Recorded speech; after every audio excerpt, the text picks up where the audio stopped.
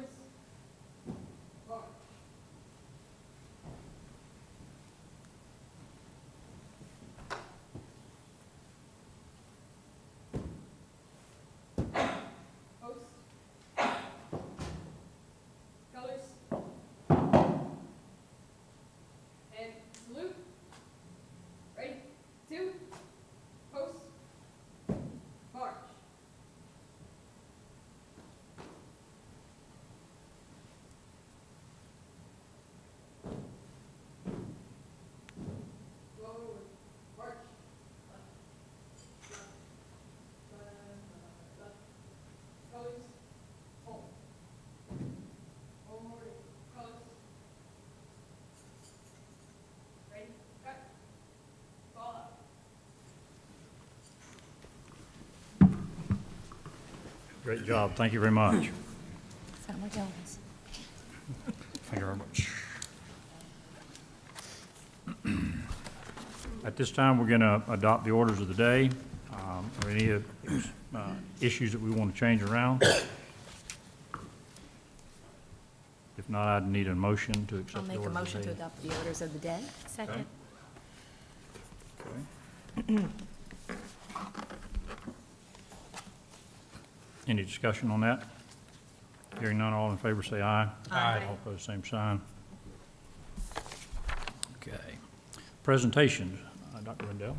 Thank you, Mr. Chair. We have two presentations, a musical performance and a special video about a guest we had at Vero Beach High School last week. So, Mr. Fidgen, if you'll start with the first presentation. Thank you, Dr. Rendell. Good evening, board.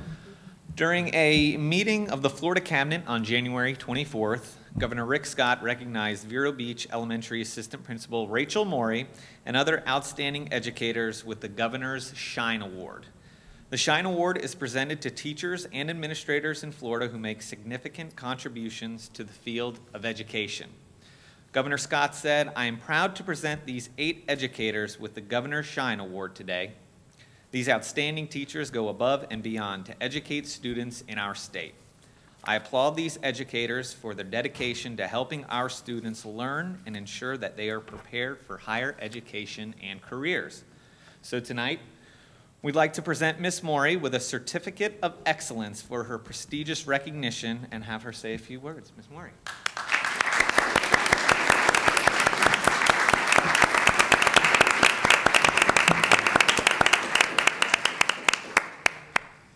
Good evening. Thank you.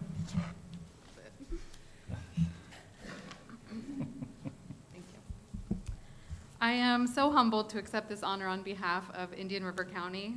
In my capacity as an administrator at Vero Beach Elementary, I'm able to see the devotion and hard work that every single teacher gives to the children of our district on a daily basis. and I could not be more proud to accept this on behalf of our hardworking teachers and students. Thank you.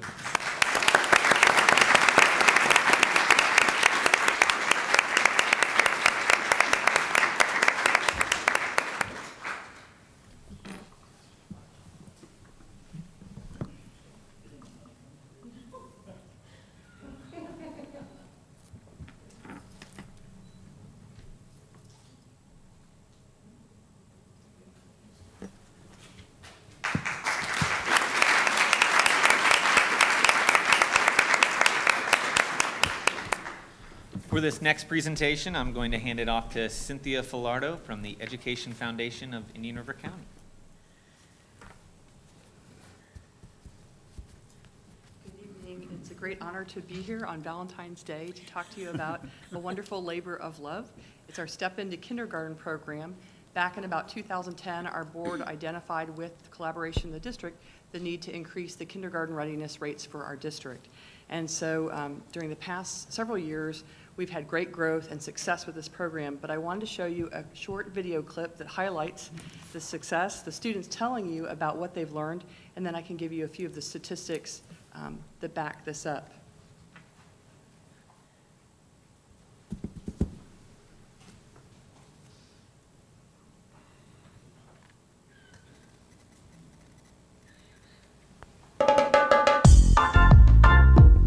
Three, two, one. Step into kindergarten! Students who will be in kindergarten in the fall of 2016 were provided with energetic days filled with learning as a part of the Step Into Kindergarten program. They became familiar with the routines, procedures, and expectations for a kindergarten classroom. Teachers provided instruction in early reading, math, and thinking skills by utilizing a multi-sensory approach. Students were able to make new friends and become accustomed to the school they will be attending in the fall.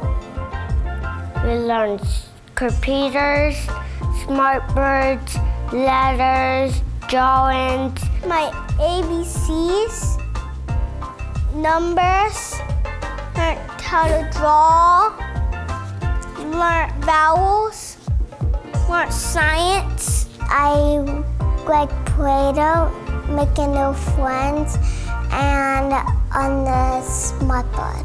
I love school because I get to meet new friends. Due to the generous support from various community partners, many students were also able to continue their learning experience during the month of July. The Title I department thanks all of its community partners.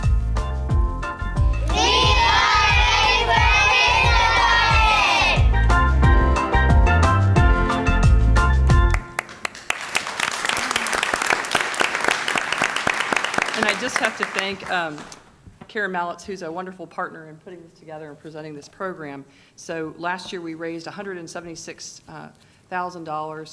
$176,600 to serve a total of 177 children in June and 121 in July. So our intent with the funds that we're raising this year is $130,000 we've received from CSAC. It was the second largest grant in the county. We received another $30,000 from United Way, and we have pending grant proposals. So our hope is to be able to serve 210 children. These are children who've participated in voluntary pre-K programs already and maybe aren't quite ready for kindergarten. So it's a bridge program that takes them from that school year and prepares them to step into kindergarten. Right now we're serving about 18% of that population, and our goal is to eventually serve 50%. Our priority right now is Title I schools, but we would like to be able to extend that out to other non-Title I schools and students as well. So a big round of applause for Cynthia and the Education Foundation.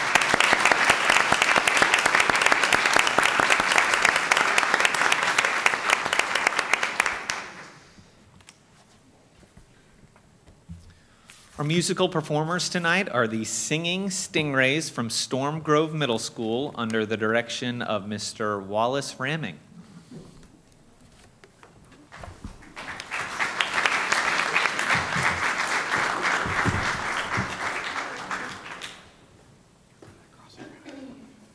Good evening, everyone.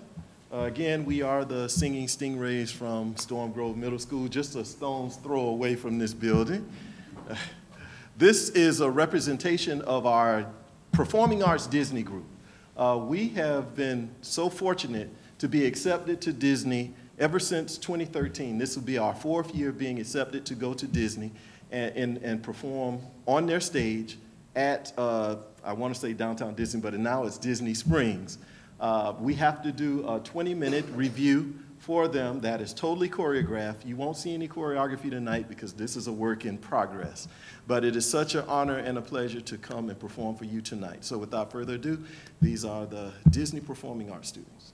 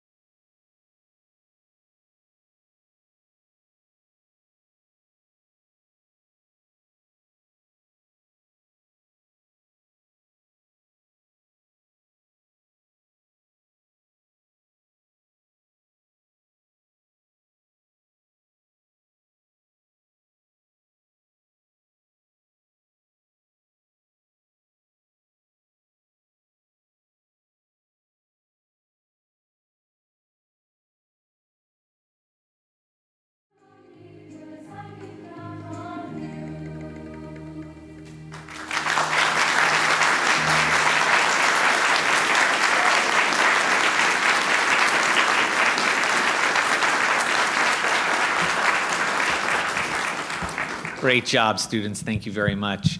Now, our short video for this evening. Some of our track athletes at both high schools had a visit from a very special guest last week. So please watch a short video.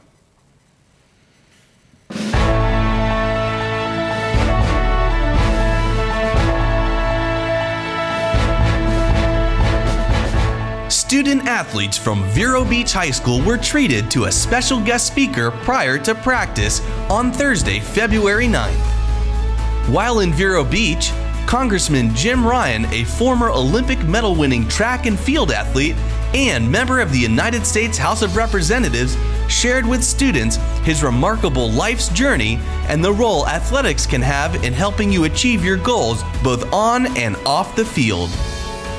After being cut from the church baseball team, Ryan turned to cross country and track, where he went on to be the first high school athlete to run a mile in under 4 minutes. Ryan also set numerous other world records and won a silver medal in the 1968 Summer Olympics. Ryan used his life story as an example and encouraged students to push themselves to be greater than they thought they could be by setting goals and achieving them through perseverance and hard work. After he was done speaking, Ryan even stayed to sign a few autographs and talk one-on-one with students. This unique opportunity is one the students and coaches will never forget.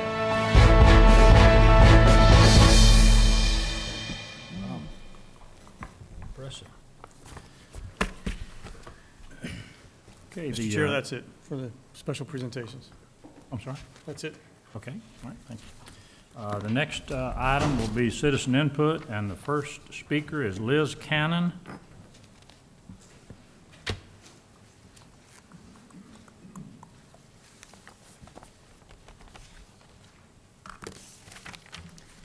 Good evening. Liz Cannon, President of New River County Education Association. This evening, you are voting on moving the discussion sessions from the afternoon to the business meetings. I believe this can provide a wonderful opportunity for all of you. Why not use this new opening in your schedule to meet with the various local leaders in the district? Last year, Ms. Simchek would offer those stakeholders in the office, stakeholders in this, direct questions during those discussion sessions. It was a great opportunity for us to communicate with all of you. I would relish the opportunity to talk to the 5 of you in an open forum, and I'm sure that the CWA, NAACP, and other community stakeholders would love the opportunity as well. We at IRCEA are very proud of the collaborative relationship we have developed with our district. I can honestly say we have a stronger relationship than most other districts. But now I want to have that relationship with all of you. So as you eliminate one meeting, consider replacing it with a new one to foster that collaborative spirit with all of the educational stakeholders. Thank you. Thank you, ma'am. The next speaker is William Wood.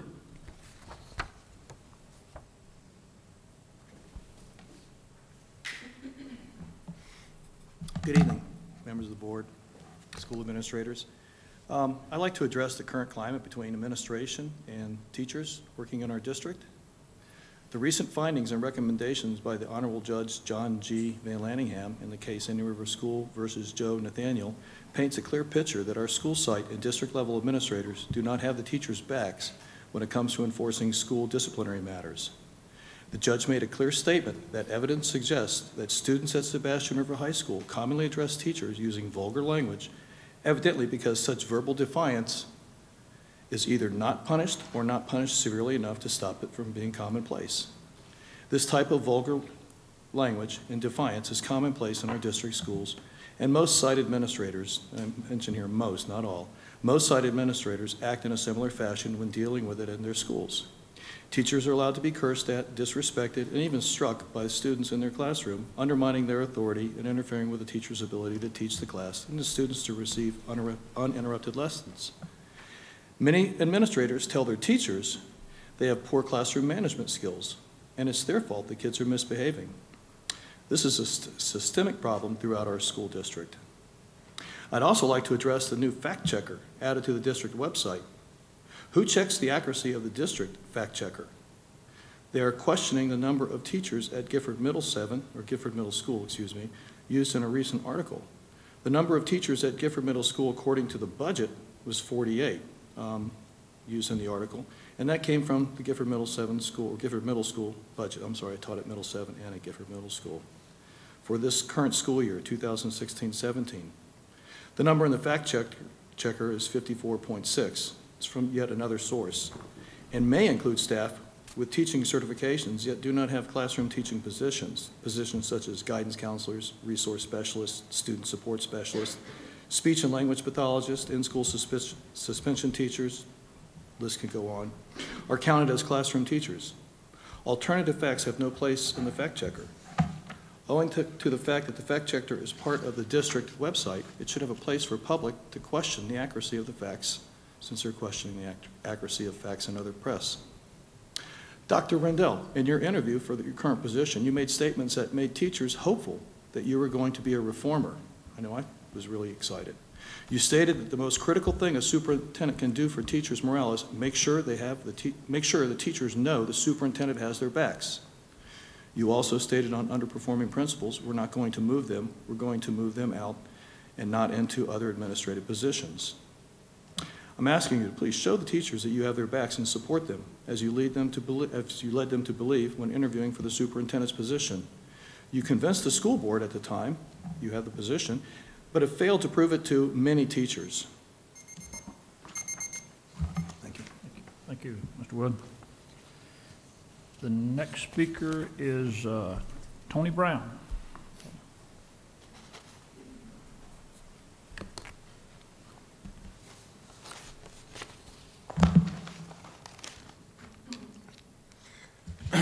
Good evening, Board. Mr. Chairman, I am deeply saddened and conflicted by the cheating situation that lingers over our district. It is even more troubling with the appearance that these teachers are not being held accountable.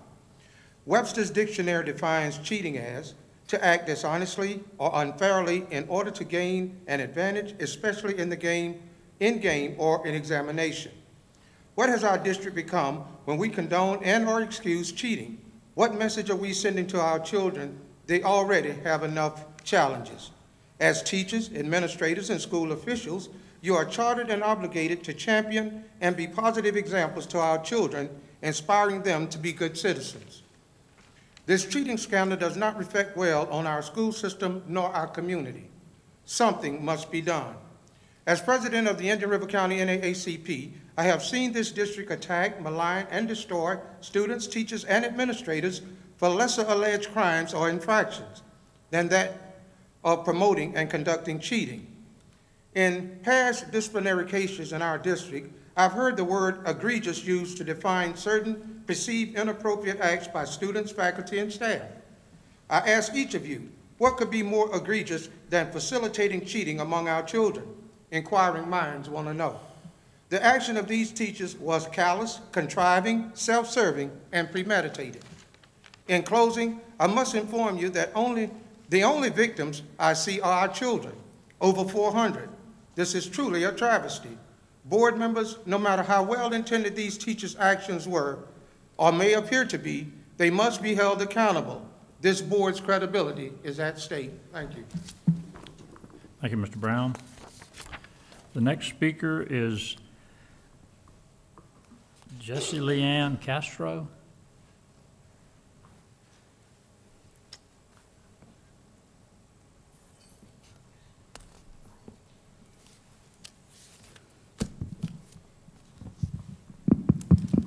He's calling me short. It's okay. Thank you. Hi, my name is Jerry Leanne Castro. I come from Gifford Middle School. I'm a peer mentor there. Now, before I start talking about what I came here to talk about, which is my peer mentoring program, I'm going to talk to you guys a little about myself so I can show how it affected me. I'm 14 years old, and I work hard for what I do. I really strive for what I want to happen. I have mostly A's and B's, but other than school-wise, my life has been struggling in matters as my father has cancer. My sisters suffer from different types of learning disabilities, and what mainly got me to here is my sister, which has my sister, which has autism. For every heart has a story behind it, and while mine isn't the prettiest, since I was 7, my father has had lymphedema. To those who may not know, lymphedema is the accumulation of a particular kind of fluid. It can appear in the arm and legs of humans whose lymphatic systems for fluid transport is damaged. Other than my dad's disease, like I brought up, I have my sisters, which have their learning disabilities. And bringing to particularly autism is my sister with autism. I've struggled through many things, such as economic struggles, medical struggles, and home-wise struggles.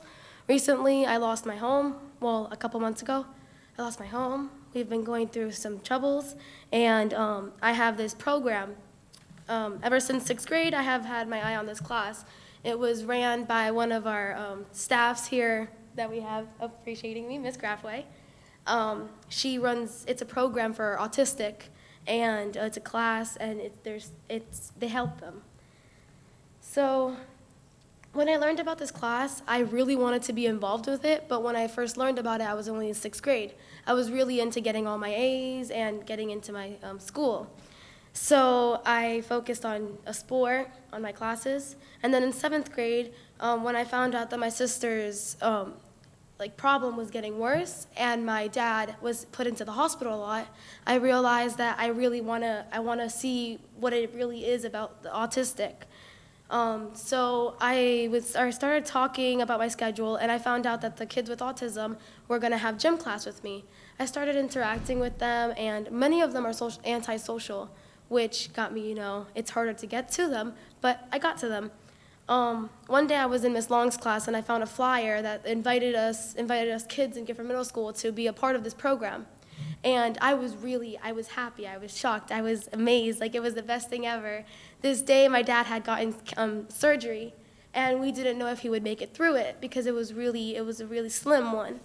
But I just strived for this program. What do I have to say? Can we make it? Yes. Oh, We sorry. need to wrap it up a little bit if you I can, had please. to strive for this program, which I've had Miss Ferraro, which is in the back, help me, and I went through the paperwork and through the time. And then I had Miss Hart, who also pushed me through all this, and I won the scholarship. I don't know if you guys know about it. It's the Take Stock in Children's program. I won the scholarship. So I'm here to tell you guys a little bit about this program, because sadly it hasn't really gone viral. It hasn't really gone through the schools, which is really sad. So as a peer mentor, the main goal is to interact with the kids, advise them, support them, help them, cheer them on, most importantly, not only be their mentor, but be their friend. A part of being a mentor is to help set goals. You help students reach their goals. Showing interest in the students and cheering them on shows them that they can do it and that they can do what they dream of.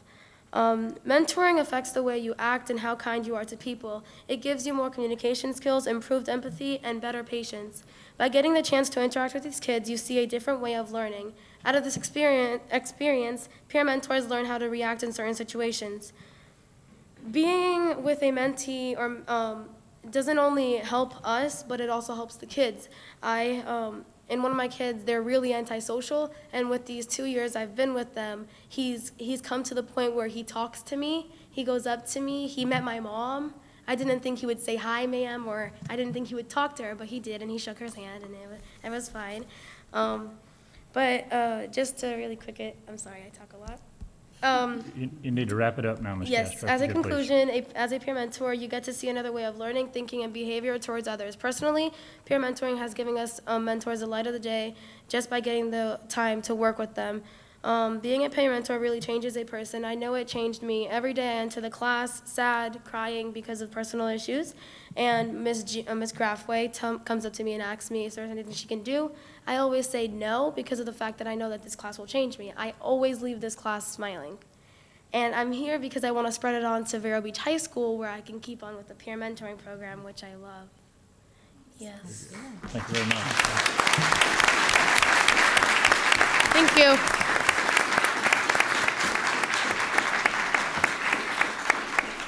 Thank you, Ms. Castro. The next speaker is John Mullen, please.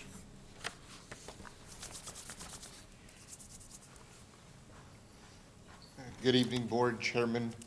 I'm a concerned parent. There was an incident that took place at Storm Grove Middle School, and I just feel we as parents, members of the community, I grew up here, I love this community, I feel it was kind of swept under the rug. I was not given the full story, full disclosure.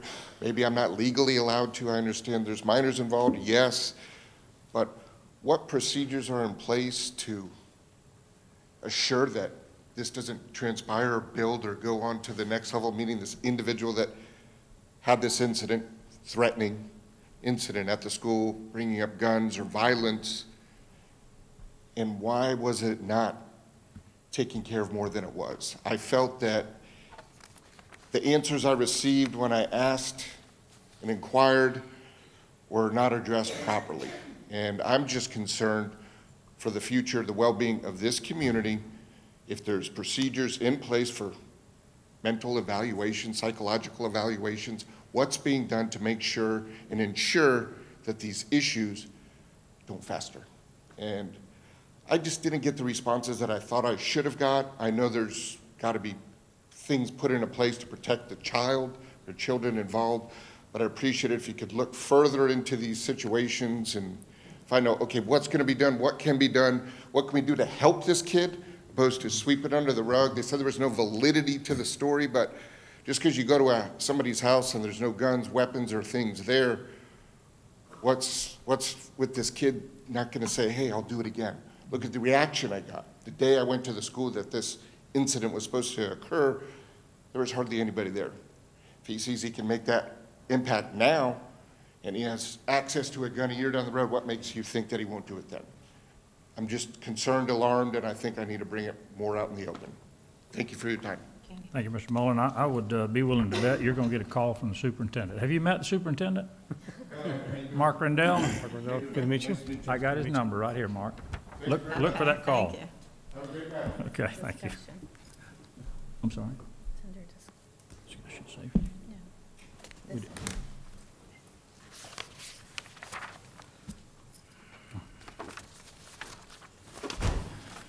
Okay. The next item will be the consent agenda. I need a motion for approval. Move approval.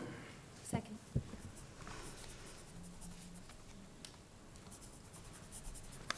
Any discussion?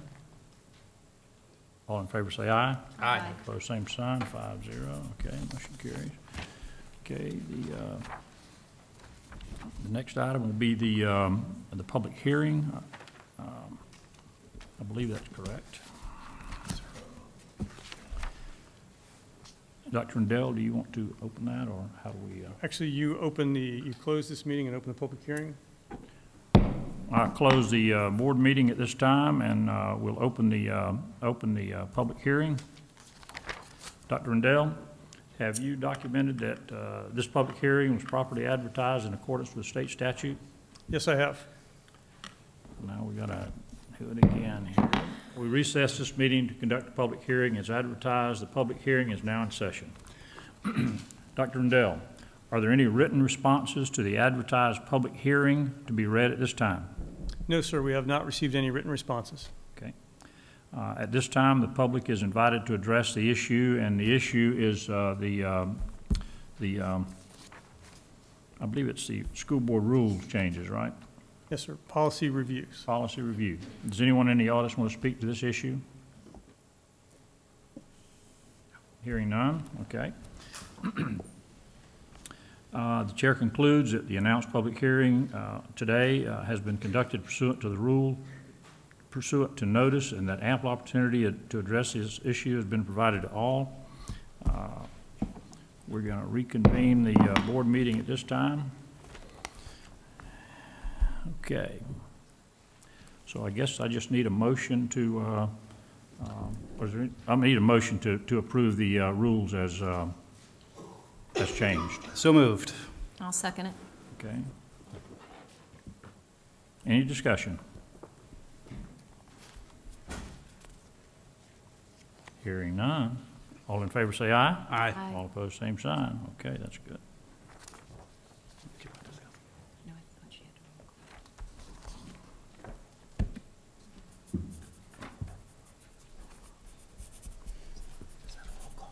to. Not a roll call? Voice vote? Is that a roll call, Judy? No. Not? Voice vote. Okay, good deal. Thank you, Madam former Chairman. That's good. Okay. Team sports. Team sport. Can you find there? I've lost that somewhere. I have lost it. Let's see what I got here. Where is item B, guys?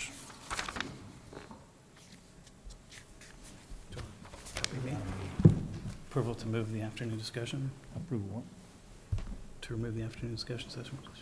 Why isn't that on my list right there? You'll have to excuse me for just a minute.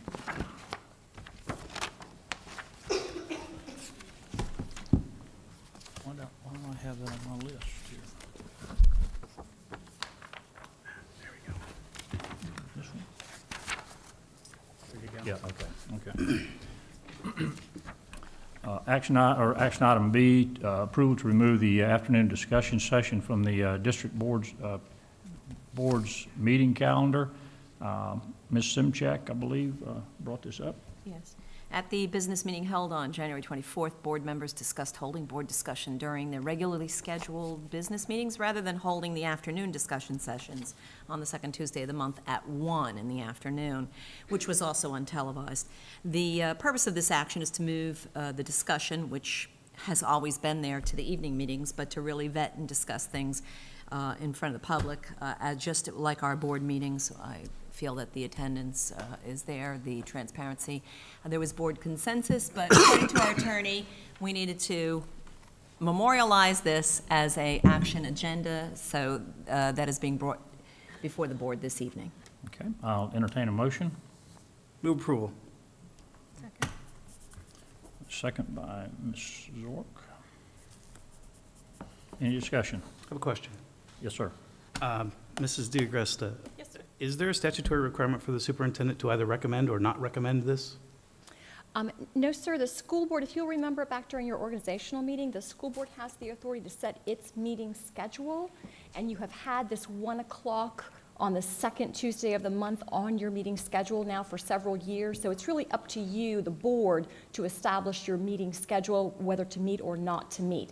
So while it doesn't technically need a recommendation from the superintendent, the board is certainly welcome to inquire of Dr. Rendell on the issue. Dr. Rendell, do you have a? There's pros and cons to both. Having an afternoon discussion session provides more time. However, in the spirit of transparency, moving it to the evening is better for more people to view what you're discussing, to hear and see what you're discussing. Thank you. Any other discussion? Yes, well, Laura. I would like to ask, I liked how, before I was elected to school board, that discussion was open for comments. Are we open to, during discussion, opening up the discussions to 3-minute comments during discussion? I don't have any input on that.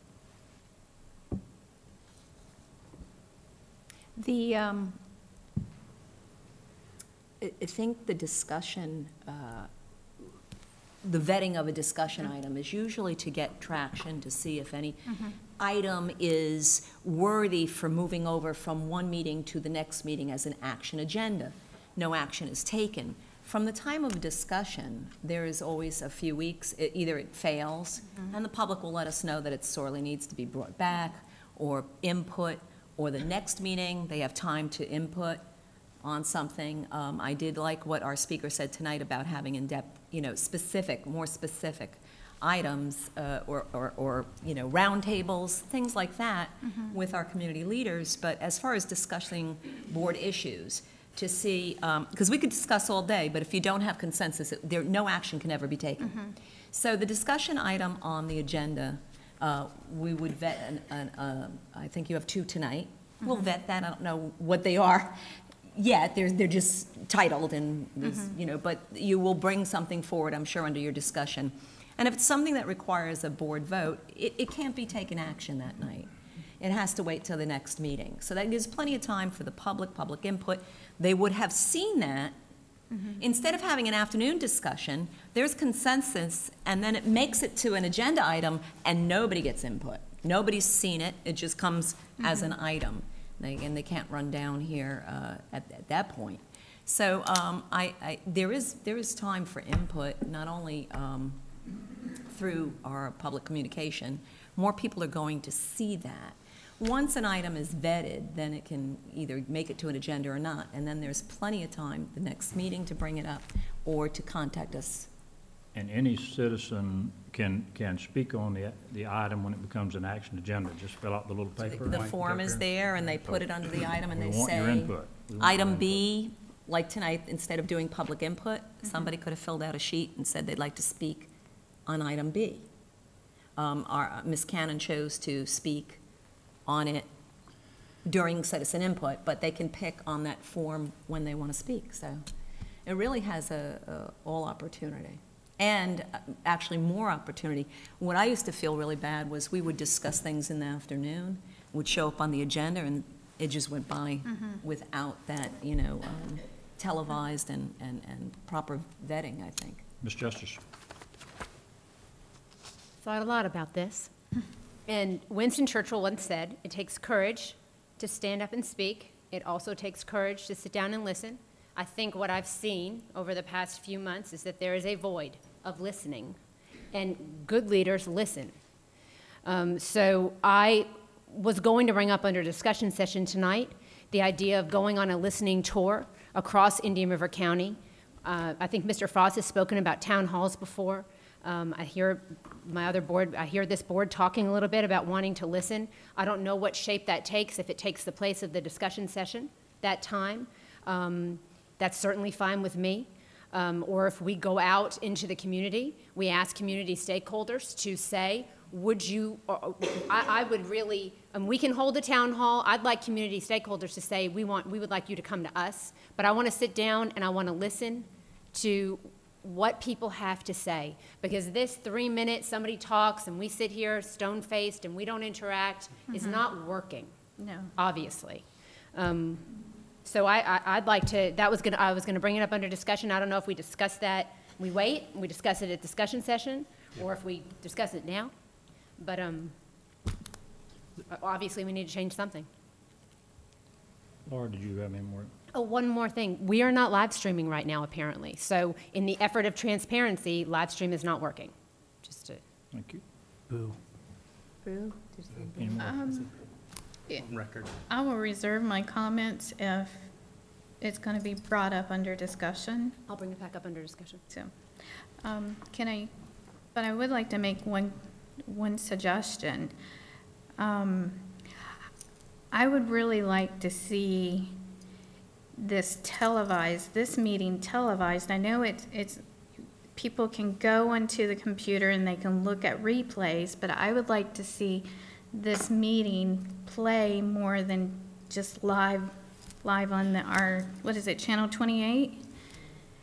Because I think just like I watch the City of Vero Beach, sometimes when I sit down and watch it, I only get 15 minutes. Next time I come back, I might get 30 minutes.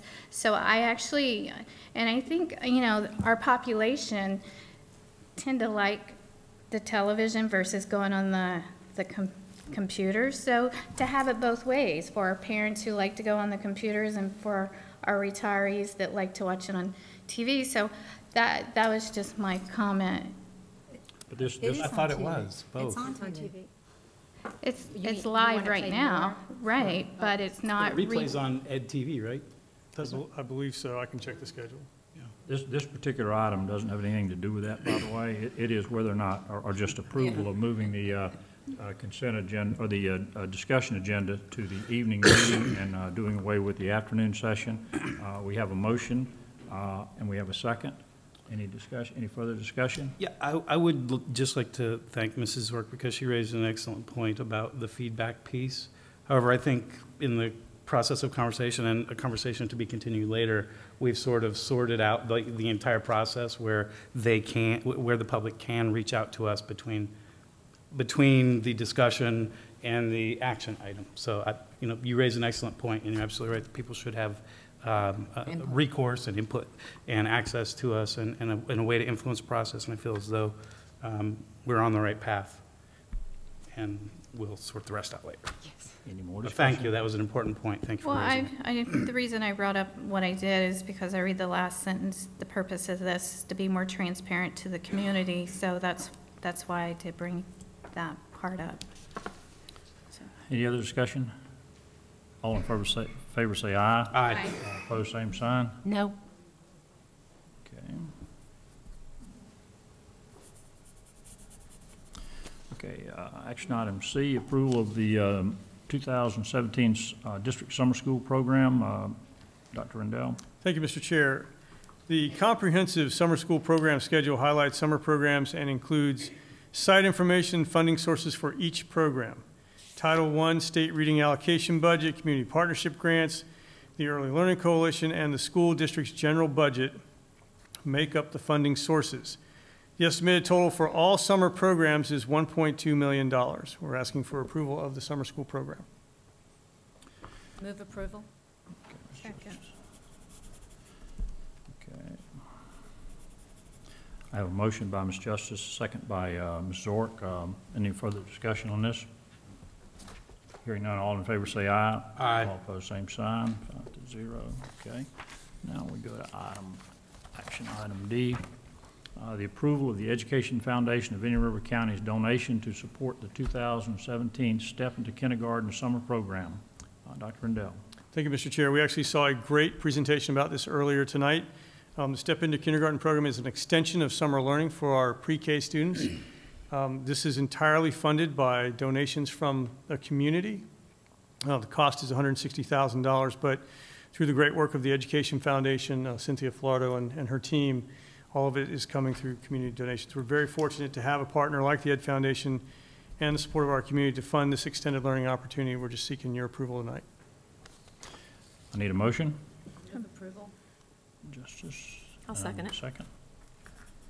Dale. Okay, any discussion? Yes, sir.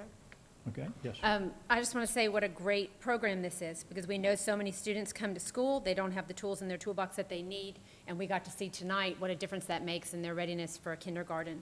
I'd also like to say thank you to the County Commission for funding the CSAC, funding the Children's Services Advisory Committee more this year. That gives us the opportunity to help, they help us to fund this program, and we, again, all work together to help serve the students of this district, and that makes us a better county, so thank you. I have a question about the entire, we get the grant for $160,000. That covers all the expenses associated with the program? The extended learning. Salary, rent, and everything? There's a little bit more, but go ahead, Mrs. Flordo can explain. The funding process continues, so our budget actually coming up is a little over $220,000 for this coming summer. So we have pending grant presentations, pending grants. So this is just part, these are the two we have received approval for. So we're waiting for approval from the Johns Island Community Service League and from some other funders. But the process is continuous. So even though the CSAC grant was approved in June for this coming summer, we will actually present to them in May for the next school year. So it's a continuous cycle. The program doesn't sleep, and neither do we. So there is more coming. Yeah, there Okay, is more good. coming.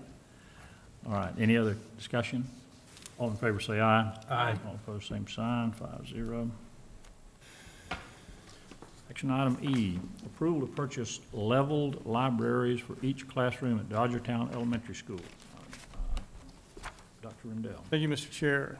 Dodgertown Elementary plans to utilize the additional lowest 300 budget to provide resources to support guided reading in classrooms. Leveled reading libraries for each classroom contain a variety of reading levels in high-quality children's literature. The total cost of $100,000 supports classroom-leveled libraries, over 600 books per classroom, additional leveled take-home materials, and extended learning kits. This will put more books in the hands of kids. We're asking for your approval to spend that money on the leveled libraries. I need a motion. Move approval. Second. Okay, Sean. Who's second? Mrs. Justice. Ms. Justice. Any discussion? Yes, sir. Yes. So in the backup for this item, there was a great little piece talking about why it's so important for children to have access to quality books in their classroom. And what it said, and it was like really struck me, it said, the truth is the kind of readers that you build will grow to match the libraries that you build. And that kids who have access to great books become readers.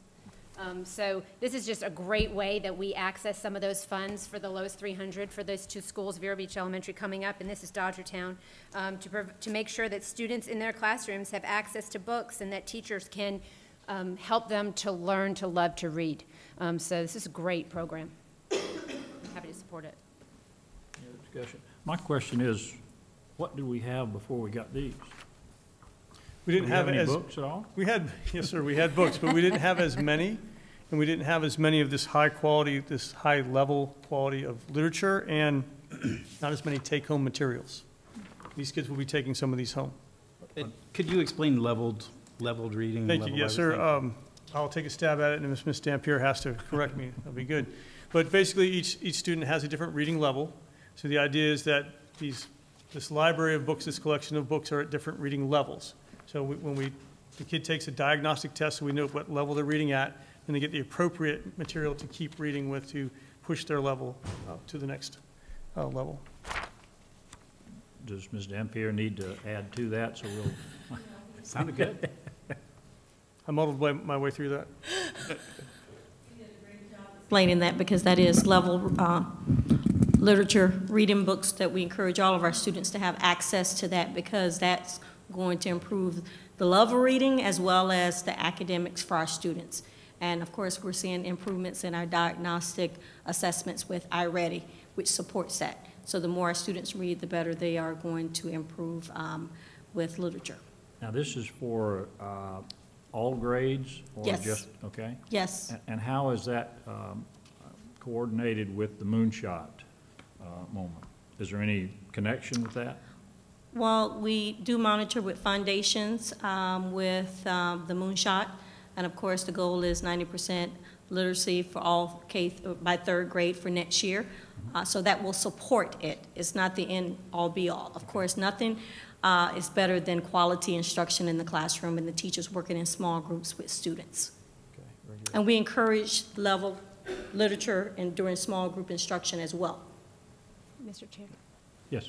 So our students go to the library as part of their specials activity, and they go maybe once a week, depending on their specials rotation. This provides an opportunity for me to have in the classroom books that are high quality. It's a set of books, but also to engage students with maybe an author.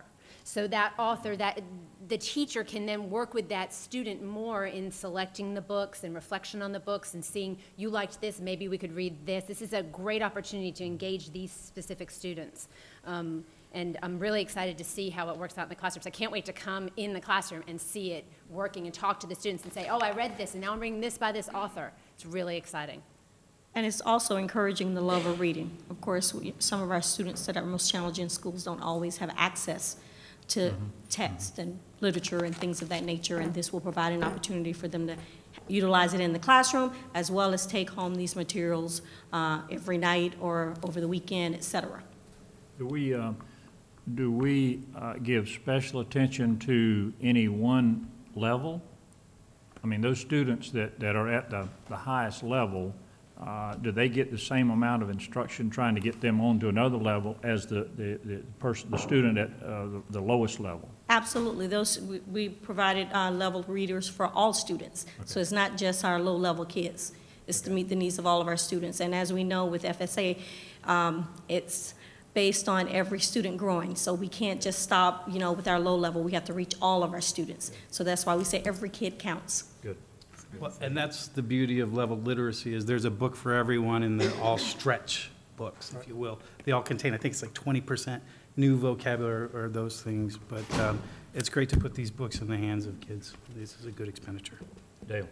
Actually, he stole my thunder. I was going to say it's great because if a teacher has, and you have a spectrum of students, so the teacher can push that leveled student to the next, if it's a lower level, to the next level, and a higher to the higher. So that's what's good about that, because the teacher, instead of having a set of books to try to figure out, it's the median for the class. So I feel that that's, I'm glad we can do this. So what I'm hearing you say is we've got some pretty talented teachers. We do. We do. I just want to make sure I heard you say that. Yes, Ms. Justice, did you want to? No, sir. Okay. Anything else? Is that a yes, or you got to Yes. speak up? Yeah. Okay. I absolutely love this. I think it's wonderful. I think we need to do it in all our schools. Just my concern is that once students get in third grade, what do we do in middle school? That's my concern, is that we don't put enough emphasis on middle school. We put all the emphasis on the love of reading in elementary. So I would just love to see more of this also in our middle schools. Are you good at grant writing, or? This, Well, this funding is actually comes out of our Title I funding, right? So this Lowest is 300. the lowest 300, The lowest the lowest 300. 300 school, I'm sorry, the lowest 300 schools get this additional funding. I think, I can't remember exactly how much money it was, but I did have it 400. written down, to spend however they feel they need to. I guess they work with a plan with Ms. Dampierre, as I understand it? Yes, this also includes funding that additional 30 minutes, actually 15 minutes for teacher salaries, that's a portion of it, as well as at the beginning of the year, Dodgertown and VBE were allocated a certain amount of funds that they had to put together a proposal. Dodgertown at the beginning, they also decided, in addition to LLI kits, to provide additional intervention, where they provided additional salaries and additional staff to work with students in small group during intervention time. So they have 3 of those. We also, at VBE, they purchased LLI kits to start the process to close the gap for interventions during the intervention block, and they are tonight asking for an additional kit to support that.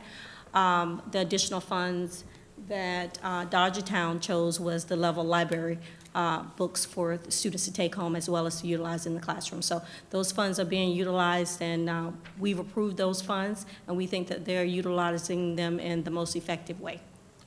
I have one question now. The LLI, tell me about that. It's the level literacy intervention kits. Thank you very much. Okay. Any other discussion on this item? Okay, seeing none, all in favor say aye. Aye. All opposed, same sign, 5-0, okay. All right, action item F, approval to purchase level literacy intervention kits to be used by Vero Beach Elementary. Dr. Rendell. Thank you, Mr. Chair. Item F is actually a follow-up to item E. In item E, we were talking about purchasing these leveled libraries, these classroom sets for Dodgertown. In item F, you may note that Vero Beach Elementary had already purchased some of these kits. You had already approved a purchase earlier in the year of $55,587.60 for 2 kits per grade level. They'd like to purchase an additional kit. So tonight, we're only asking for approval of $2,855. The reason we made it an agenda item is the purchase price of this package is still over the $50,000 threshold. You had already approved the $55,587.60, but in the spirit of transparency, we're going to spend $2,855 more on one more LLI kit at Vero Beach Elementary, so we're asking for your approval of that tonight. Move approval. Second. Okay, any discussion? All in favor say aye. Aye. Aye. Opposed, same sign. The item G, approval to award RFQ 0702017JC to pre-qualify multiple contractors for participation in hard bid construction project expected to exceed $300,000. Dr. Rendell. Thank you, Mr. Chair. This item is actually a requirement of SREF. SREF is the state requirements for educational facilities. A couple of the items that we're going to see over the next series of items are required by SREF. So these are some things that we have to do.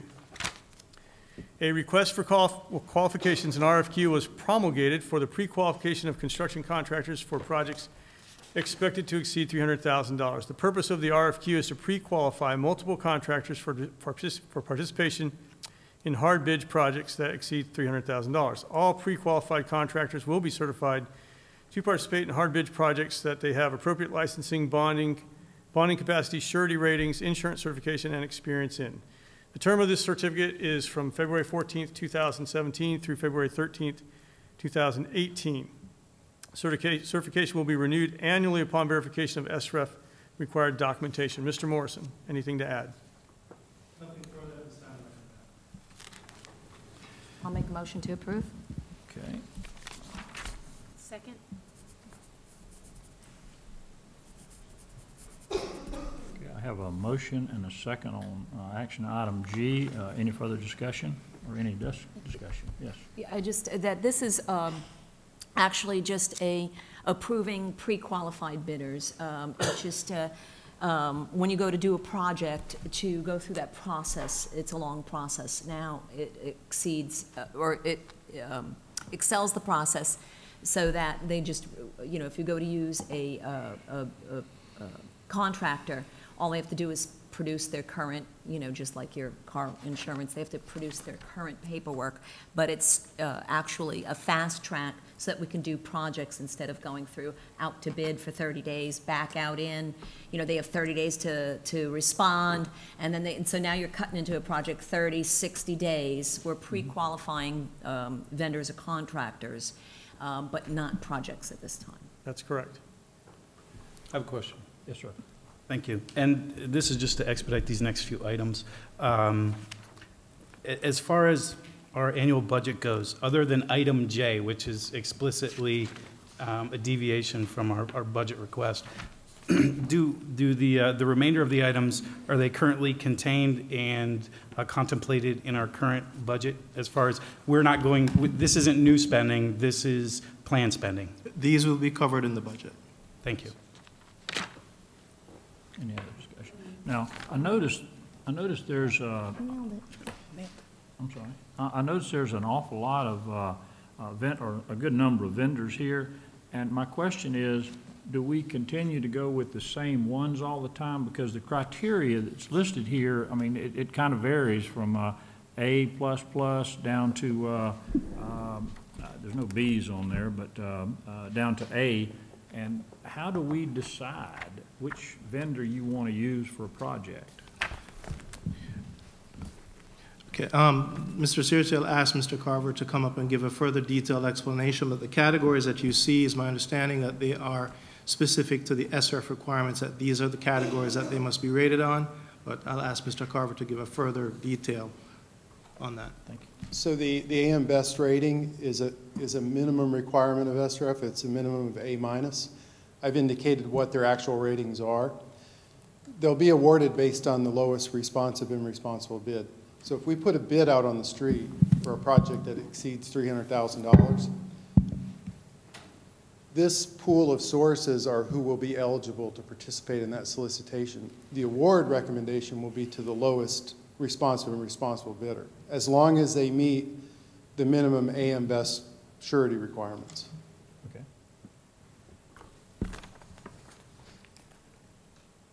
I noticed some of them have $100 million in bonding capacity, and some of them get down to $350,000, 25, that's $2.5 million. That's their single project bonding capacity. If our project is going to exceed what their single level is, they wouldn't be eligible to bid unless they came back with an updated surety letter saying that they had a higher capacity. Okay.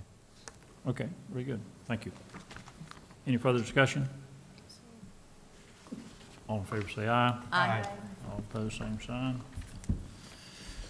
Okay, item H, approval to award RFQ 0202017/JC to multiple firms for mechanical engineering services. Dr. Rendell.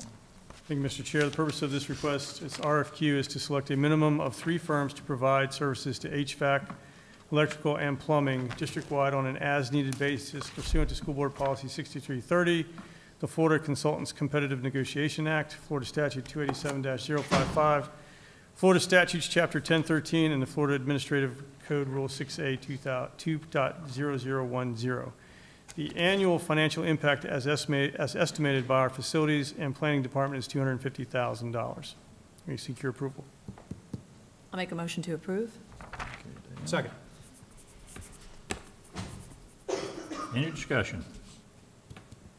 Hearing none, all in favor say aye. Aye. Opposed, same sign. 0. Okay. Go to number I, approval of continuing services contract for mechanical engineering services, RFP or RFQ 0202017JC. Dr. Rendell. Thank you, Mr. Chair. Item H is very similar. Item I is very similar to item H. We're recommending approval for continuing mechanical engineering services agreements between the school board and the following 6 firms: BRPH, Grafe USA, Johnson, Levinson, Reagan, Davila, OCI Associates, SGM Engineering, and TLC Engineering for Architecture. There's no cost associated with this at this time. These contract periods are February 15th through February 14th, 2018. I need a motion. Move approval. Sean. Second. Justice. Any further discussion? All in favor say aye. Aye. All opposed, same sign. Motion carries. Okay. Item J, approval to increase purchase order authority for specific vendors for routine recurring products and/or services. Dr. Rendell. Thank you, Mr. Chair. At its regularly scheduled business meeting on June 28, 2016, the school board approved the request for purchase order authority for various vendors that the school district procures routine products and/or services. We are requesting an increase in purchase order authority for the following vendors only that were previously approved: First Fire and Security, EE&G Environmental Services, CDW Government LLC, and the Indian River County Sheriff's Department and Integrity Lawns. Mr. Morrison, anything to add? Nothing at this time, Dr. Rendell. I need a motion.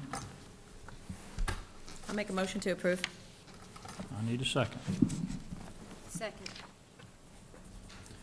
I need discussion.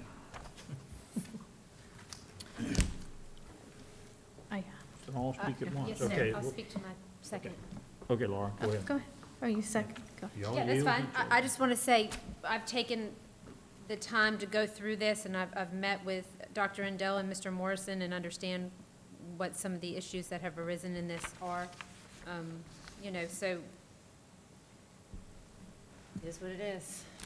Sometimes you get an estimate and it doesn't cover what your costs are. Sure.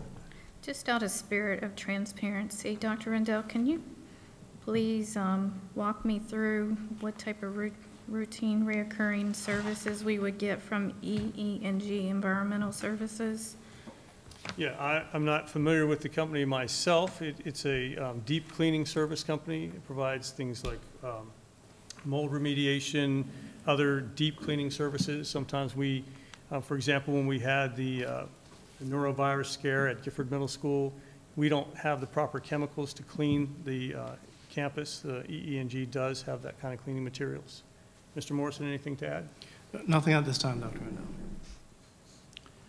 Weren't they also involved in VBHS cleanup after the hallways flooded?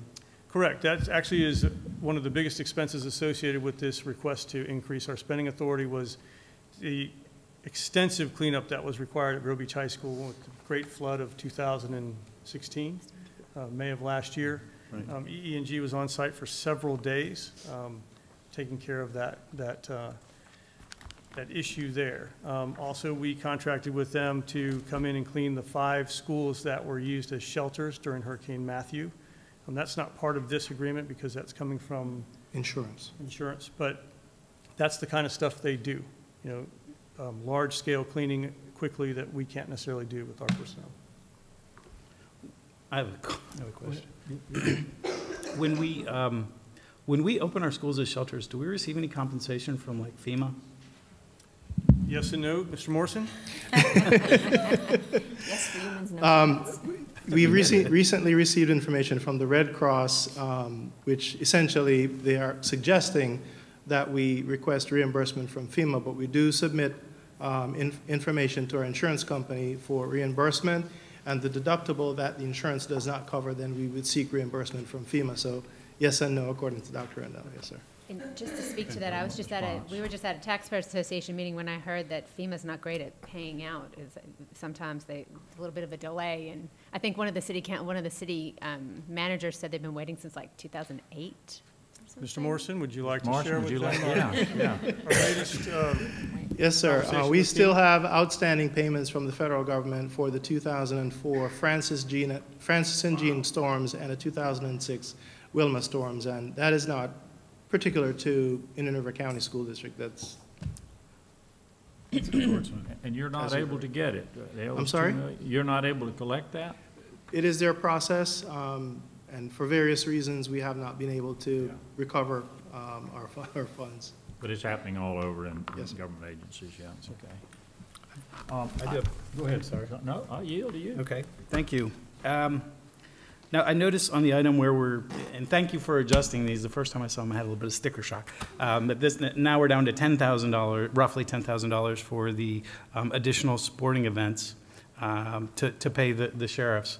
Now, when I was on Economic Development Council, I know that there are sometimes funds, they actually take some of the hotel taxes and they fund things like Historic Dodgertown with them, the Board of County Commissioners. And I was just wondering if there's any interest in talking with our Board of County Commissioners or the Economic Development Council when we have these events, these playoff games, because my understanding is what's driving the cost up are additional playoff games, which, you know, we should have hotel nights, we should have meals in restaurants.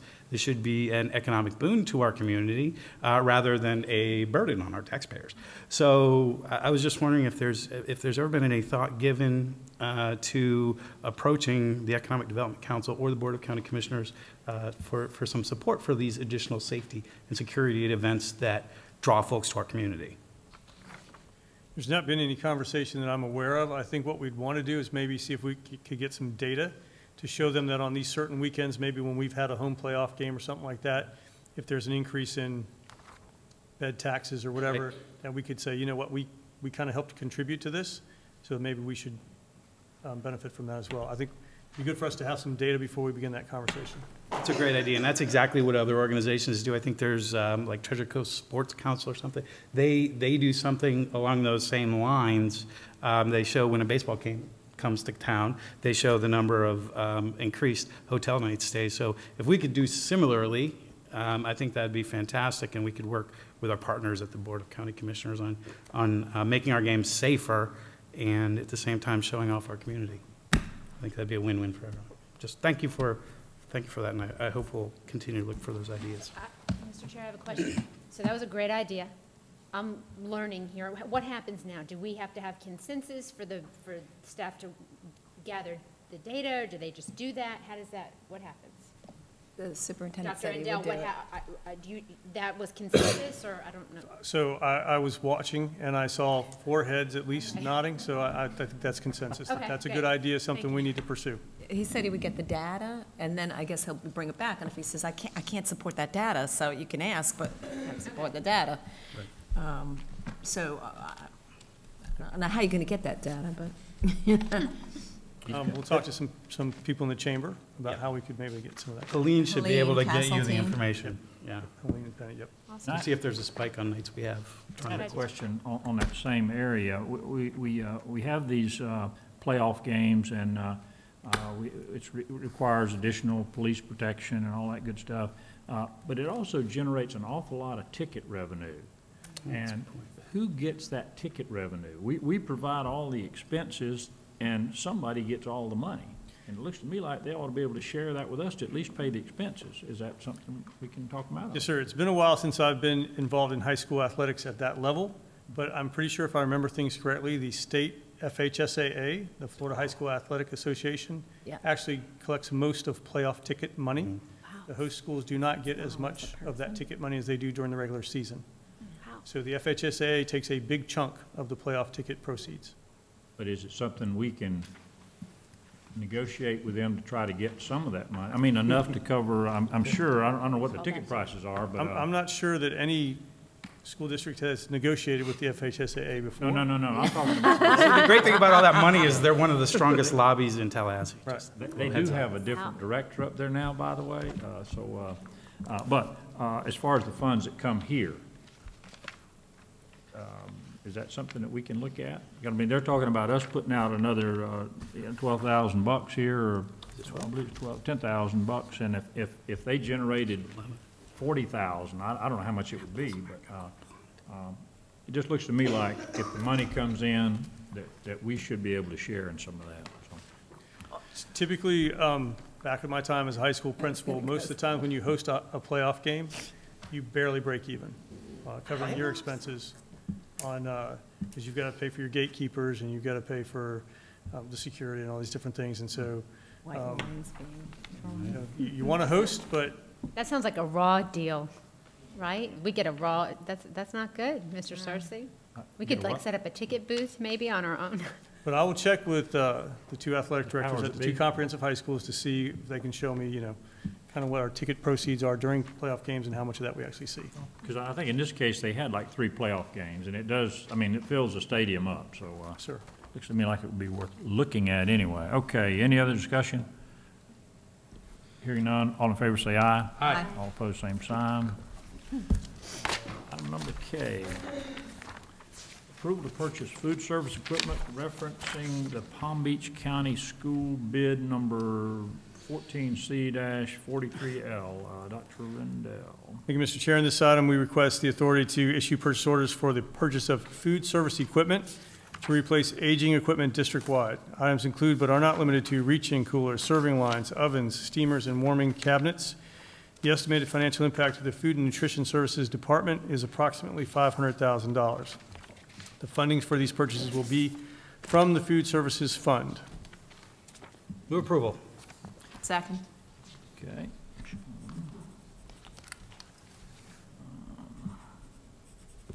Any discussion?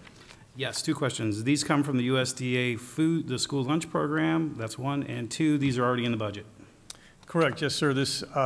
All these funds were covered by the budget already in, the Food Services Department operates kind of on a self-funding basis. We don't pour any money into that program. It's self-sufficient, so to speak. So the funds are there to replace this aging equipment. But that includes federal funds from USDA, right? That is correct. One minor correction, Dr. Rendell. Currently, if you look at the food service budget, the full amount of the purchase is not funded, so there will be an amendment brought forward, but it's absolutely correct that it will be coming from the food service funds. So you'll see an amendment to that come at the next budget amendment round. But it's budgeted in the current year. It is not, the entire amount is not budgeted in the current year, but there will be an amendment to fund if approved tonight. The food service fund balance does have sufficient revenues for this purchase. There's money in the budget for this. It wasn't budgeted to be spent. Is that correct, or? That doesn't sound confused. Let me try again. If you were to run a report right now and look at the food service budget lines, salaries, capital, that sort of thing, you would not see a specific line marked $500,000 for this purchase. However, the food service fund balance, you will see an amendment that takes the money from the food service fund balance to make up the difference and fully fund the purchase that you'll be approving tonight. I believe the budget, what we passed in September, had about $200,000 in there for this purchase, but maybe they did some additional investigation of the equipment, et cetera, but the funds are in the food service fund balance that we can appropriate to make up the difference.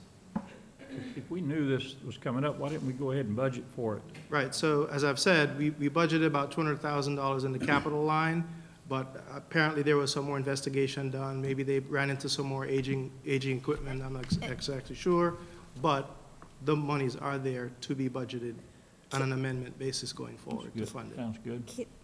And maybe everybody understands, but I guess, because you let the word capital slip out very quietly, but the money was approved, 200,000 put aside for capital purchases. Which You're is saying what that, these were. yes, but you're saying that the money went up, and so you're going to pull from that fund, but not Yes. the capital fund. Right, I just And don't. just move it over. Yeah, I just don't want anybody to get the impression that if you were to run a report today, you would see a line item, $500,000 to do this. There is a 200, I want to say it was in the region of 200,000 that was passed as part of the original budget, but an amendment will be made to fund this purchase to make up the difference, the 300,000. Yes, ma'am, Ms. Justice. I just wanted to ask, just to remind everyone the scope of what we actually do in our kitchens. Dr. Rendell does a presentation, he talks about how many meals we serve across the district. Can you, I don't know if you have that number memorized, but maybe if you could. I believe it's 4,000 breakfasts and 6,700 lunches a day. A day? Okay. Actually, I think it's closer to 9,000 lunches. 9,000. Sweet. That's a lot of meal preparation going on across the district, and I understand they do it in a pretty cost-efficient manner. Is that the case? Those numbers are just for our students and faculty, or does that include the meals that we provide for Meals on Wheels? That's not including Meals on Wheels. I should also mention, and maybe Mr. Morrison can help me here, we actually need to spend down the fund balance in the food service fund. We're carrying too large a balance, which is a good problem to have. So we are able to replace the aging equipment, and we actually need to spend down that fund balance. Yes. Is that fund balance, it's not transferable to put No. those, okay. It's spent with, it's siloed within that particular program. And that was sort of the genesis of my question on the USDA funds is, you know, it almost becomes a categorical of where we can't take the capital funds and pay for the Dodgertown portables or concretables using those monies. You know, this is how, when your federal dollars come, they don't come with strings, they come with chains. So we have to spend these monies. But $300,000 overrun, that's significant. How did we miss the mark on that? Again, I'm not sure if there was further investigation done. I could only speculate, but I didn't want the public or the board to have the impression that this was in the budget and you run a report and it's not there. There will be an amendment that will be brought forward for the difference. Ms. Orr. So I understand this, there's $200,000 budgeted for this equipment this year, correct? Yes, that is my estimate. And then the fund balance that we have right now is what? The fund balance as of June 30, 2016, spendable resources is roughly $3.8 million. And how long do we have to spend the 3 point? There is not a time frame, but there is a requirement in the Code of Federal Regulations, as Dr. Fritz mentioned, that you have to spend down the fund balance if it exceeds a certain threshold. Okay. And that is part of what the food service program is trying to do. Okay. Can I just make one comment? Sure.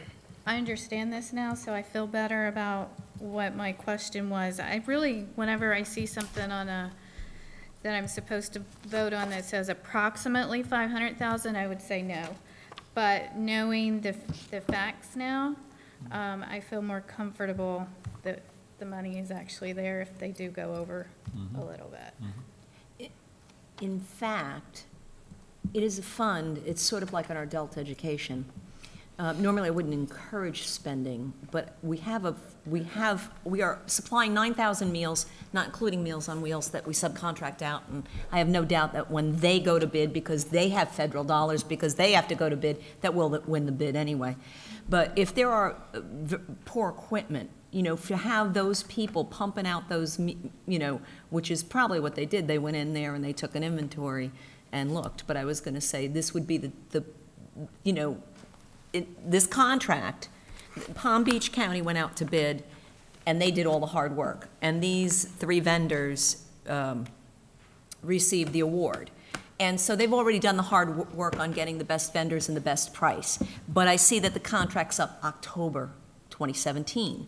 So I would just say that this would be the perfect time to replace anything that needs to be replaced, since we have the funds, since there's a need, and we can afford it. Very rarely can you say that. So that would just be my thing, that I think that it's well spent, it's a big need, but it should be because of this contract, and it's the best price and the vendors, because the soft term dollar for us to go out to bid, for our people to go and do this process all over again a year from now, saying, you know, on that first swipe, we forgot about $100,000 worth of stuff. You know, who can we, then we have to go out to bid again, and so this would be the time. That's just my, you know, my thoughts, that do it right the first time. You know, half measures won't avail us anything on this. Are we replacing any equipment at Beachland Elementary? Dr. Fritz? I don't have the list here in front of me. Well, they're not going to put any The old Beachland equipment. cafetorium is all new, so I imagine all the equipment in there is going to be new as part of FF&E, as part of the new building, fixtures, furniture, and equipment, and all that kind of thing. So I don't think we're replacing anything there. Okay. Well, the I mean, reason we're replacing it, but right. with new equipment as part of the cafetorium. Right. Well, the reason I asked is I just was privileged to get a tour the warehouse, and there's a lot of kitchen equipment sitting in there. So if we're buying new, when are we going to release that equipment so that we can put it out for The sale? equipment that we toured and saw in the support services complex in the kitchen is going to be part of the Phoenix Cafe for the ESC transition program that we discussed. No, not that. There is a lot of equipment over to the right side of the warehouse toward the back. Oh. Okay. So, is that correct? That's probably surplus equipment that you were looking at for auction. Good question.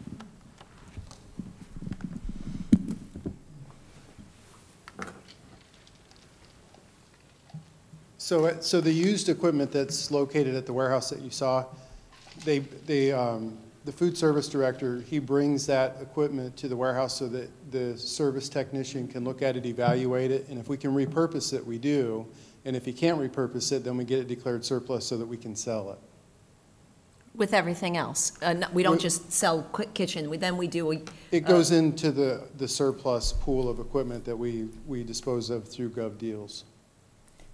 I thought Mrs. Zork was concerned because of the vermin issue that we had in that Beachland cafeteria, that she wanted to make sure that none of that equipment was going to be used elsewhere, because that was a concern.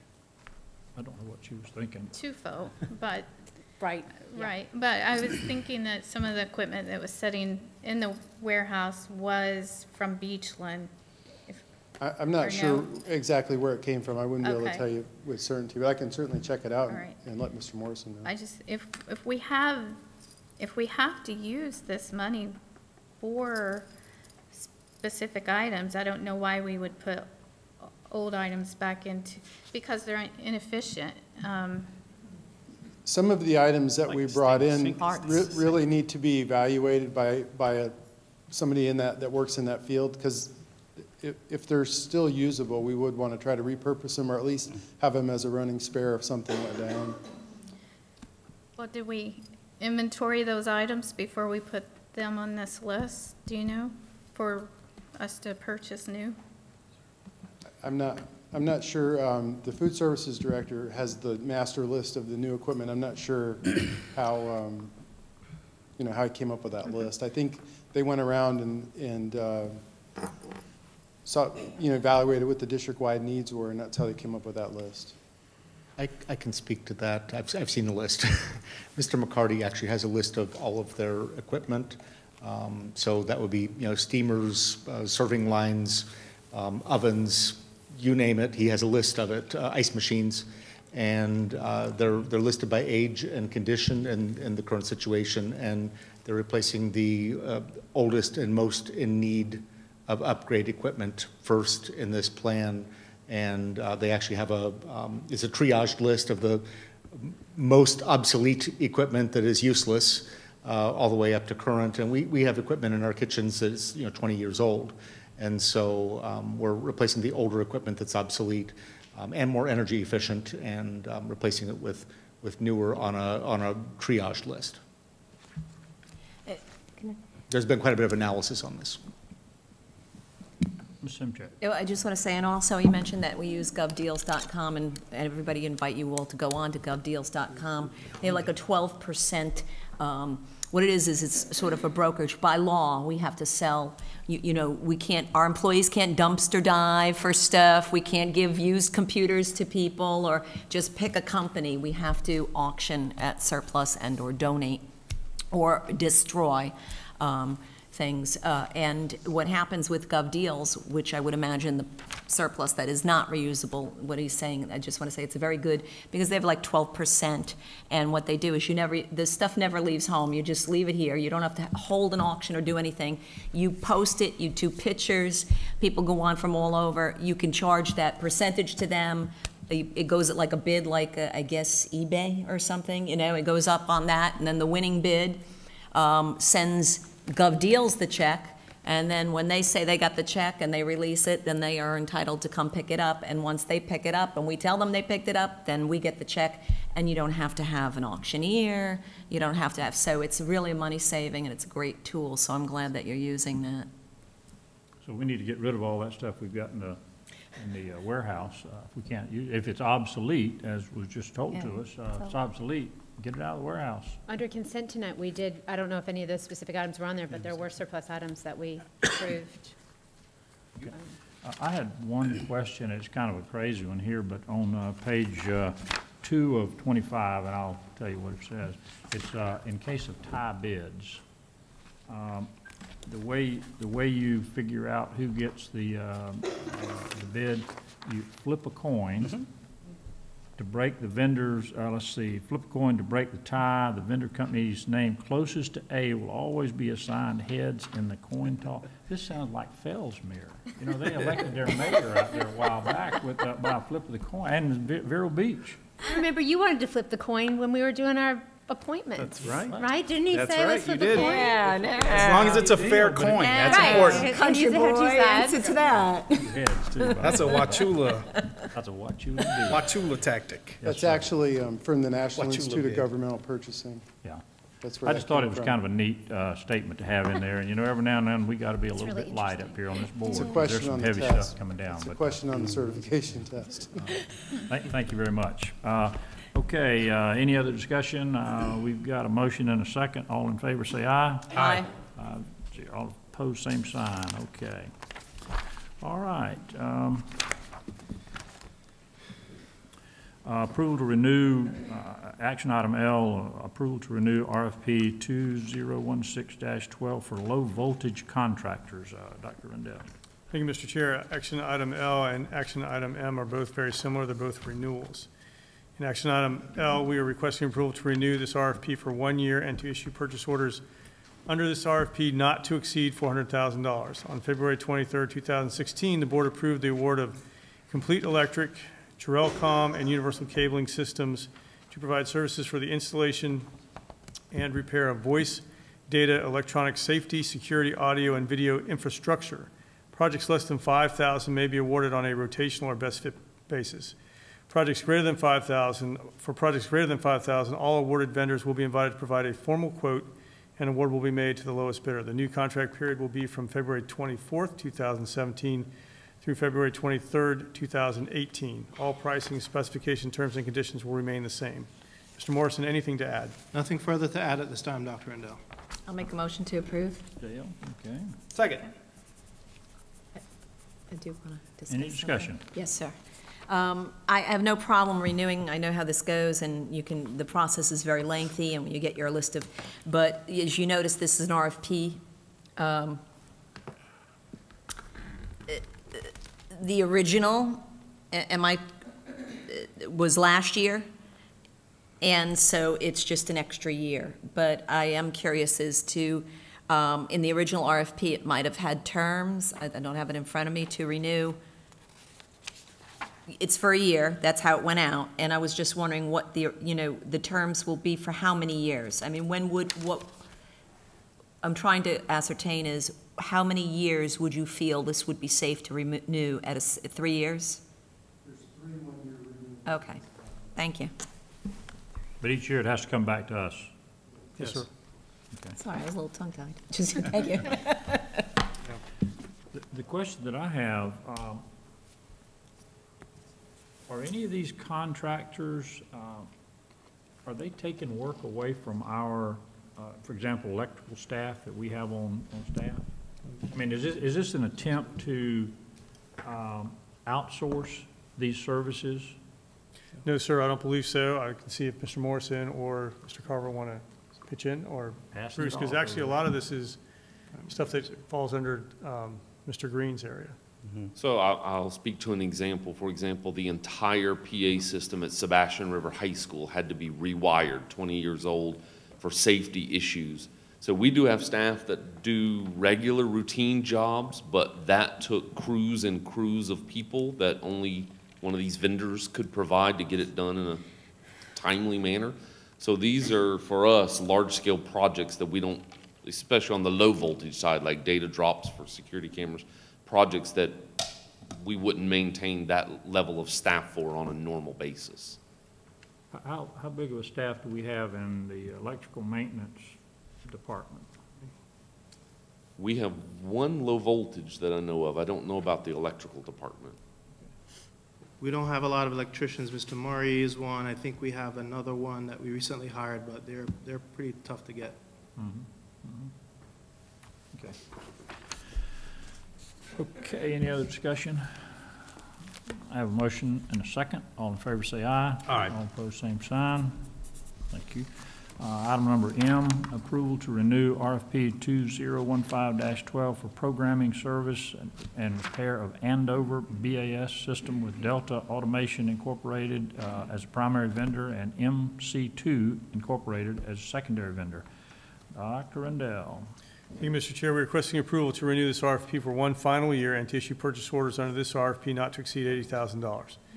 On February 10, 2015, the board awarded Delta Automation a primary award and MC2 as secondary award for programming and repair services of the Andover Building Automation Systems. On January 26, 2016, the board approved the first renewal from February 11, 2016 through February 10, 2017. This new contract period will be from February 15, 2017 through February 10, 2018. Mr. Morrison, anything to add? Nothing further, Dr. Rendell. Move approval. Second. Who seconded? Justice. Okay. All right, any discussion? I have one problem. Since I've been on the board, all I've heard about is the Andover system that doesn't work. Why in the world are we continuing to renew and repair the system that doesn't work? So the alternative to that is to replace the system. And to replace the system is very, very expensive. District-wide, you have this technology that is in place, and when the system fails, we need to have programming done to repair the system. As you know, to quote Mr. Frost, your needs are this much, but your budget is this much. So we have to continue this relationship. Even if you had a new system, you would still need the service and support for when it fails in order to keep the system up and running. So I agree with you that we do have an old system in place, but we do need the support when the system fails and the controllers fail and that sort of thing to get it repaired. How often does it fail? We've had some major failures over time as the system ages out, particularly when it comes to the technology. As you know, Windows is constantly upgrading, and this is I believe this was programmed in the year Y2K. So we are pretty much behind in our technology as far as the building automation systems are concerned. So do we have any plans for replacement of this antiquated system? I believe there is some allocation in the 5-year plan that is slated to address changing out the old systems and replacing the newer systems. For example, this building has the new Johnson controls in it, which we are trying to replace our old Andover systems with that newer system. Now, does the Andover, does it handle the parking lot lights at Vero Beach High School? I'm not sure if it handles the exterior lights, but I know it handles the interior lights. It doesn't do a very good job. I agree with this. By the way. We're going to name that parking lot after you, Charlie. You betcha. Well, I'm finding out some other places, some other parking lot lights stay on, and that's a controllable expense, Sean, which you will appreciate that, by the way. Absolutely. Any other discussion? All in favor say aye. Aye. Opposed, same sign, 5-0. Okay. So the short version of that is they've got us, right? Okay. Okay, action item N, approval of continuing services contract for architectural services. Dr. Rendell. Thank you, Mr. Chair. We're seeking approval for continuing architectural service agreements between the school board and the following 4 firms: Donadio and Associates, Edlin, Drittenbass, Binkley Architects, Harvard Jolly, and Song and Associates.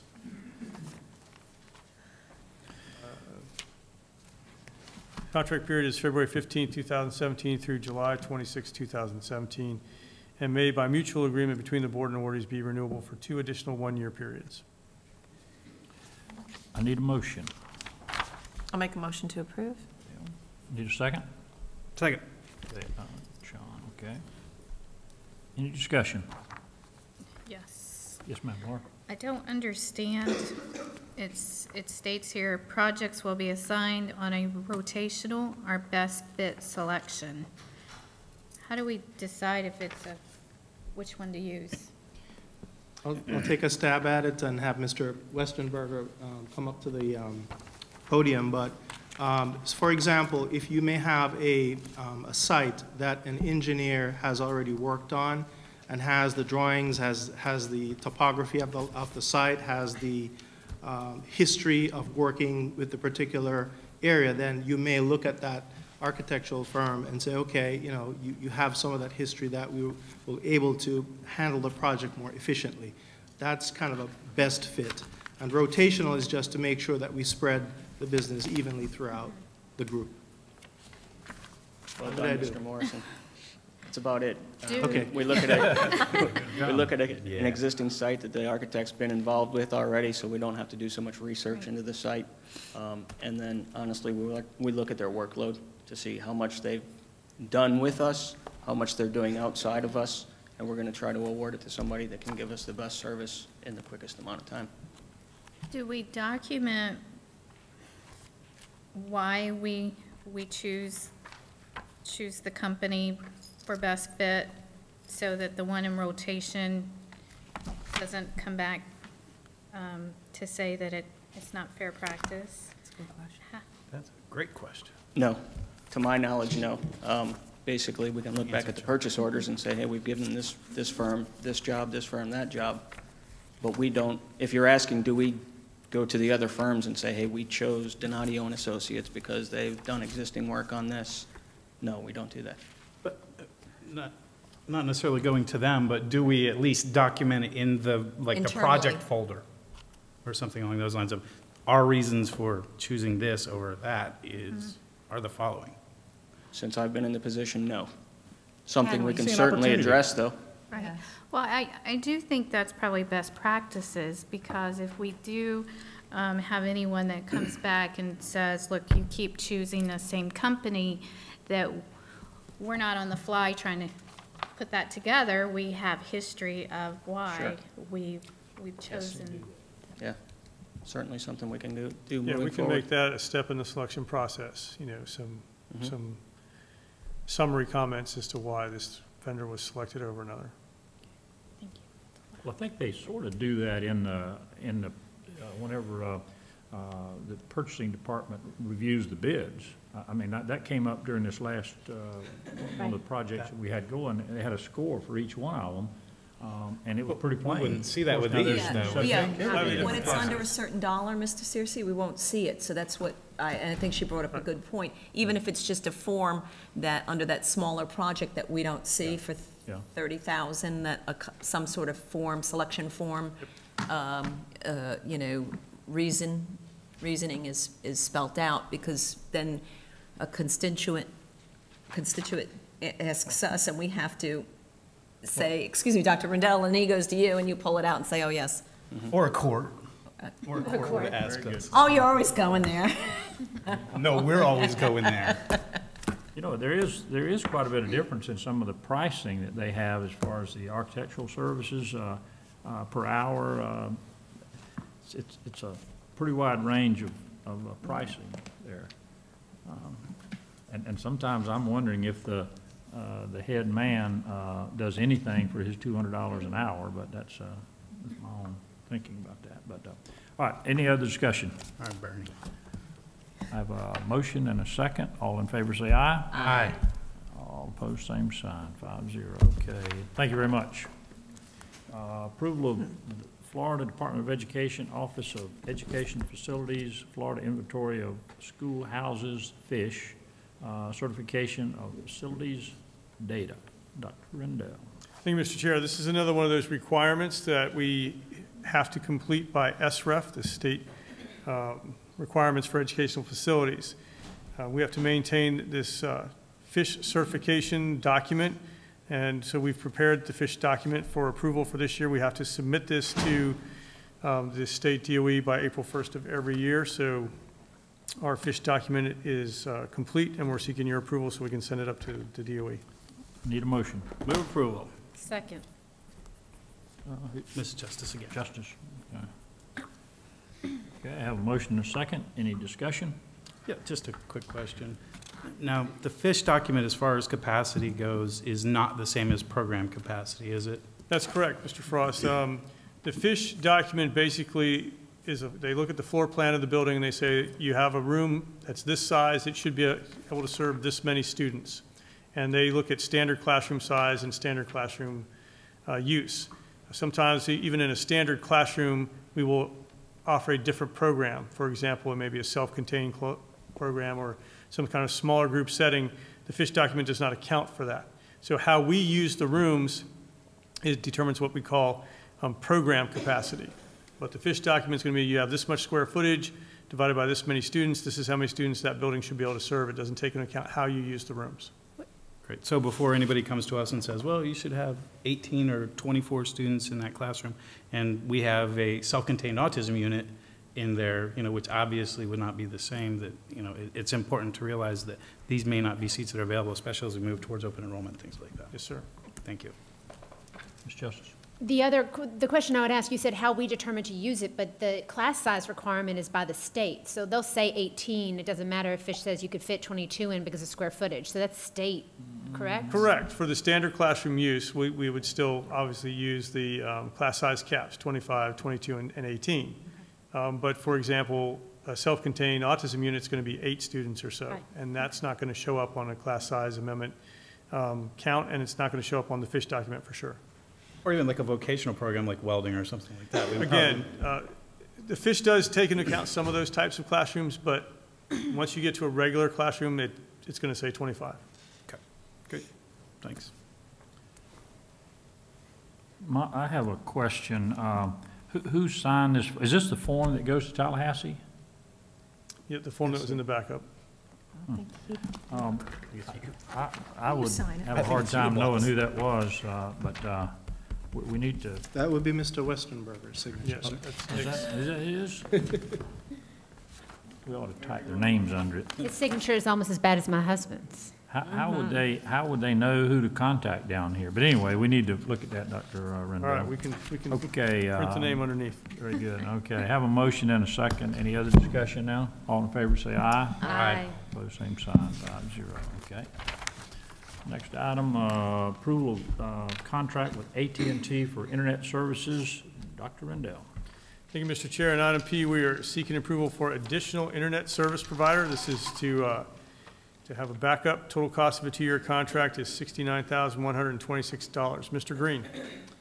Just to add, this accomplishes 2 things. One, this provides a redundant internet connection. So if we lose our current provider, Windstream, even though we have that nice fiber ring, if we don't have an outside internet connection, testing is down, all the things that run over the internet would be down. And number 2, this doubles our internet speed, so we have 1 gig from our current provider. This is an additional 1 gig, but rather than get 2 gig from the same person, we're separating it and getting it from 2 different providers.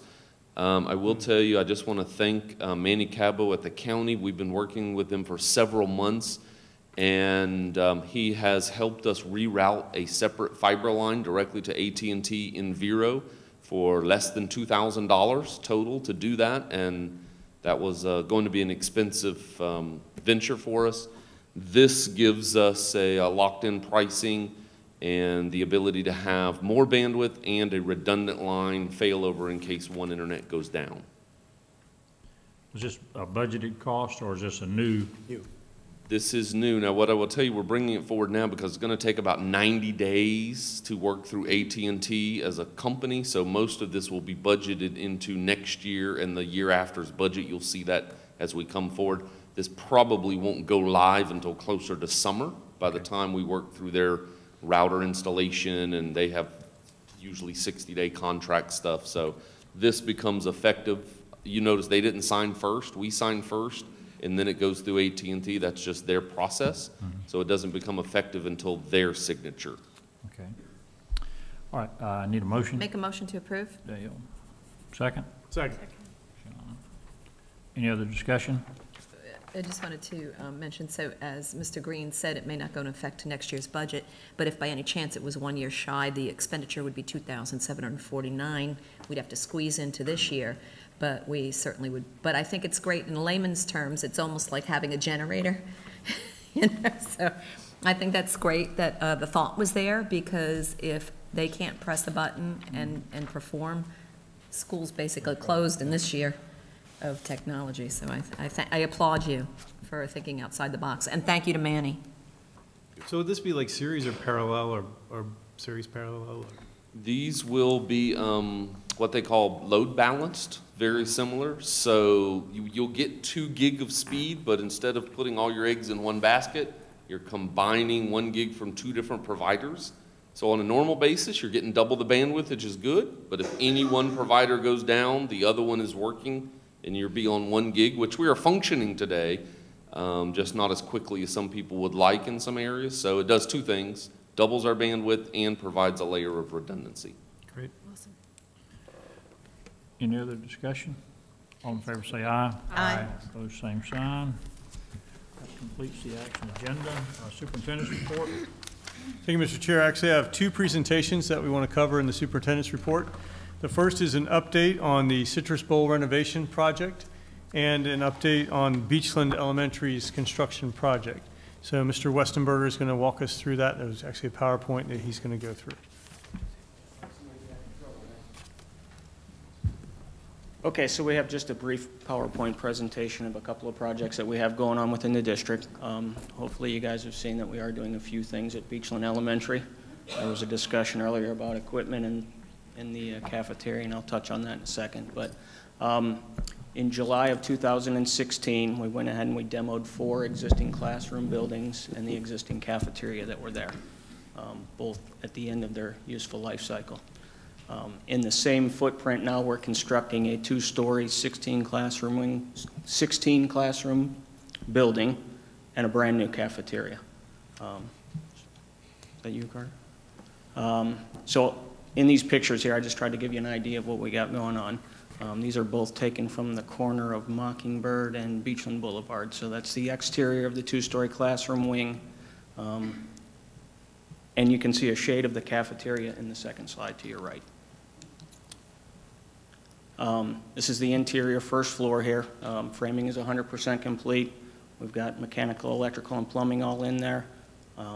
We're about to begin the drywall, and we won't do that until we get the windows in. We obviously don't want the drywall in before we get the windows. So, second floor, we're beginning the framing on the second floor. After we do that, the MEP will start their work up there too, the rough-ins. This is the kitchen area, the cafeteria. So on the left slide is the kitchen with brand new hood. So to answer your guys' question from earlier, yes, this is all new kitchen equipment that will be in the Beachland cafeteria. Second slide is basically standing on the stage looking back into the cafeteria. So you're looking at kind of where the kids will be eating. I have a question about that one. Okay. Yes. Will those poles still be there? Columns will still be there. Those are structural columns there. So looking ahead in the classroom wing, we're going to install the exterior windows probably in the next week or so, and that'll allow us to start doing the drywall on the first floor. Continue the second floor framing and the mechanical, electrical, and plumbing rough-ins.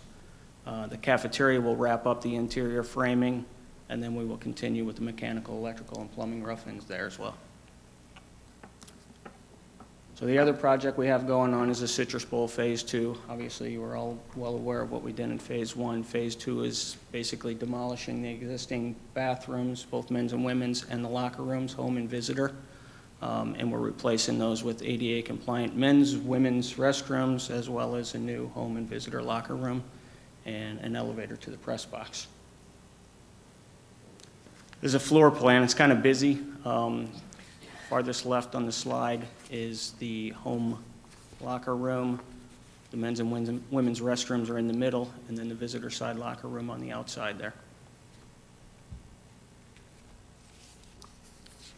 Pre-demo, that was before we did Phase 1, so you can see that. The second slide is kind of what we've done afterwards. We've gone in, we've ripped out the bathrooms, we've ripped out the locker rooms, so there's nothing there but dirt right now.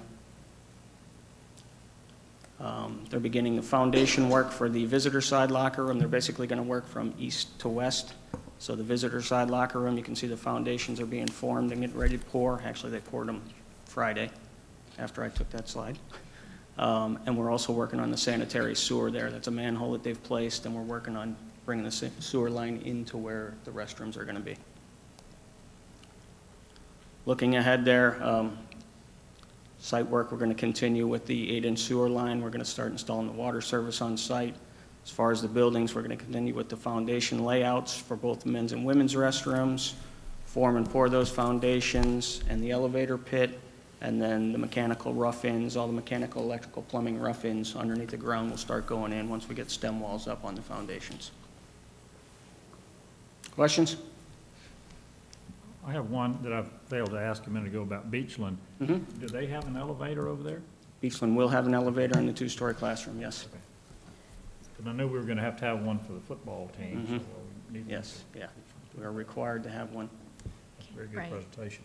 Can you explain that portion, that we're just not trying to go out and spend more money? Why Can I we have explain to, at which? why we are at Beachland? having Why we to, need an elevator Right. at either At the site, Citrus Bowl. specifically ADA. the press box. We are required by ADA to have an elevator at federal both requirement. sites.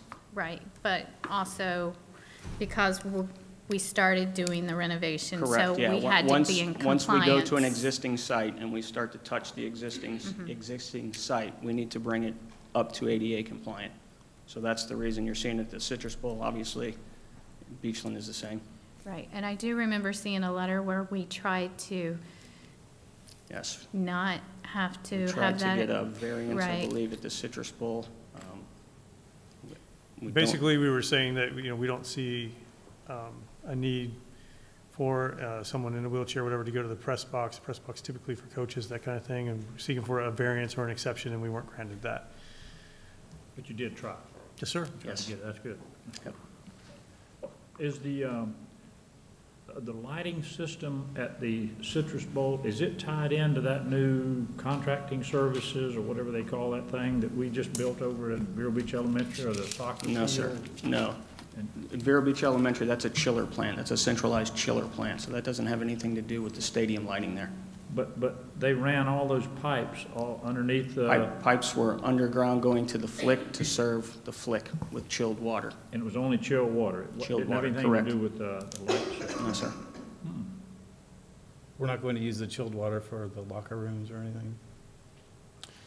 I don't think they tap off of that system. We are Probably not, not big enough to make it worth doing. yeah, it was very cost Yeah. inefficient to actually put them on there. Probably cheaper to put standard. Yeah, because of the units in. size of the locker rooms and the nature of a locker room is 100% outside air. We have to move air in and out, so.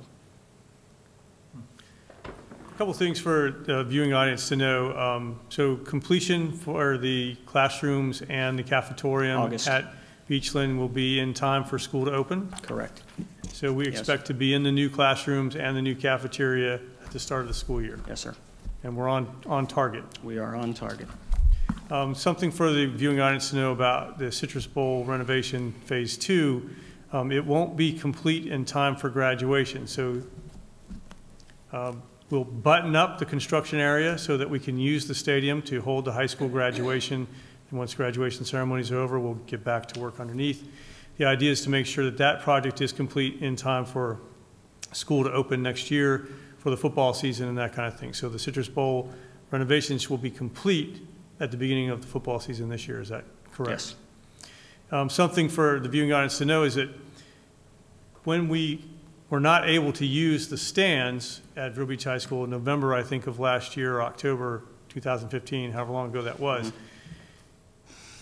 it is important for everybody to understand that we've worked around the field to do these different renovations. In other words, we've been able to use the Vero Beach High School field for all of the events throughout this entire time. We were able to hold, football games there last year at the end of the season. We were able to do soccer, lacrosse, track, graduation. And then this year we've been able to hold all these same events. It's very important to note, we talked about gate proceeds earlier, by being able to use the facility during the seasons, we've been able to maintain the gate proceeds. The gate proceeds from the football games alone basically fund the rest of the sports. And so if we had had to shut down the Citrus Bowl, theoretically, to do all of these renovations, we would have lost all of that income. We also, all of the students involved, and this is supposed to be about the students, all those students involved would not have been able to play their games at the Citrus Bowl in their senior year and that kind of thing. So It's a great credit to the maintenance department, that facilities and maintenance department, they've been able to figure out how we can work around the Citrus Bowl to do this for over the last 18 months or so. Hopefully, and we'll have it all done and ready to go for August. And we'll still be able to have the graduation there. We'll just have to use like porta potties or something, right? Correct, yes. As everybody knows, the home stands are now usable. And so we will sit in the home stands. We'll have to bring in some portable restroom facilities. We're going to bring in portable restrooms. We're going to make sure that everything's tidied up so that the public is safe. They will not have access to underneath the stadium where we're doing all of our work. But we'll make sure for that graduation and that probably the week of that graduation that we have everything safed off. Great. So the nice folks that use that track area out there for the, I think it's American Cancer Society Walkathon or whatever, they will be able to use that this year? Yes, sir. We made sure Relay for Life would still be able to use the facility. That's important. That's a good thing for the community, and I'm glad you did that. They'll be using that facility the same as what we've done with soccer, lacrosse. They'll have access to the visitor side, not to the home side. Okay, the track and the visitor side. Very good. Okay. Thank you very much, Doc, for getting that done. Thank you. Thank you, Nick. So that ends the first presentation. The second presentation we're going to have is a review of the public school choice procedures. We presented this information to the board members at a workshop 2 weeks ago. As we've discussed, not everybody is able to view the workshops and those types of things, so we thought we'd share this information with the public tonight. Last year, the legislature passed a rule that stated basically that any student in Florida can go to any public school in Florida as long as there is room available at the school and that the parents are willing to provide transportation. So statewide, starting this fall, we have open enrollment or school choice statewide. So not only within your district, but outside of your district, anywhere you're willing to go and there's space available. So districts across the state have had to come up with policies and procedures to enable that to happen. So Mrs. Dampier and Dr. Martinez are going to walk us through the procedures that we've developed for that. Ms. Dampier. Good evening again. Our school district of Indian River County Public School Choice Plan is as follows. Our options are that parents have an opportunity to complete an application requesting their children attend a school other than their zone school. Of course, placement is determined in accordance to our program capacity as well as available school of choice, along with maintaining racial balance, because we do have to maintain racial balance. And parents will have to provide transportation for their students. Out-of-county requests, parents have the option to request their children attend a school in our district. Preference for parent school choice is given for in-county residents, active military, foster care students, and to students that have a court-ordered change of address before offering seats to out-of-county residents, which is very important. Students residing in the district, including charter school students, may not be displaced. Our students will not be displaced by a student from another district seeking enrollment under the public school choice option. We do have an application timeline, and we have an in-depth timeline as we move further, but secondary schools open window is from February 28th through March 28th. Elementary schools, April 3rd through April 28th. We currently are in the enrollment process for our magnet schools because we wanted to continue that process because we still need to, we had to figure out what our process was going to be for our school this year. Next year, our magnet schools will be on the same timeline as our elementary schools, all of our elementary schools. Notification letters will be issued by the Student Assignment Office after lotteries are conducted, and there is a timeline that's included in this PowerPoint that tells us when the lotteries will be conducted. Preferential treatment is considered for the following cases, which are outlined here. Students residing in the school district, which is one of the most important, children who move due to a court-ordered change in custody, children who have been relocated due to foster care, and dependent children of active duty military personnel who's moved from military orders. Approval, K through 12th grade students will be enrolled at their zone school until notification of approval. Once an approval letter has been sent, the parent will take the approval letter to the school of choice approved to begin the transfer and enrollment process, which will be under the direction of our Student Assignment Office. Denial, notification will include denial reason and appeal process. The option to appeal the denial must be received by the Student Assignment Office within 5 working days of notification. Appeals are not granted when the denial is due to school capacity, class size, or racial balance. We will have a waiting list. Students that receive a denial notification following the lottery drawing, as well as those applications for public choice that are received after the cutoff date, will be placed on a waiting list, and that waiting list will be live throughout the year. Every school year, a new waiting list will be developed after the lottery has been completed, and that includes our magnet schools. Waiting list notification: when a seat becomes available at the school of choice, the parent or guardian of the student on the waiting list will be notified based on their number on the waiting list and in accordance with program capacity, class size, and racial balance. And this is very important. This was feedback from one of the board members asking what is the process, who will be responsible for making sure that this is implemented with fidelity. A systematic oversight procedure will consist of the Office of Student Assignment will monitor school withdrawal reports for every school, including the magnet schools. Now that is a new process because in the past, the schools, they monitor that, they call student assignment, and we just heard feedback, so we're going to take this under our belt for this coming school year. Parents of students on waiting lists will be contacted and given 5 school days to enroll their children in their school of choice when a seat becomes available, in accordance to the program capacity, class size, and racial balance. We keep saying that because we must be in compliance with those in those areas. Notifications will be via phone, letter, and mail if the parent has provided email address. School enrollment staff will receive copies of the parent notification via school district email. And this is our timeline for our public school choice. As you can see, Pretty small, I'm not sure we can see it. No. I didn't put on my glasses. You did receive a copy. Yes. Yes, you received a copy, but I just wanted to just review that we started our magnet school process from December 1st to February 1st, and this was because that is our normal enrollment process timeline, and we're just now finalizing our school choice process. So we wanted to keep that process current. As you can see, February 6th, we will conduct lotteries for our magnet schools. And then from February 7th through the 17th, notification letters will be mailed to parents. That is for our magnet schools. For our secondary schools, as I stated before, the February 28th through March 28th will be the window. And then March 30th through the 31st, we'll conduct lotteries. And then parents will be notified April 3rd through the 5th. Same thing for elementary schools. We will have that window from April 3rd through April 28th. Lotteries will be conducted on May 1st. Parents will be notified on May 2nd through the 12th. Denial appeal. The option to appeal the denial must be received by the Student Assignment Office within 5 working days of notification, and we just want to make sure that we reiterate that. But we did take the recommendations from the board during the board workshop, and we hope we've included all of your input into our new process. Are there any questions?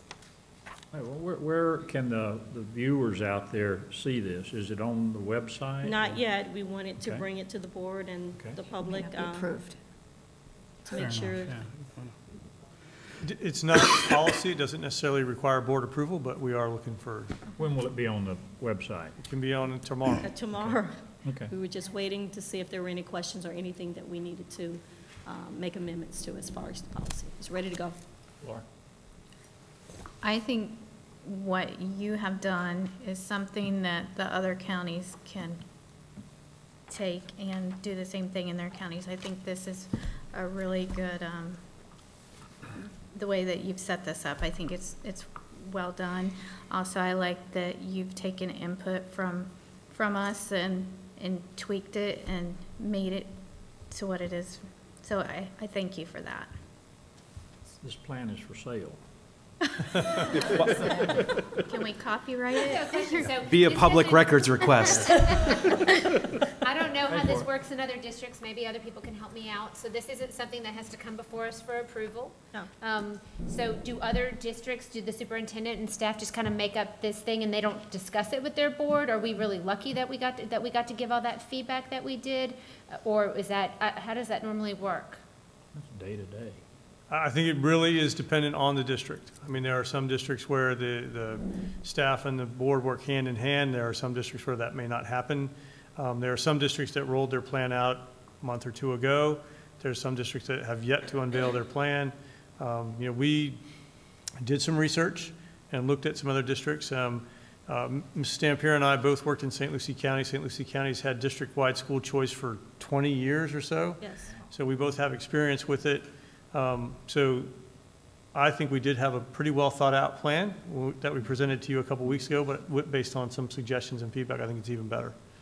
I just think it's really cool that we were all able to work together, and I know that we all talked about it and we gave a ton of feedback, and to be able to come to this place with it is really neat. So I just thank you. Yes. Sean. I did. I want to thank you for taking the notes and constructive, I don't want to say constructive notes, and really making this meaningful, because, as I mentioned in the workshop, this is something I worked hand in hand with the sponsors on last year, and it's important because this, rich people have always had school choice. They could always move to, a better zone school, whereas if, now, if a parent is willing to drive their student to that school and there's a seat available, and the FTE goes to that school and it makes it a better school and all sorts of things. I will say that there was a committee meeting 2 weeks ago where Lee County presented, and I shared this with Dr. Rendell. They've been doing this, they've also been doing this for about 20 years now, and they have like zones, subzones, every program in every district. This is fantastic. I was really encouraged by what I saw at Lee, and I'm hoping we can also embrace some of the things they're doing there as we develop this program. I know it's brand new and everyone's kind of finding their way as to how to implement it, but I think that this is a great thing that, and it'll be good for parents. One thing I haven't seen is there's actually a scholarship program for students who may have difficulty affording transportation. There's a $500 scholarship through Step Up for Students for low-income students. Mm-hmm. So if a parent, if it's the difference between, of course, $500 probably isn't going to pay for your gas every day, to travel a certain distance, but it may be, it may be the difference. So I'm hoping that we're going to share that information with parents as they make these decisions, and I think that this is a great thing for students. Are you going to share that with Ms. Dampier? So she absolutely, can, sure. Yes, I wrote it down too. Okay, good, good. All right, Dan. This was, and I'm glad that this was an important issue to this board. I was one of the votes that voted to get away from Florida School Board Association because they chose to bring politics into that association and sue over the voucher system. So for me, this was a very important subject. As much as school choice is so important, it is a scheduler's nightmare. Mm-hmm. Yeah. And you want school choice, but then to have your district run smooth, to find and marry that sentiment with real life living and scheduling, I think that I have to say kudos, and it's just wonderful. And you knew that it was important to us, so I think that, and we all put in, and I just don't, I can't express what a good opportunity. I think that the sentiment of the legislator didn't marry up with how to implement, like the VAM, like the thing, that way they do things and then they, either you figure it out or they have to take it back. And as you said, Ms. Thornton, we could be trend-setting with this. So I think that it's, very good work that came out of this. You're saying great leadership. Is that what great leadership, great leadership. Thank you, Well, it's my team, Dr. Martinez and the student assignment Really department. appreciate it. Well, and We work together. At a time when we don't get a lot of good press, this is a moment where we are all working together to best meet student needs. And I just want to, we should recognize it for what it is. We thank you for your feedback, because we thought one way and then you led us, and so we did some more research and we shared the information with you guys last week, and so I'm glad that we were able to really do what's best for kids. Thanks for putting up with us and doing what's right, even if it's difficult. That's really commendable that, that staff has jumped, I hate to think we make you jump through hoops, but sometimes we ask very difficult things of you, and this is one where you've really delivered on the intent, and we recognize, well, I recognize that it's very difficult, and it's a scheduler's nightmare, to Mrs. Simchek's point, and that, I just wanted to extend my thanks for doing the right thing, even though it's difficult. Ms. Orr. After this presentation, can we take a 5-minute recess for a cause? Personal privilege. Well, we have a couple of members Point of that personal would need privilege. to. Let's finish up with this, though. Did you have something? He had a you wanted to say, Laura? second presentation, I think? No, I was just trying to direct your Oh, you're attention. trying to tell me. Her teeth are floating. To answer the question, We Mr. started Chair, on that's action the item A, actually. End of the superintendent's report. Why don't we take about a 5-minute break and be back here at 8:20? Thank you. Thank you, sir. 6-minute break. Did we ever get back to streaming, or is that?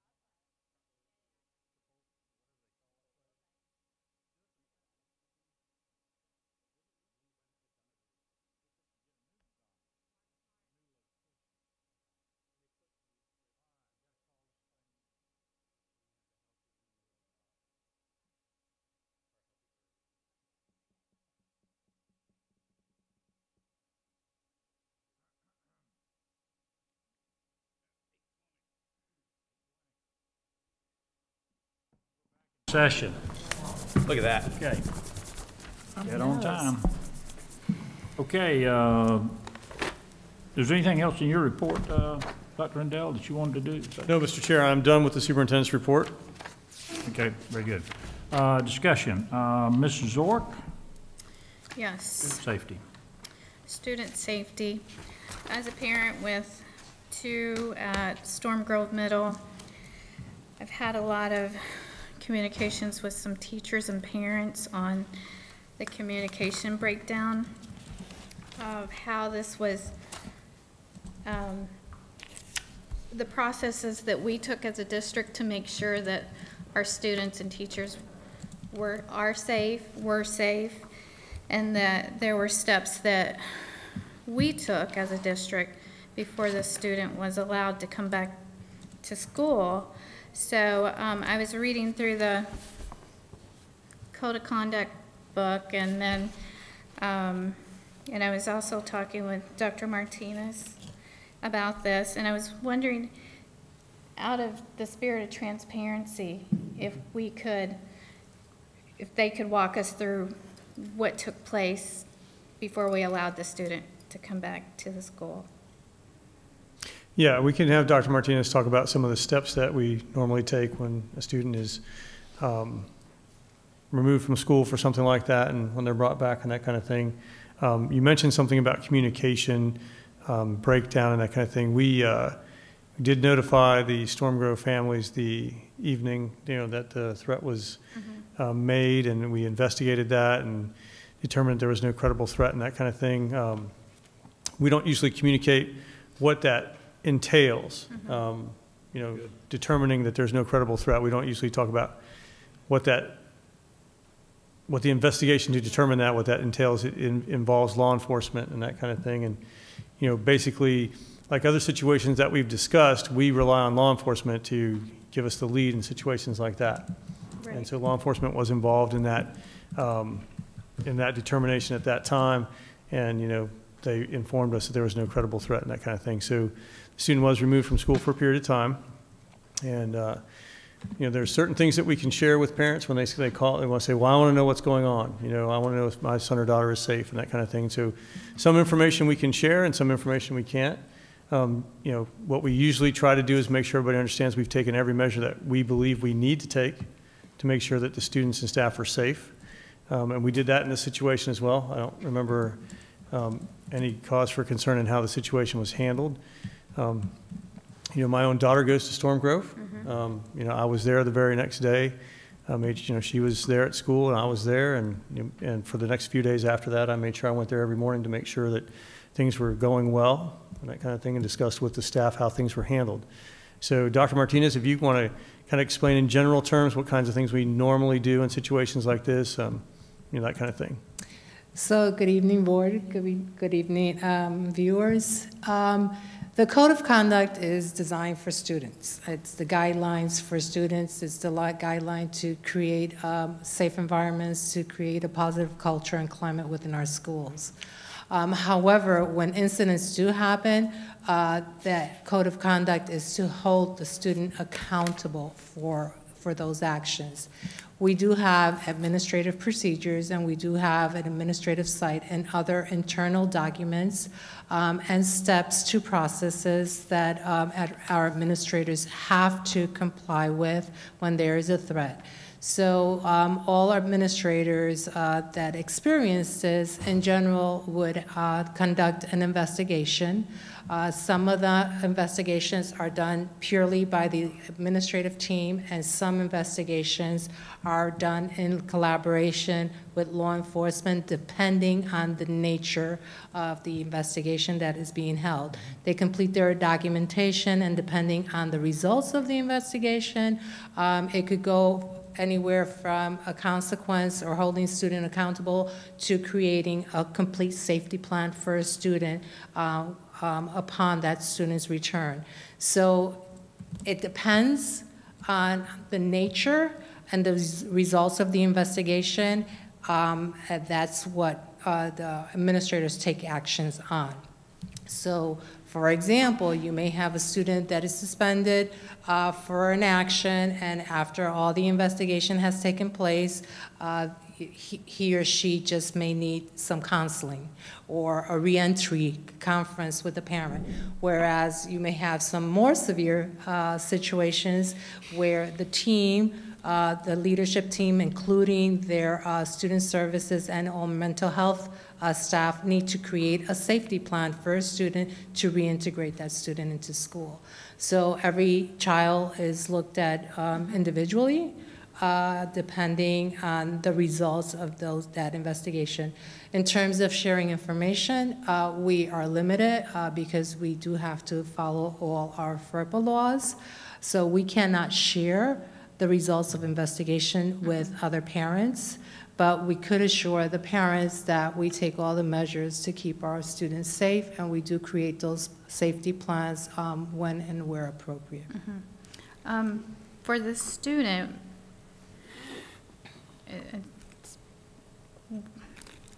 I want to make sure I don't infringe on the student's privacy, but it's to my knowledge that there is a safety plan.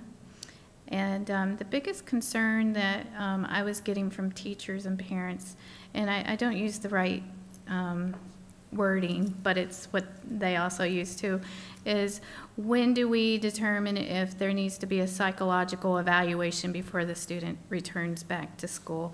And that was the biggest concern that parents had, that they weren't getting an answer if the student had a psychological evaluation. Okay.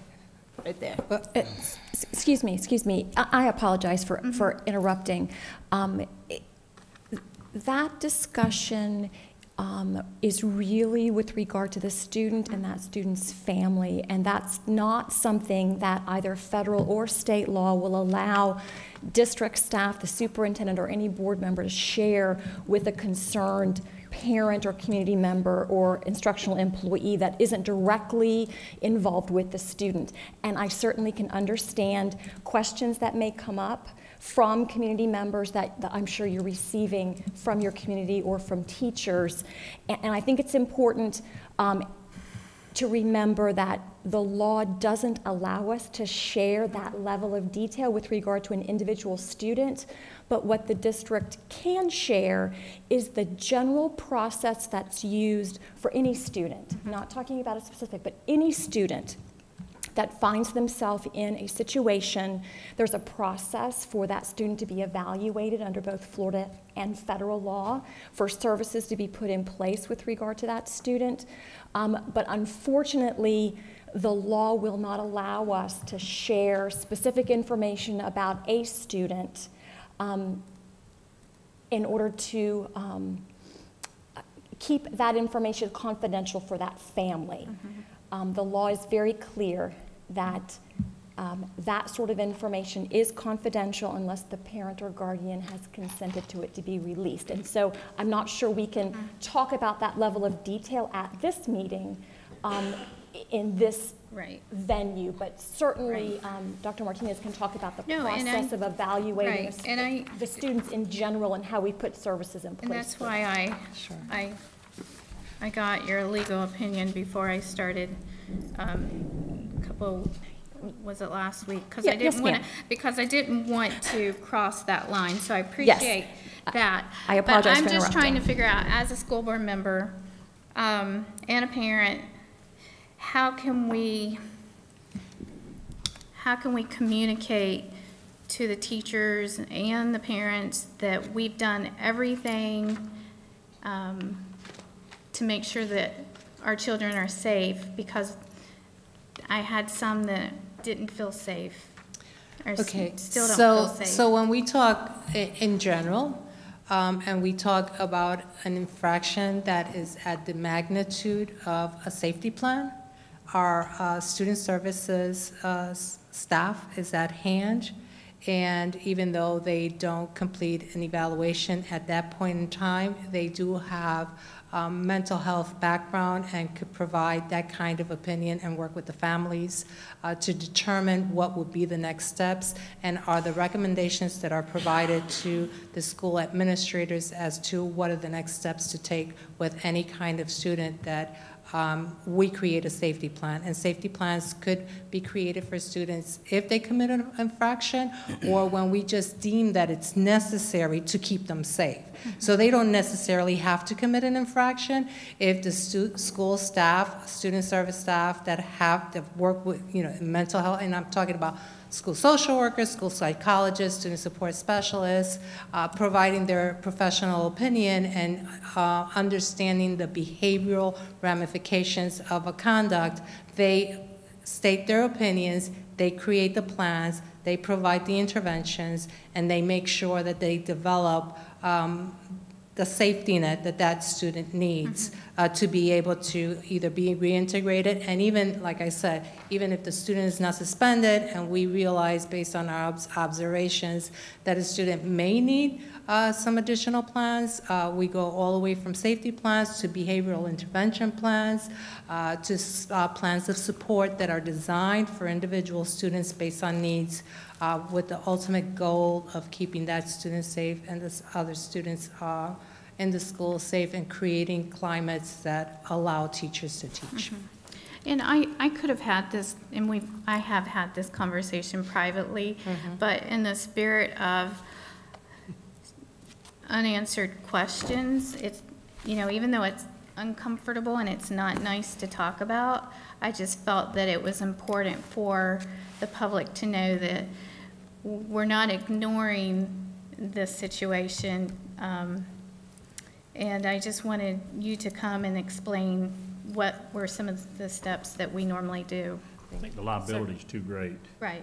To just assume that it's all taken care of. It's not. We have a plan. We have people in place. We have the law enforcement, and our folks are trained to look at stuff like that. And you can never tell. Johnny may be a great guy today, but he may not be a great guy tomorrow. And with 17,000 students, I mean, how are you going to tell? Well, maybe we need to screen everybody beforehand. We can't do that, but you folks do a good job. Law enforcement does a good job, and we don't just not do anything, Laura. You know that. You know that. I'm not saying that we don't. I'm just saying I know that, but I think everyone else needs to know what we're doing also.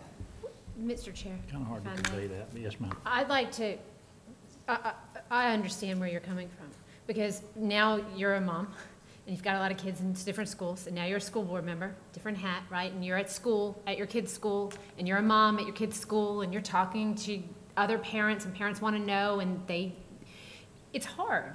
So I understand what you're saying, and I understand your need to want to make this transparent and to want to talk about what the processes are, because I think there is some level of misunderstanding. And when we're talking about people's kids, that's the most precious thing to them, and everyone wants to ensure that their kids are safe. And we can we make them as safe as possible? Yes, we can make them as safe as possible. Can we ensure that nothing bad will ever happen? The answer is no. We can't. But I really applaud you for bringing it up, because I know I've experienced things like at my kids' schools, and it's totally different if you're, Mr. Searcy, just to say, like, it's different for Mr. Searcy than it is when you're like dropping your kid off at school, right? It's just a different interaction with community members. So thank you for bringing it up. I think it was a good discussion to have. And that's the important thing is immediately check, I find, in situations, immediately check with the superintendent where all our policies followed. And then, unfortunately, that vagueness to protect students, you have to say, but it's sort of, let me just give you a little of my thoughts. Feelings aren't facts, and you could explain away all you want, and somebody's going to feel we didn't do enough. And let me use the example of a kindergarten kid with lice, and your kid's in that class, and they have totally cleaned that child for lice, and yet the parent might say, I might just keep you home today, or the rest of this week, it's kindergarten or something, even though the school has assured that there's no threat. It's just hard being on this side when you cannot. You can only say that there's a process. in general, and that's the best you can do, is to immediately contact the superintendent, tell me the process, what process we follow, and then that, unfortunately, at times like this, for protecting, you know, and again, you could, if we could, by law, tell everything, it still would not be right or enough, or we did the right thing, or that student didn't get enough, or that student was ostracized. So it's, first of all, by law, we can't do it, but second, it's just a well that you don't want to, since you're new and you're saying you're new and you want to make sure, I'm going to tell you, don't dive in that well. It's a liability for this board to be sued. And second, the first thing is just privately talk to the superintendent. What's our policy? What did we do? And then any people that you come in contact, tell them, because it's, you know, as long as the process has been followed and you can back your school up, it's just going to help. I think the huge problem is that public perception is we're not transparent. This district, it's perceived that we do things over here in this building and we don't, no one else knows what's happening. And I don't like that, because I don't think we ever do anything to not be transparent. So, you know, this was a huge issue, and I didn't know that the gentleman was going to be here tonight. I never spoke with him. I never had an email from him, but I know for typically every one person that speaks out, there's probably 20 to 30 that's having the same concern. So maybe in the future I can ask the question differently. Hopefully we'll never have the safety issue, but just knowing, knowing the fact that, okay, we can't talk about specifics because of FERPA, period.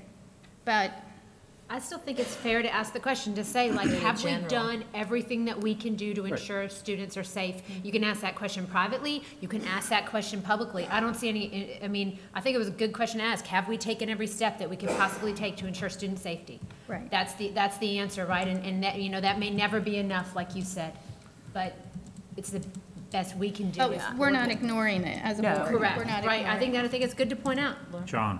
Thank you. And, you know, this is an important discussion. I'm glad we're having it. And having worked in the intelligence community, I was around a lot of classified material. And although that's been in the news a lot lately, you know, there's two levels. There's a clearance, which gives you access to certain things, and then there's a need to know. You know, sometimes there are things that the state or the federal government has decided the community doesn't necessarily need to know. You know, so our role as policymakers, as legislators of this body, is to make sure we have policies in place and we hire the best folks, you know, Dr. Rendell, and he hires the best folks, and we hire our attorney who keep us in line. She's good folks, too. She is good folks. She's good folks. Thank you for that.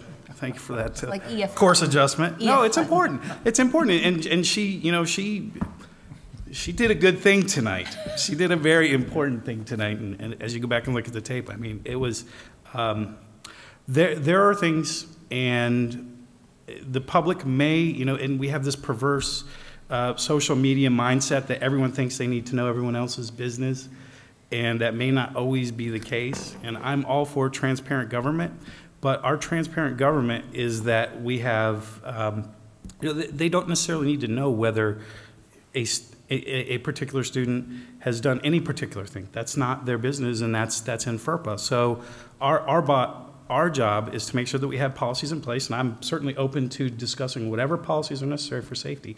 Obviously, that's the only other classified document we have as school board members is our safety plan. Mm-hmm. So, you know, that's important too. There are some things that we can't necessarily share with everyone because it's not good for good order, but it is, to your point, important that we have safe schools. Mm-hmm. And having our CEO at that school every morning and doing a live radio hit from there too. Mm-hmm. I heard that was top notch as well. You know, I just don't know what more we could have done within the bounds of law. You know, we have great student resource officers, and I get that it's important to have that, mm-hmm. but we have to operate transparency within the law, well, and we that's can't not just the problem share here. everything. The problem is if parents and even teachers didn't feel safe, They have to talk to their principal. They have to talk to the principal, then the principal has to talk to the superintendent.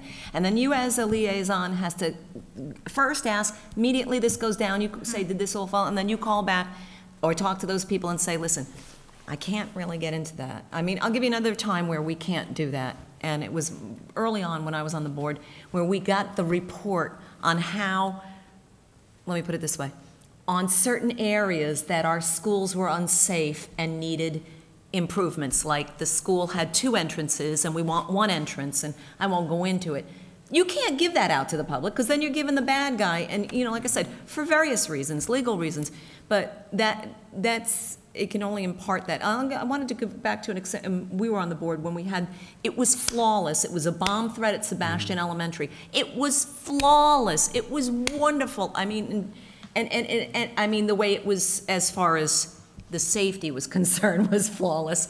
And it was not a valid threat, but it went like clockwork, and yet there was, you know, kudos to everybody, and then there was these complaints, I didn't get a call, and what happened was people had put on that Connect Ed a phone number, then they moved and never updated it, or put their home phone number and said, a lot of good, I got a call at home, and I was at work, and so we found through, so there was a lot of people, you're gonna have unhappy customers, is what I was trying to say, and it is hard when you say, I can't tell you specifics, but I can assure you. You know, I've been put in the position and I can assure you. These are the cases that we can't. Everything else, yes, transparency, but this is one transparency issue that if we talk about, we could get sued if we cross a line.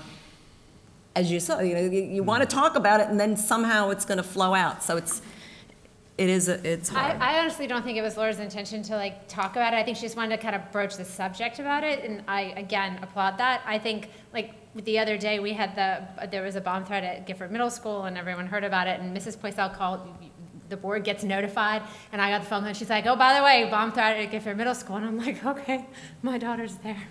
Like, so I'm a board member, but I'm a mom, right? And then I've got all these parents calling me from the pickup line, do you know there's a bomb threat at Gifford Middle School? And I'm like, they're handling it. Like, you know, we're going to put the information out when it's the right information, but until that point, I'm going to trust that the school district is handling that properly, and my baby is at that school, right? So it's... And from every one of those issues, we learn. Yeah, absolutely. I think it was handled beautifully, though. I mean, policies, the deal about the double entrances, we corrected that. Yes. So, you know, we're not perfect, but we're getting there. We're getting there. So, okay. I appreciate that. Handle you, Laura? That does, and I appreciate all the time. Thank you very much. Thank you. Thanks. The next item, Vero Beach High School, Ms. Zork. Oh, I have a question. Mrs. Zork put her items on discussion. I have items to discuss, but I didn't put them on discussion. So do we, well, you said we're all going to be able to discuss it, right? But if you put it on discussion, do you just handle all of those, or do you rotate? It doesn't matter to me. If it's on the agenda, that's okay. If what does does Robert's rule say? I don't know. I don't know, but she put it on the agenda. I'd defer to her. Okay, I just was asking. She took the time to put it on the agenda. I'll let her speak for. We've got the rest of the night and up till, what time does school start? 8 o'clock or something? I got to leave at 3. That's an open question. School starts at 7:15 for the high schoolers. Oh, 7:15? Okay. Laura, go ahead and take care of your item, or bring it up, please. Well, my original intent of Vero Beach High School was for one reason, but I would ask if I could switch to ask Dr. Rendell to review the offer. Is that all right? It's the... That's on the land? Yes. That's next week, or That's 2 weeks. On the 28th. 2 weeks. But there's some actions that might need to take place before that gets on the agenda. This is my discussion, but I was going to say. You can talk about anything you want to talk about. You got Vero Beach High School? Okay. Go for it. So there was an offer from the Board of County Commissioners on the swapping property for the 16th Street across from Vero Beach High School. And I had a conversation with Dr. Rendell, and he had suggested a couple of things, and I was wondering if he might be able to share those tonight of what we just discussed, so that we're all a part of this. So the idea was that I was directed by the board to keep the dialogue open with the county commission about, you know, whether if we were to acquire the 16th Street ball fields, what it would take to acquire those. So we did discuss, we do have some properties that we're not using. Would they be interested in those properties and that kind of thing? And at first they said they weren't. And then we've gotten this letter from Mr. Brown that apparently they are. And so, you know, my suggestion would be that if the board is interested in entertaining this at all, that there could be a couple different things. Number one, we probably need a up-to-date appraisal of the land that they're interested in. We do not have an up-to-date appraisal. Mr. Morrison, I believe the last appraisal was 2007. 2007. A lot of things have changed with real estate values since 2007. The other thing is the board has a land use acquisition committee. And so this would actually be a really good thing for the board to direct the land use and acquisition committee to research and discuss and give a recommendation to the board and that kind of thing. So, you know, if we were to wait till the 28th, that's what I would be saying on the 28th, but we can say it now, you know. So, you know, I think if we kind of get direction from the board to go ahead and get an appraisal, we can do that. If the board wants to contact its members of the Land Use Acquisition Committee or go through Mr. Morrison, we can. Only have 3 members right now. Yeah, that's I got to tell you, I wouldn't want to pay for an appraisal because we had said no. I had talked to Scott Sanders and Mr. Morrison, and the swap for the property by the high school would be even. I've also heard, you know, a good friend of mine, Joe Flesher, on the on Bob Seuss's radio show, said that there was, and the true essence and use, there's a private not-for-profit organization. I heard them on Bob Seuss, as well as Joe Flesher on Bob Seuss, saying that they were thinking of taking it over. They had a plan, and they were coming before them with a plan. Now we're going to pay for an appraisal when we have a land use committee. I know we don't have enough members on that, but I'm not in favor of the, and again, if I knew you were going to bring that up, I would have brought my paper with, oh, no, wait a minute. Boom. Hold on. That's swapped with the A, B, and C, which we're at a disadvantage. I could tell you right now, it's way overpriced. I'm not in favor of it. Sidewalk on the side of the high school, that was the offer a long time ago. I was scorned by Bob Solari that this was it, public, too bad. Yeah. And I let someone else weigh in who's got the historic value, but I'm not paying for an appraisal for our property down south. You know, you got a nonprofit. First of all, my real feeling is the county bought Dodgertown with our tax dollar money. The county has, oh, yeah, I could keep going. They have baseball tournaments there, and they don't have enough fields, and they farm them out to Lawnwood and down in St. Lucie. If the county had taken good care of those fields, in conjunction with Dodgertown, so I don't think they were doing the right thing to begin with their property. Now they want to unload it. There's no need. We have told several times when they wanted us to pay for it, we don't have the need. Now, I find that it's important that it wouldn't be bad to have contiguous property. It wouldn't be bad if we had a trade, but our property up in Sebastian is worth way more than that field that's been unkept. So if there was the trade where we gave him, you know, more value for the high school, but the ones, if I read this right very quickly, they've added a few more. They want not only the high school, but they want other lots. So I'm not in favor of spending money for a appraisal. We could send it to the our land use board, because that's why they're there. It's like if we got the auditors committee that we're about to do, and then we jumped in and made those, you know, that's why we have that committee. You want to send it to them, I would be very comfortable deferring to people that that we recruited to review this and leave my personal. So I did a little research. Apparently, the school district or the school board bought that property in 1992 for $1 million. Just let that sink in for a second. That was 1992. So I would imagine the property is worth more than that now. I would ask. Acres? You're talking about the South County. The South County property bought for $1 million in 1992. Yeah, that's my understanding right now. Baseball field. Right. Well, I'm just saying 1992. So the property value has probably gone up since 1992, I would guess. So we don't know what it's worth, but we know it's worth more than $1 million. I would ask, like, shouldn't we get an appraisal of that property anyway? I mean, isn't that like one of our assets? And if we need money, and apparently all government entities are selling land now, Indian River, the Shores is auctioning off property, the county seems to want to sell property to people. I would just say we would get an appraisal just so that we know what it's worth. I mean, it seems like good business to do that. And I can't even make a judgment on this beyond that. I know what that ball field property is worth, and I know that this South County property is worth more than $1 million, so it's not equally. Yeah. The other thing I would ask was, I misunderstood. I read in the paper that apparently, like, the county commissioners were going to do us a favor and build that sidewalk. Yeah, that was. And I was like, that was a total reframe. So my understanding was, because I've been coming to these meetings, Mr. Sanders spoke about it, and he said we would be saving the county commission almost $500,000 by them not having to reroute 2 miles worth of sidewalks. So. Right. Like, I'm a little, I don't understand, like, I don't know if we're trying this in the court of public opinion, but I don't think we're supposed to, like, cheat each other, like, not make money off each other or keep somebody from making money. I want the county commission to be great and to do great things for the school district, for the community. I want the school district to be great, and I want us to work together in what the best interest of all residents is. That's my thoughts, but I want the appraisal anyway. Do we have a need for the property? You know, you've asked me that several times. We do not have It doesn't change. immediate need for the property. You know, that's a conversation that we've had several times. If they were to give us the property right now, we don't have a need for it. In fact, it would be an incurred cost because then we'd have to maintain it. Right. You know, unless we were able to enter some kind of lease agreement with some sports teams that would bring in enough money to maintain the fields, or they would maintain the fields themselves. And as we can see, that's what didn't happen over the last couple of years with their clients. So again, you've asked me that before. We do not have an immediate need for it.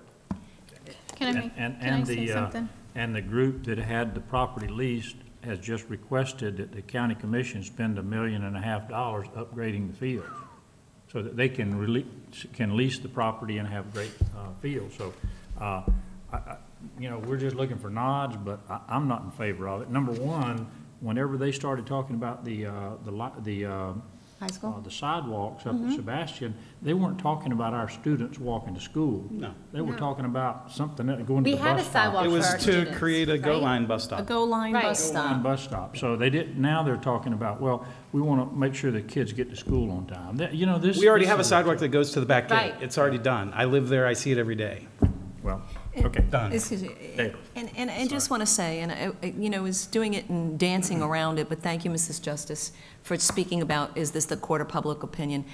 You know, we tried to make a nice deal, you know, and this is prior to you coming, but I will say you did hear and you listened well, and thank you.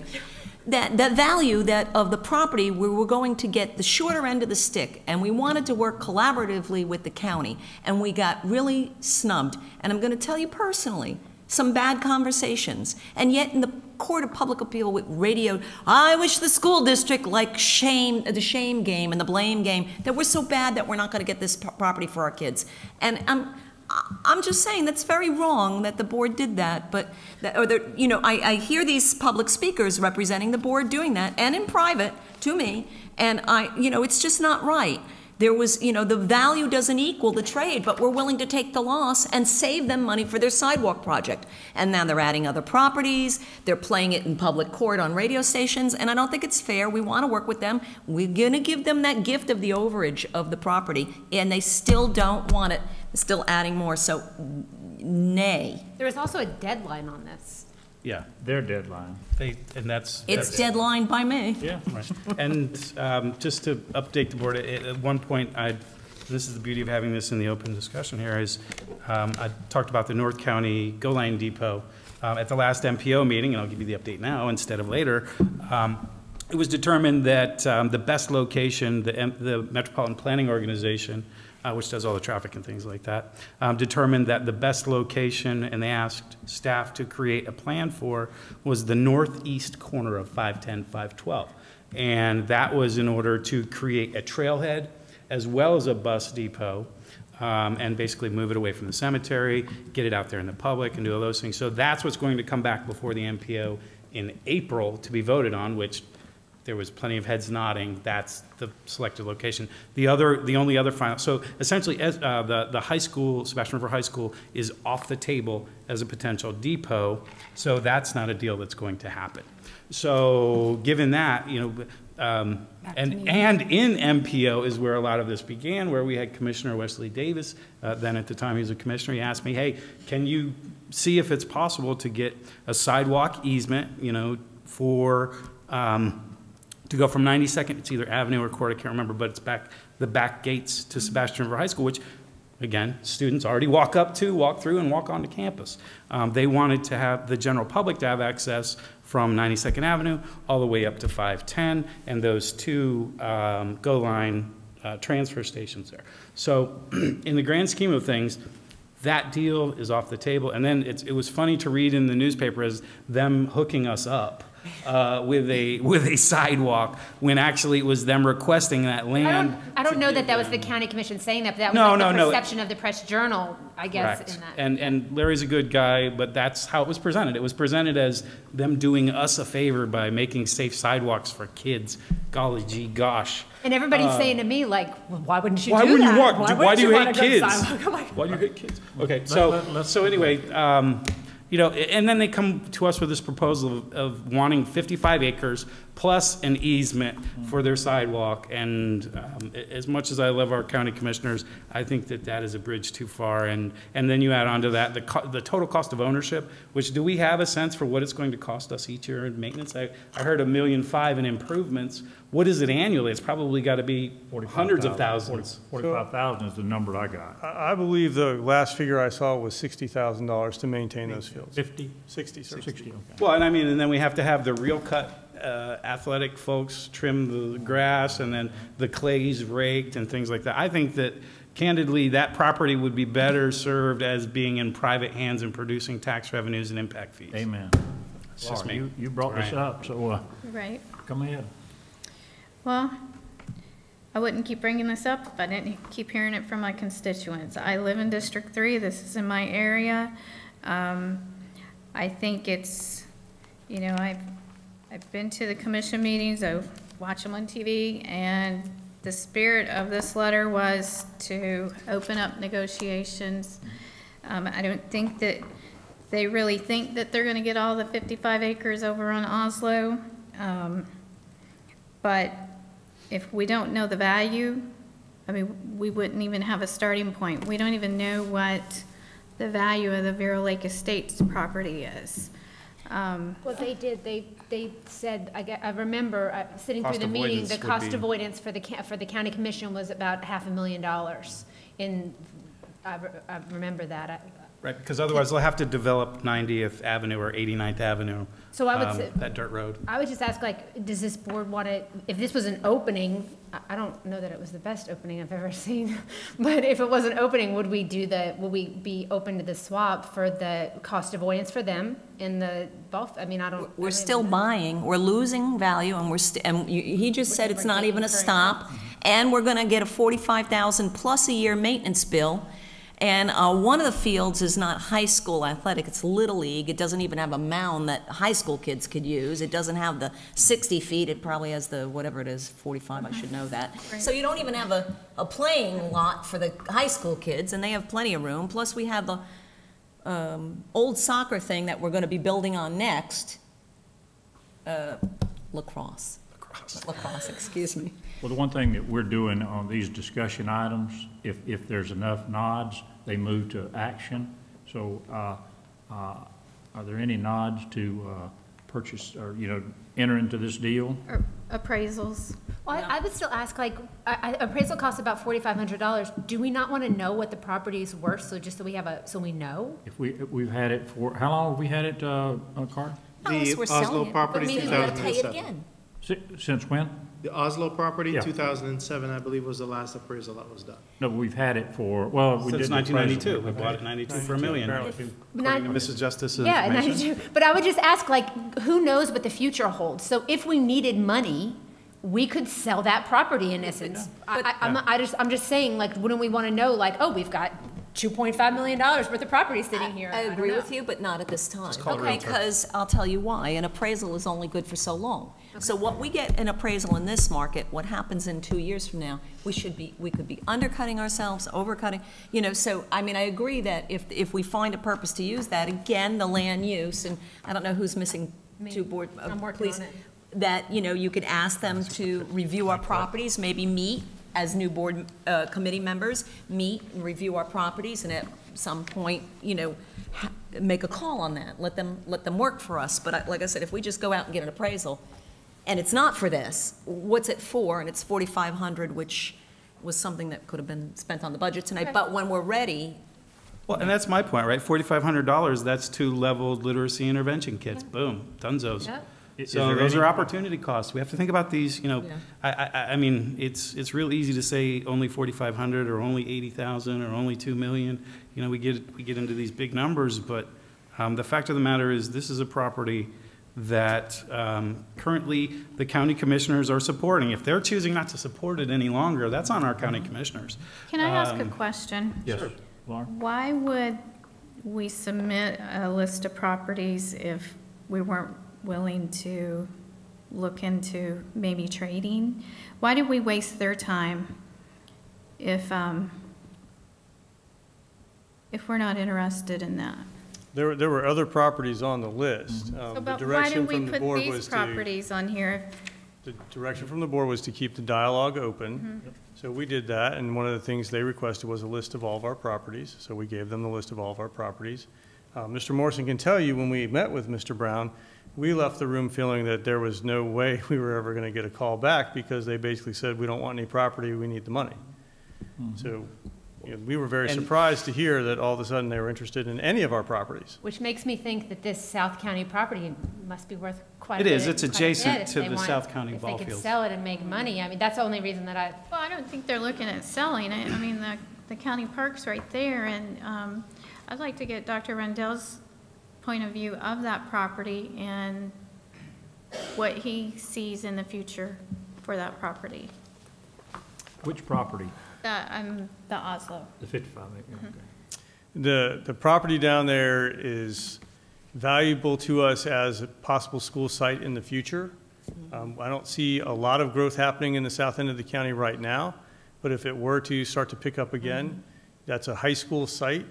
If we were to, it's big enough for a high school. If we were to build a high school down there and open enrollment stays in place, we could actually attract students from St. Lucie County. That would bring FTE into the district. We really only have one elementary school that far south in the county. You know, so.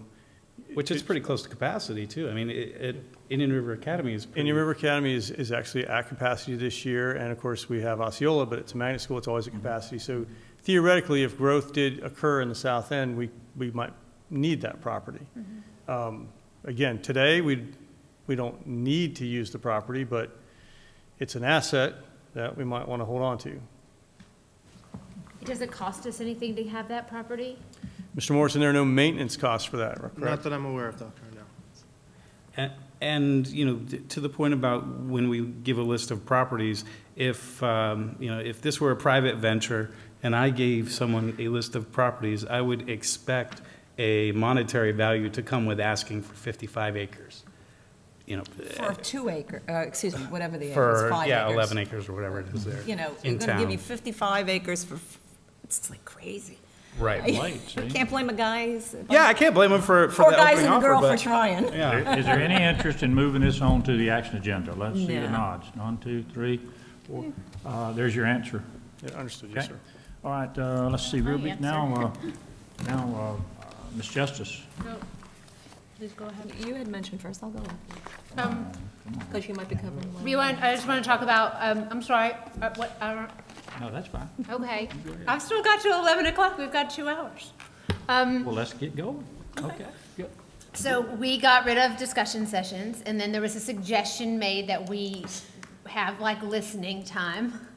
And I just think that we don't do enough listening, and that we might make better decisions if we listen more, and everybody's kind of coming to us separately. We're getting emails, and people want us to listen right here in this moment, and you know, how could we be better listeners? Could we, I've had one community group come to me and say that they would like me to meet with parents in their community group, and I really want all of us to meet with those parents, because if they tell me things that need to be changed, I don't want to just come, I don't want to go separately. I want to be able to say, I want to know what you guys think. And what should happen, because we see with the school choice, you got a better result because we all work together. So I'm just wondering if you'll consider going on a listening tour of Indian River County, kind of a town hall type. We sit down and we listen, and we hopefully make better decisions because of it. Thank you. No, it's a point well taken, and in fact, I'll get to it now. Part of the testing bill that's moving tomorrow is a result of putting together a teacher focus group that met off school campus, and that under circumstances of anonymity, I really wanted to get a sense for what the challenges for our teachers were in testing. Luckily, that resulted in some legislation that's moving. But I certainly wouldn't be averse to it. As you may recall, we did, and I remember you were there at Pelican Yes, Island. I was going to name 2 people. Yeah, one. we've done that, and I'm open. As I'm still open to it. In fact, you know, I love Ms. Cannon's idea of community leaders and town halls. My only concern is, you mentioned you want to know what we think, and in a town hall format, we really can't do that, according to Sunshine Law and those things like that. I mean, yeah, we could. We could say whatever we want. We could do this exact thing we're doing right now. Right, but then that's not a town hall, and it's not necessarily listening. I mean, I guess it could be. We could have like a brief comment after. I guess from my standpoint, if you build it, I will come. If there's interest in scheduling it and things like that, throw out a meeting invite and I will come out. But, you know, my concern is that we're going to, you know, we're going to have a listening tour. If it were the same time every month as our previous discussion, I mean, now we're having an unbroadcasted listening hour. I don't know how beneficial that is, but I'm open to it. I'll do it virtual, I'll do it with Skype, I'll do it GoToMeeting, I'll do it whatever you want. Yes, ma'am. I think there's some valid thoughts to what the speaker said and what you're, you know, it's sort of like, how do you brainstorm this? And in practicality, as you saw, we had a town hall at a school, thought it would be great, did a tour of the school, and only 2 people showed up. Yeah. So how do you build it, and they will come, so to speak? I know times everybody's working. Also, do you include the community members? I'm going to tell you my personal philosophy. Either get rid of districts, or you know, this is my, you know, I live North County, you know, and someone lives south, or someone lives beachside, or whatever. Their needs, you see them in the supermarket, and you see them, so that's the community. So, and I'm not saying that this is happening now, because we listen to everybody. Right. But usually, it's your district. You're usually, and we're not that, we're district, let me just say, you're district-wide voted in, but you're named for a district. So already the election process has that all screwed up. But normally, the function would be that you would be district voted in by your people, and you would handle your district. And then, not just here, but in any bodies of legislative sessions, would be so that North County's covered, South County. So not 5 people from South County moved in, and the North County has no opinion, and they never get that ball field, and they never get everything. So if government's working well, you would have that. But like I said, elections process here already, you know, rip that up, because it's a county-wide vote, and then it's districts. So that, just wanted to say how that kind of works. So the community can call, you know, I'm getting people from your district, you're getting people from my district. Some people say, I don't like talking to Dale. I'll call her. I don't like talking to, but you know, I mean, but you could get that. You could get that. I'm going to tell you a very wise person, Wesley Davis. I called him up one time. I don't, you know, can you help me out? Well, I'll be glad to help you. And again, they don't do district-wide either. And I remember him saying, this is early when I first moved here, and he said, you're not in my district. Have you first tried your district county commissioner? And I thought that was very polite of him, and I thought that was the way government should work. And I said, I did, and I didn't get anywhere. Fine, then I'll listen to you and I'll see if I can help you. And it doesn't matter what the subject was. And I thought that was very profound of him. So I feel that the public has their outlets to come here, and they have their, you know, you go to your meetings, I go to mine, we go to our subsections. But I do feel a need for a, you know, not sit up here, we're up here and they're down there, but perhaps a setup as a large round table. I assure you, not a lot of people are going to come. But so honestly. I would speak to that, though. So this is really interesting because I agree. So one of the things I've been doing some research about, like listening tours and how they work. And if we do it, it doesn't seem like a lot of people come. But if I say to the community, we want you to, if you have a group of people that are concerned, we will come to you. So I will give you an example. The Gifford community, parents in the Gifford community have come to me and they have said, we don't feel that you are listening to us. We have concerns we want to share. This is not always the best place. People don't always feel comfortable to share in this manner, right? I've done this a couple times. It's not easy, not the best, you know. So specifically that, if it's community organized, there might be more people. Would you guys come to a community event at Gifford at the community center and and listen? Let's be more specific. Let's try one. Want to try one? Sure. You know. Whatever. I'm down to clown. I caution, I would say yes, but you're using one example. But that's your minutes district. have to be taken. Yes, and I've been to those meetings. I know. And they say the same thing to me as well. Minutes have to be taken, they have to be advertised and all that. So, and For listening, for like a town hall, do we have to advertise? I mean, we may have to advertise, want but to. do we have to take minutes if we don't speak? Oh, we're going to speak. If you go to a listening It's a meeting listening and tour. you're not- They want communication, but they want to be heard, but they want the interact. We can listen from here, Mr. Cersey. This is not working. This is broken. This communication. Yep. I'm the closest one to here. You used to sit here last year. This does not work, right? We sit here, we're like stone-faced. It's listen. weird. It's It weird. worked It's tonight. just, It worked tonight. The gentleman complained about. no, because I wanted to talk to people. The guy I wanted to, you sit there and you want to say something to them and you can't. It's just. Okay. I think that, oh, I'm so sorry. No, you Because I look wasn't at- finished. Oh, Sorry, I'm sorry. I wasn't finished, Y'all will but never that's, be I just want to finished. say that, I really think that there's an idea for that, but I think we should start with community leaders. I mean, we're going to focus on one group, and there's all these groups. I really think it should be a community leader group. I would say if we want to wet our beak, I think it should be a community leader group in a situation here. And I think it should be televised. And I think it should be able, this way our staff is here, because we're going to get those back and forth, or confrontations even, and we won't be able to go, back up, hey, we really are, wait a minute, what's going on? And you can't turn We to haven't them given anyone a raise in ever. and give them, Thumbs up. staff's feedback. A lot of times it's not communication, and the answers are right there. And we go to a meeting, and then it'll be like, you know what, hold on, wait a minute, write it all down, I'll get back to you, and then you have to wait in this circuit tour to go back and report back. So I really think that our speaker tonight, so she knows we were listening, I would think that one of the first meetings should be a leaders meeting, community leaders, because let me tell you, and I'm just going to go back for my interlocal days, when we had that big thing with charter government and interlocal agreement. We met at the college, and we also met at various places, and it was very big. It not only included the public, it included the chamber, and included everybody, and included the city of Fells, all the cities, and we had that meeting on the floor, and it was all community leaders. And when I say community leaders, I don't mean other legislative bodies, I mean community leaders and this body.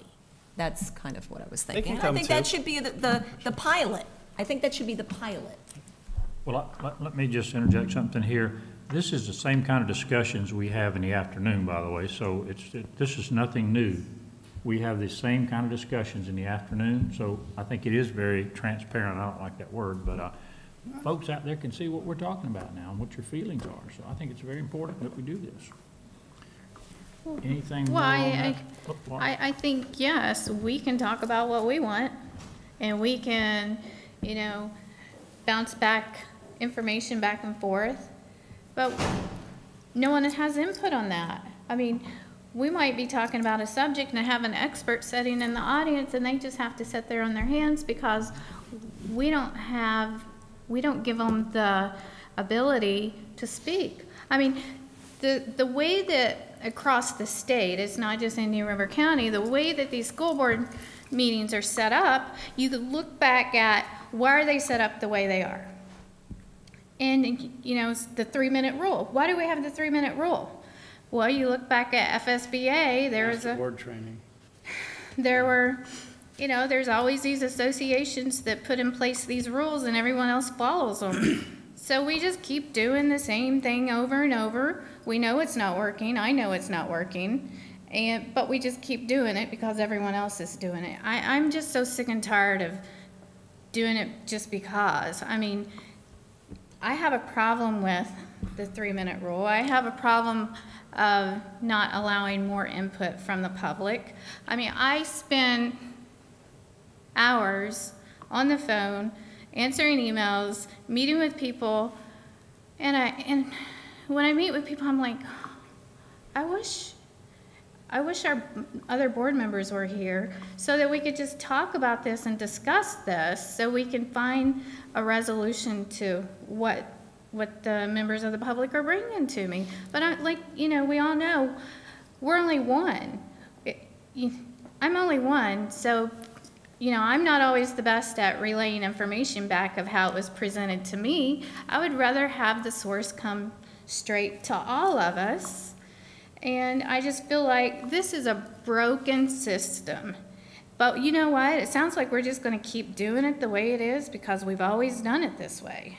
So, Well, we've already made significant changes to the way we do business, you know, under the new chair. discussion, That's and what this is. no, This just- is very different than.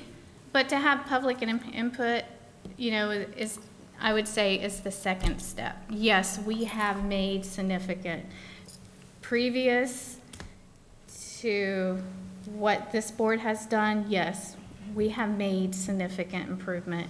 But, you know, there's the second step that we need to take, and it is allowing for public input into discussions and this 3-minute rule. I know the fact that the reason why we have the 3-minute rule is because we have to get on to business. Well, sometimes whenever a parent, That's not right. That's not the Obviously, reason. you don't remember some of the people that can take that microphone and speak just like Strom Thurmond did for 24 hours without taking a breath. right. And this is a business meeting, and we have to get the business of the school board taken care of. Right. I mean, it's almost 9:30 here tonight, and we're still working on the business. This is where it needs to be now. I mean, I'm the culprit that got this going, but I don't know about your email. My email works, and my telephone works, and I get input from citizens, maybe non-citizens, all kinds of folks, and when I get something that needs to come to the board, it comes. Well, And you do the same thing. This is really interesting because Mrs. Zork and I have a different experience. We're on the school start time committee. So we are like when everybody wants change, but no one likes to change. So we are experiencing like going through this change of going out to the community members and talking about like a change that might happen in our community because Dr. Rendell and staff are making changes. We have new people coming on board making changes, right? And we need change in this district, and that's fantastic. But when change happens, you know, it makes people uncomfortable. And anyway, so we're experiencing that. And I would just say, like, we're listening a lot, right? I mean, we want the community to know what's really going on in the school district, and we need to know what's really going on in the community, and not, we need to tell our own story here and not allow other people to hijack the story and make it whatever it is they want it to be. And I just think this is an opportunity for us just to go out and to be transparent and to listen. And, you know, maybe it's the community leader idea. This is why I brought it up, just to talk about it.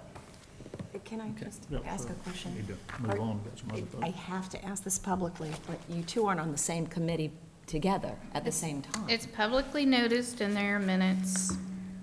Okay, all right, I just want to Publicly make sure. noticed in their minutes. Okay, I was just want to very- make sure, all right. Yeah, of course, it was very clear, it's publicly noticed, there are All right. minutes. Okay. Yep, Is this an issue? And it's important that that's said because. it is publicly noticed, and there are minutes. John? Yes. No, I mean, I actually agree with Mrs. Zork on this because you may recall that during the discussion sessions, I pointed out how weird that was too, to sit there and have someone who is in the classroom this morning and not to say, hey, what do you think about this? And I don't remember the details of it, but there was a time where she stood up and she, on the spot, gave really good feedback that saved us a second meeting. So I definitely see the wisdom in it as far as how our process works together. I don't know that opening up the mic again is a good idea. Maybe we want to have, I don't know. And again, to Mr. Searcy's point of, we have emails, we have phones, and being District 1 at the top of the list, trust me, I get a call or two. And I list my cell and all of that. So I respond to folks, but you know, we're still figuring out how to work together, and I think it's good that we're having these discussions in the public. And I don't know if we want to just make it a blanket policy or make it from Robert's rules an exception, where we say, no, Mr. Chairman, permission to suspend the rules for no public input. I request, you know, Ms. Cannon speak to this issue because I feel as though perhaps she has something she'd like to say. You know, would you be comfortable doing that? And then if I get a second, and if we get enough people to vote, then there's feedback. Or Mrs. Zork, if you know someone's in the audience who is going to be speaking, or who may have some wisdom to share on a particular discussion item that you've brought, you could say, you know, Mr. Chairman, I request, you know, that we suspend the rules and open it up to Mr. Coach Taylor here to talk about our assessment and accountability program. And you know, and then if you get a second and you move those things, that's how we can work together. Dale. Not this board, but county commission, city councils. I know we have a form, do you want to speak public input and/or name an item, the item, but other boards, just to tell you, and I do believe that there should be 3 minutes. I do think that people can get their message across in 3 minutes. However, the interaction, if you look at the county commissioner, or you look, I'll use this, my experience with the city, somebody would say, you go through how, action item A, go through this dialogue or whatever, Mr. Carter, Morrison, any input, whatever. And before a motion is made, the chair usually says, is there anybody from the public? The public would come up, right. They would speak, and then the board could say nothing because they really don't want to comment, or at that time, somebody would say, can I ask a question? Dr. Rendell, was everything done on that situation, whatever. It does expand the meeting longer, but that's the interface that you get with the public. That's the interface. If you look at these other meetings, that's the interface that you get. But you only get the public person speaking for 3 minutes and not, what do they call it? In perpetuity. Yes. Which, I'm not going to mention any names, but if you watch Vero City meetings, you know, those. And there are some gadflies in these meetings, that's why they put time limits. Right. But that expands the meeting, but that's the interface that you get. You get an interface, you know, and Well, you'll that's how the find. legislature works too. Yes, and you'll find that most people will speak under an item that's of importance to them. And then the issues, like Ms. Cannon had, would usually come under citizen input, which is more of, you know, something new business. If it's the desire of this board to have citizens speak on every agenda item, or have the opportunity to speak on every agenda item, is there a rule against that? Currently, your board bylaws allow for a particular speaker to speak for 3 minutes. So they could either speak at the beginning of the meeting during the public comment portion, or they could use their 3 minutes to talk on a specific item on the agenda. And they could speak on that specific item on the agenda either at the time of that agenda item or again at the beginning of the meeting.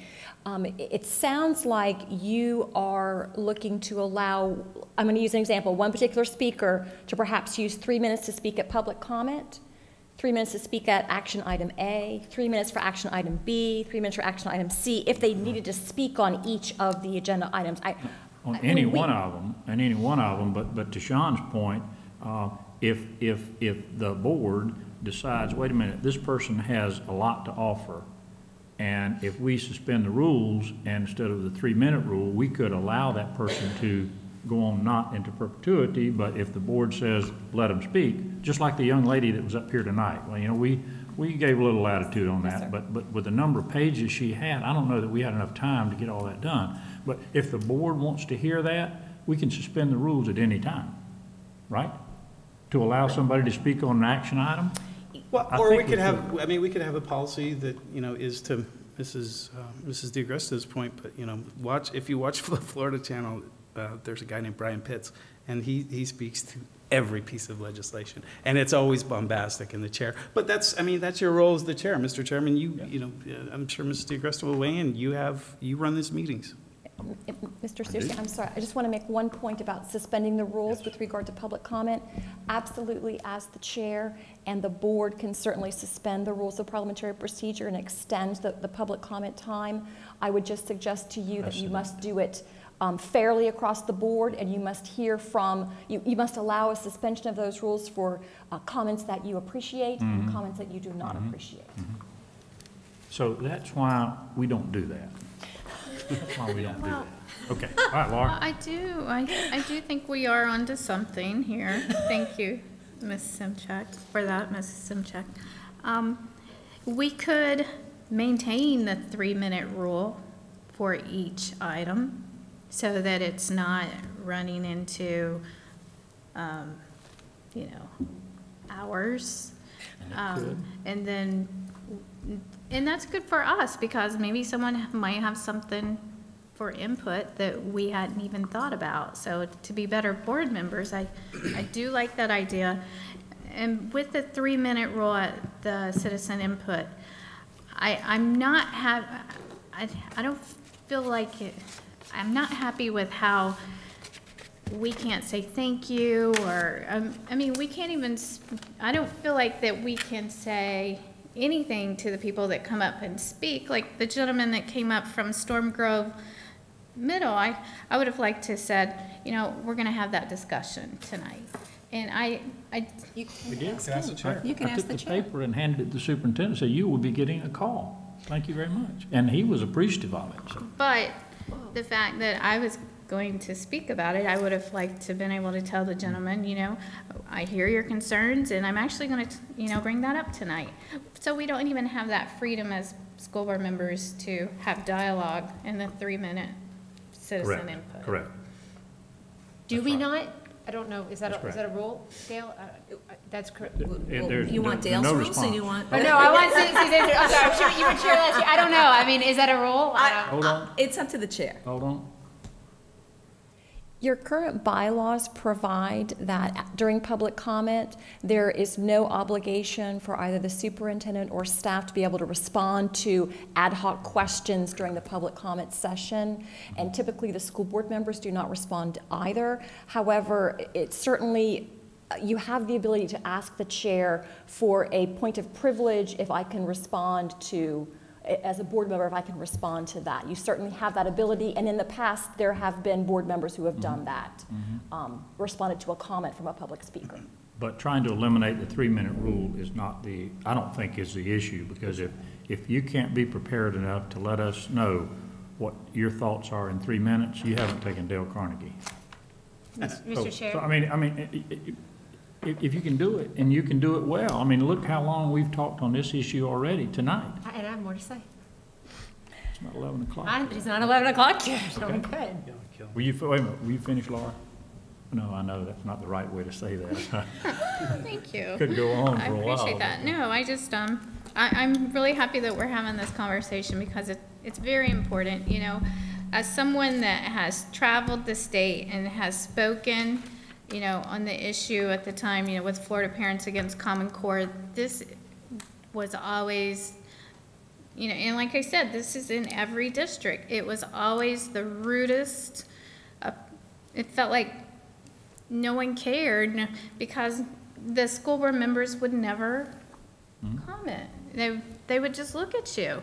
And it was, I just want to, as a school board member, I would never want a parent or a teacher or a community member to feel the way that I felt standing right there. And so, I would like to see some type of flexibility here. Anybody else? Yep. You got something? Okay, let's go. So this wasn't what I meant. I mean, this is great conversation, and I get asked all the time, why don't you behave like the county commission? Why does the school board have different rules? So, but this is great discussion. I'm glad we're having it. We've been oddly different. Right. But this wasn't my initial intention in bringing up this conversation. It was the listening tour. We'll just get back to that. So, I understand the redness. I do get why. I don't think it's going to always be easy or comfortable. I want it noticed. We could have minutes taken, I guess. I don't know. I just see a need. I'm trying to bring it to us to discuss. I wanted to brainstorm it. I don't know what it looks like, but we could really do something different here. We don't always have to do it the way it's been done. I think what we should focus on, I think that's a good idea. And I don't know if anybody's any takers for a leaders thing, but maybe we could bring to the next meeting a list of leaders that we'd like to engage. A list of leaders that we'd like to engage.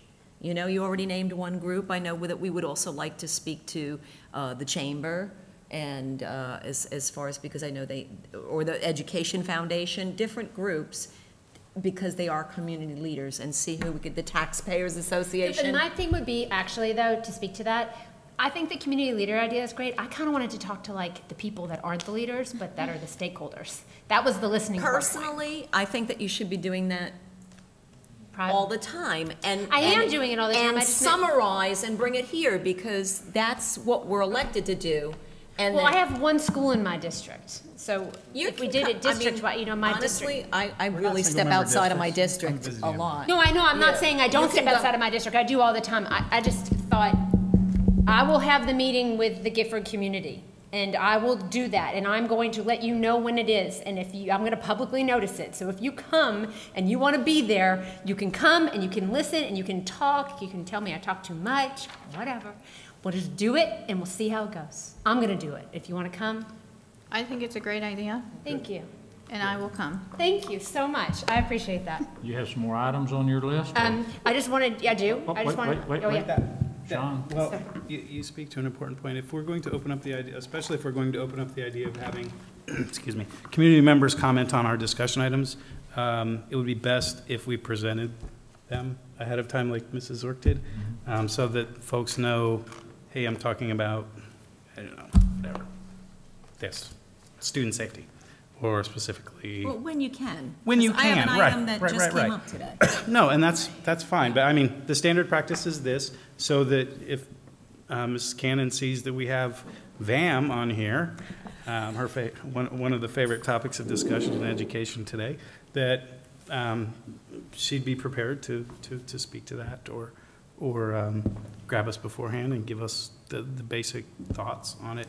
So, and again, it isn't a criticism. Again, this is about how we're going to work together going forward.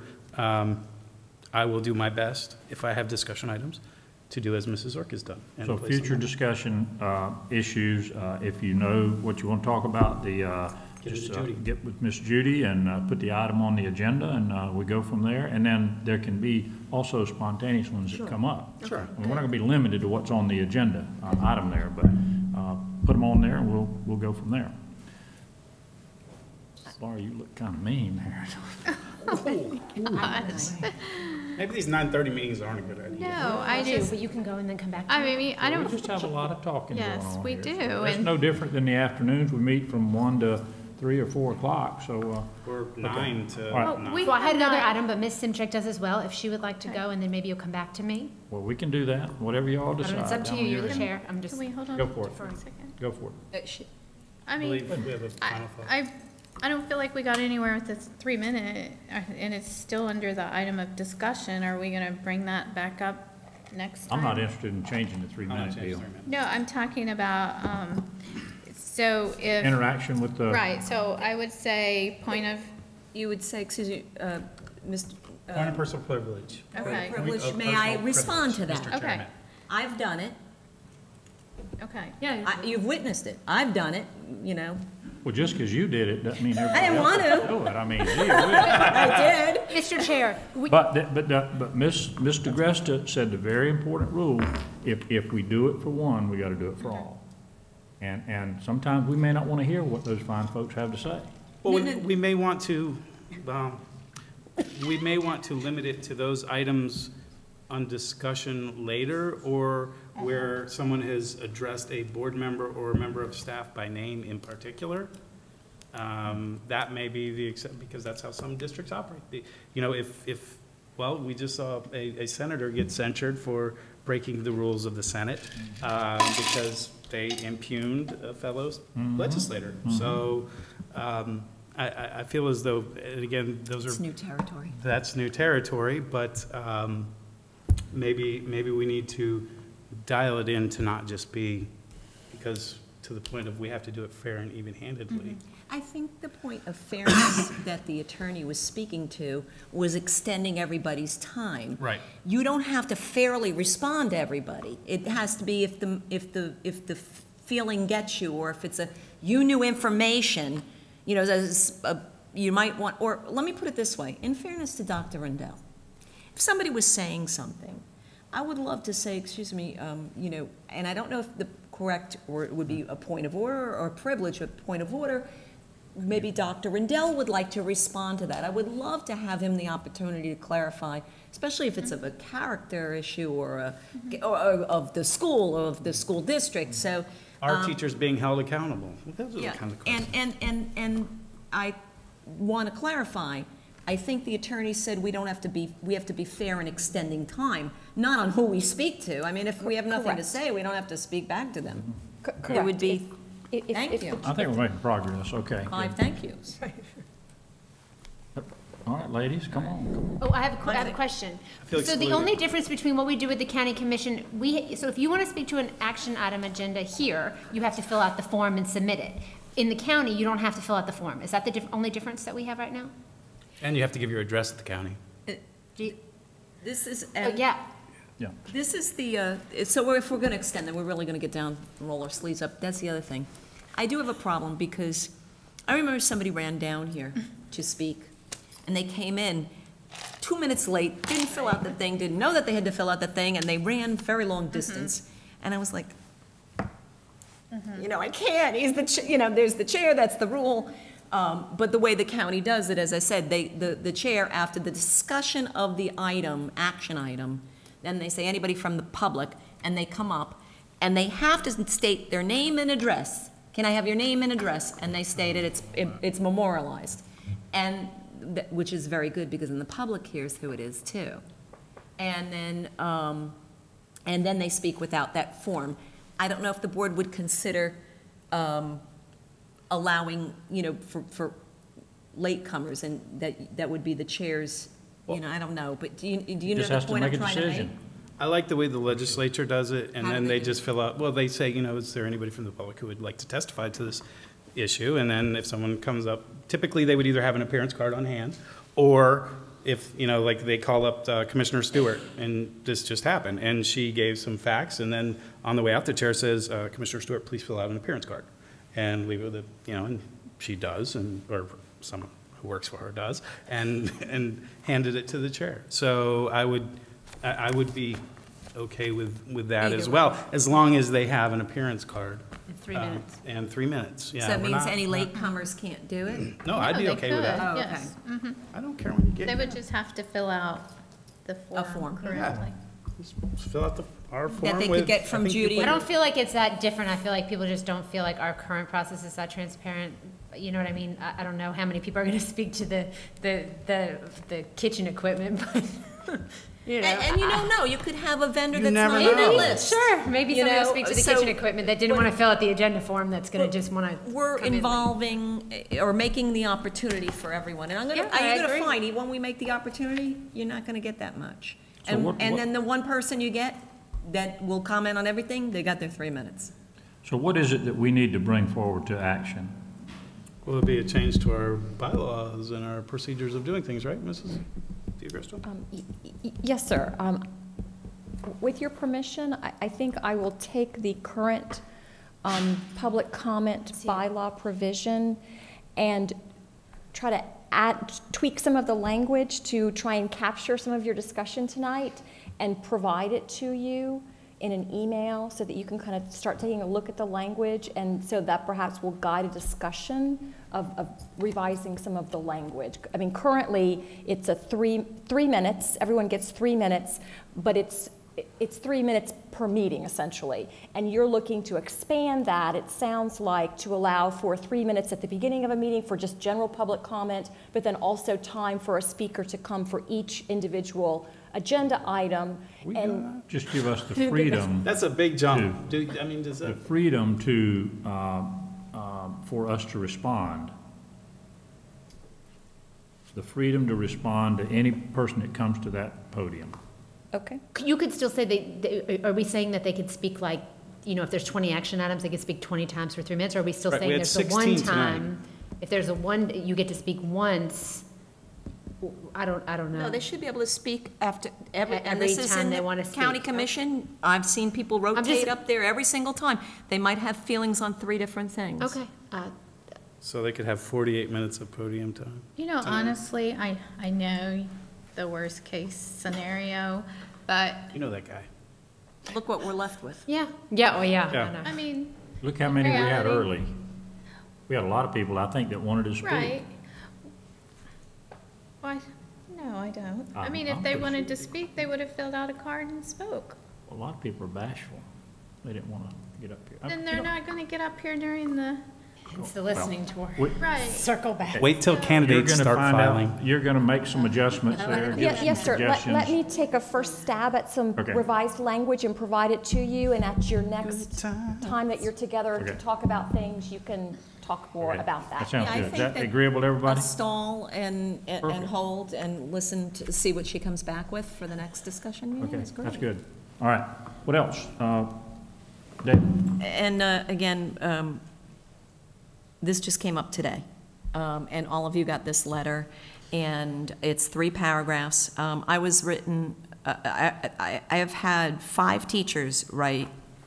This letter came in today, and unfortunately, in the news, we see in a certain publication, there was a speaker tonight that spoke very well, and I think, it was his opinion, and it was, about situations in administration, and again, it was an opinion piece. But when it's in a newspaper and a whole school and a whole bunch of teachers do not get an opportunity to rebuttal, as well as I said, that when I get to the last paragraph, these teachers have called upon our help and laying it on our doorstep. But the email we all got today says, board members, in response to the articles published in 32963, we feel the need to respond to the negative perceptions being portrayed against Gifford Middle School, GMS, and the administration. Many of the allegations mentioned in the articles are false and not reflective of the culture of caring being used daily at GMS. The article is based on the opinions of 2 disgruntled employees, and not all teachers and staff support those opinions. We are insulted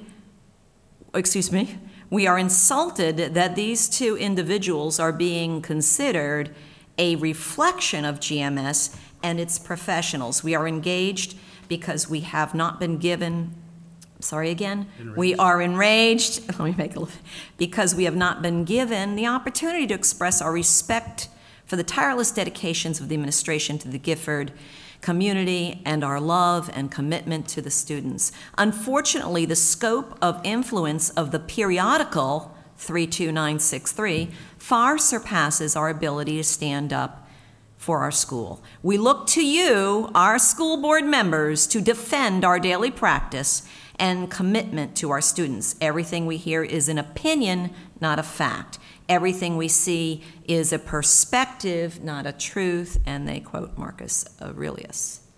And It's signed by 4 teachers. I have another email with a long page. I felt it respectful, since they called upon us, and that there's been a one-way information flow from a newspaper, that, again, they point out its opinion, as our speaker had today, and that, you know, we do some things well and we do some things not so well. I think they can find, you know, people can find fault in almost all the areas. We had received some information from the superintendent, and I think we all received surveys of the teachers from the Gifford Middle School, survey from the students. So the article didn't seem really reflective of the true nature. But since this is discussion, and it presents, I feel that just by reading this, I did create the forum for these teachers that they requested from us. So I feel good about that. But I also, in general, I mean, you know, a paper can have opinion. A paper can write fact, cite fact, and get it wrong. So I wanted to hear how my peers felt, and I also wanted to ask the attorney, because now there's been several lines crossed on misinformation, just wrong information. Do we have legal recourse against the publication that continues to misquote figures and numbers? And if so, you know, because we've talked to the editor even, and we don't get promised retractions, not retractions. I just wonder if there's any legal course. I don't mind opinion pieces, but when facts and, you know, just again, I mean, there was one that was about the off on a not getting permission to go to a seminar, and they clearly had permission over 11 months prior. So it looked like they went after they went and then they asked permission. And the public sees that, and it's never corrected. And I felt bad for those 2 people that were mentioned. So I'd like to hear my board weigh in, but I also would like the attorney, if you could just answer the legal part of where do we have, maybe we're not at that point, maybe hope that publication is listening and will be more careful about facts and figures. You know, they can have their opinion, that's fine. But facts and figures are wrong. So at what point, what legal course do we have? Then I guess opinion can weigh in. With regard to information published in a newspaper or magazine, some sort of a periodical that you believe is incorrect factually, you certainly have the right to request that publication to correct the information, to provide the corrected information to them and ask them to correct it in their publication. I can't speak to whether they will do that or not, but that's certainly something that you can do, and then you as well can put out correct information in order to publicize the correct information and try to correct the incorrect information that's being sent out. With regard to a claim, essentially what you're talking about is either a defamation or a slander cause of action. And with regard to a public entity, such as a school board, the rules or the standard, if you will, is very different than if you were a private individual or a private company. With regard to a public entity, you have to be able to establish that the information was intentionally put out incorrectly in order to harm the school board or to harm an administrator within the school district. There has to be that malicious intent, if you will, or the knowing the information was false and publishing it anyway. So that's kind of the standard for a public entity as opposed to a private entity, which is a different standard under the law. It's a hard standard to establish, but it's not impossible. We would just have to look at the information that was provided to the periodical, whether the information from the district was accurate, the individual who perhaps is quoted, that the information that they gave it was accurate. We have to look at each situation on its own merits and determine if there was an intentional misrepresentation, a malicious misrepresentation of the information presented. And just that, and then but so I personally, I don't feel we're there yet, but we're well documented, and we've even had to have a fact checker. And we are well documented, and we have several public records requests for information. The information goes out, and then it's misquoted. So if Dr. Rendell, I feel you need to continue documenting this, and as a board member, I asked that question, and and feel that we have some documented information, and I may circle around back if this doesn't clear up. Maybe this will leave the opportunity that was someone maybe misinterpreting or maybe, you know, slightly hitting an 8 instead of a 7. We'll give the benefit of a doubt. Even the ones that we've asked to be retracted that haven't been, well, I'll personally feel not a clean slate. We still have that case law, or I should say case records that we could present. But I think that the board should be cognizant that it's happened many times. I think we are happened. It's happened before the new board members got here, and we have documents of public records going out with information and then mispublications by one particular thing. But based on the, so I'll forget about that, but if there's any comments on the Gifford Middle School situation and the letters, if you haven't read that, if any of you have read that email. I have. And the others? So I live in 32963, that's my district, District 1, so I don't have to seek 32963 out, it comes in my mailbox. My daughter gets the mail when she comes home from school.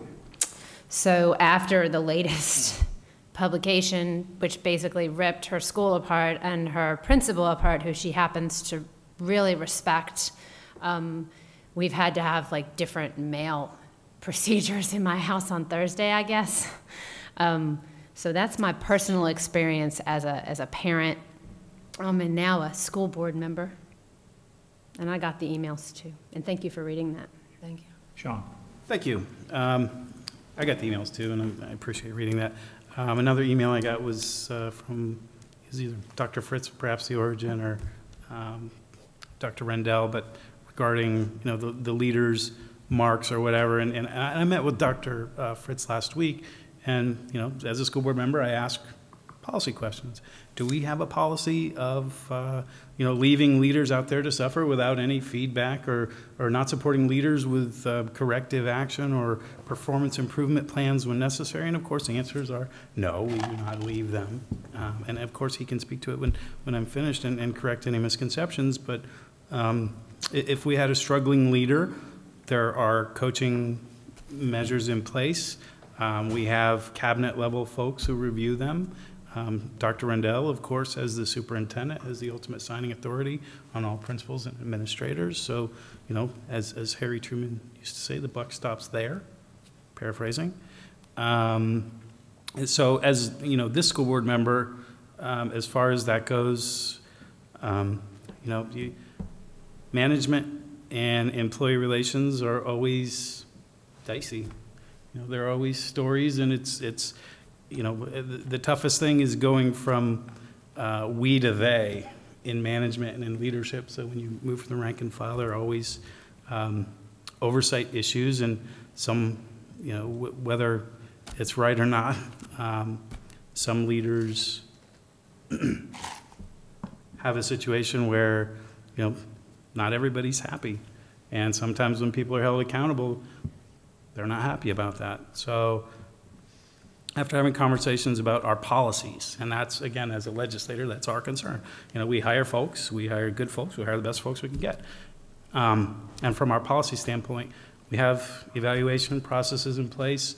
We have support in place for leaders who we should always be fine-tuning our leaders and our leadership abilities as leaders. So we have professional development. We have evaluations, and from a policy standpoint, I'm comfortable with where we are as far as the process goes. And of course, I'm open to feedback. I did also get that email right before the meeting started, and I value what the letter said, but again, that is their experience and that's their opinion. And I'm not going to devalue the 2 teachers that did speak.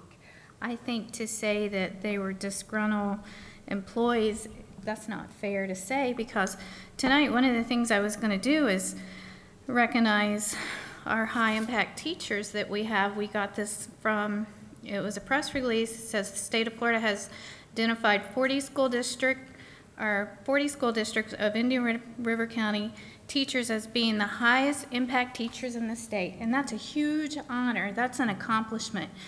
And one of those teachers that was quoted in that is one of our 40 teachers that left.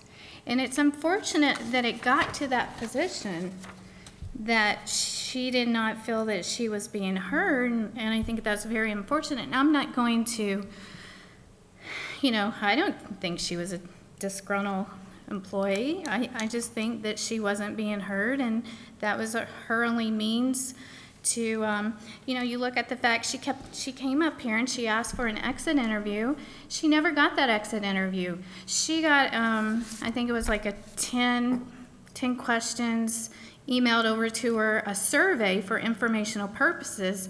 But the fact that we let a high impact teacher go because she was not being heard, I think it's very, very unfortunate. And I've met with this person. I think this person's a wonderful person. And if I could choose her to be my children's teacher, hands down I would choose her. So I don't want, even though they did speak to the media, I don't want to downplay their concerns, and I'm not going to do that tonight. Well, the point of my, thank you, I think you're about to say, that wasn't my point, to the substance of this letter. This letter had the right to be heard, their opinion, and the disgrace their school was made because they don't have the outlet, and the damage that if two people are disgruntled, not disgruntled, and if it was constructive, like tonight, I'm all for that. But in a bleed-read, sensational, and that the school's horrible, and all these teachers are leaving, when the fact is some of them left for health reasons, you know, that's, you know, and the quote, the quote of the amount of students, you know, the teachers and what left, and the correct number, and you can't, you know, if some, you know, again, with HIPAA, you can't quote when teachers leave our district if they're, you know, they might say, look, I'm going to resign, but by the way, I'm personally fighting cancer. And I'm not saying that happened, I'm just saying, so my point of reading this, and it's their opinion, that's their peers, they worked with these people. They asked that we give them a voice because 32963 didn't. They didn't do a, as I would say other publications do, both sides of the story. I interviewed someone else and they said, no, it's fine. You, the reader, you decide. Where was that second, and that was the point of my story tonight. But and we're nothing talking against about those two different teachers. articles, right? Two different articles here. Is that was talking specifically, I felt, you know, part of it was. It was in the same article about good teachers leaving Gifford and all about slamming the. It's a different article. Yeah. We need to kind of move ahead. But anyway, that's, and I wanted to actually actually just allow, they asked us. Right. So as, you know, I I don't know about appreciate you, their but opinion. I felt that they got their forum. They asked us what we were going to do, and I feel very comfortable that at least some people out there got to hear the other side. There's always two sides. But I recently heard or read where a judge said that this school district has a problem. It's a discipline problem. And if you don't think that we've got a discipline problem at Gifford Middle, at Sebastian High School, at Vero Beach High School, at Vero Beach Elementary, that you're not in touch. No, I didn't say that we didn't have a discipline serious problem. problems. What I'm saying and we need is- to address them. And we're Yes, saying the same thing, yes, but I'm this was telling you, this we've is the got voice problems. for That's where they good. can't have a voice. And we always have to have Dr. Rendell clear up. I mean, even with budget items and credit card items, they're misquoted. Well- And this leads right into that. I think he's on top of that and doing the fact checker thing. He and his staff review those items that come in and at least ask for retractions or ask that the truth be printed. And I think he's on top of that. So I'm giving him a lot of credit for But that. they're not printing them. Mr. Chair. Well, they don't have to print I know, anything. I know. They don't have to print anything. But Ms. Justice. Dr. Fritz wanted to say something, Sorry, Mr. Chair. I'm Chair, sorry. if it's okay, I heard something said at the dais that isn't factual, and I wanted to just clarify that. That particular teacher was offered an exit interview. It was said that she wasn't, so I just wanted to clarify that. Well, that's the problem. he said, she said. And I've asked a number of times, I'm sorry, let me address this to Dr. Rendell. I'm going to call you Dr. Deering, so just forgive me. But I've asked about having those interviews, those exit interviews, and we get this thing about we do a survey. That's a bunch of bull. We need to do exit interviews with everybody, not you, and not the supervisor, but somebody needs to do an exit interview with everybody that leaves. How are we going to get better? That survey that we send out, from what I understand, I've not taken the survey or seen the survey, but it's not a whole lot. It's not worth a whole lot. That's my take on it. But we need to have a personal exit interview with everybody that leaves the district, especially if they leave under, I don't want to say under duress, but if they're angry when they leave. We need to make sure we get that. Immediately after that person spoke at the board meeting, I contacted her the next day to offer that opportunity. That's one. I understand, but the quote was that there was no exit interview offered, and it was. She didn't avail herself of that, which I can't help. I have recontacted her again to make that offer again, now that she's not with us, and hopefully she'll avail herself of that. That being said, Dr. Rendell and I had a conversation after that board meeting. You said a couple things that I think are challenging, because you said not us and not the direct supervisor. Well, if then whom? Which is what we're trying to figure out. Who does that? I don't have enough staff to go talk to the employees who are leaving to do that. If it's not the direct supervisor, then who does that interview? We're working on that, and we're trying to figure that out and work on a system for that. But when you have limited centralized personnel and you want to have candid opinions because you're concerned about the direct supervisor doing that, which I understand, that's what we're trying to figure out. So we think that's important to do. The survey is a way to gather information which can be quickly aggregated, so you can see trends and information. And then, as I mentioned earlier, we're also working on the stay interview piece, which is the other piece that we're rolling out. So we do plan to do exit interviews. We have to figure out who and how. Well, one of the first things we do when we have an issue, we always go to all the other counties in the state and find out how they do it. Why don't we check with other counties and see how they do exit interviews? You know, there may be an idea that we can trade for this thing that Ms. Dampier's done for how they do the exit interviews, and maybe they'll tell us who they're, how it works, Bill. But I mean, we just can't. That's part of what we're investigating, Mr. Searcy. Just a minute. Laura said it earlier. If we keep on doing the same thing, what do they call it? If you do the same thing over and over again and expect a different result, I think they call that insanity. We're better than that. We're better than that, Bill. Mr. Chair, since that was directed toward me, Dr. Fritz, I would like to just ask a couple of questions. The teacher did come to me, and she gave me the exit interview. This is her exit interview right here. No, or her that's the survey. Survey. Yes. So,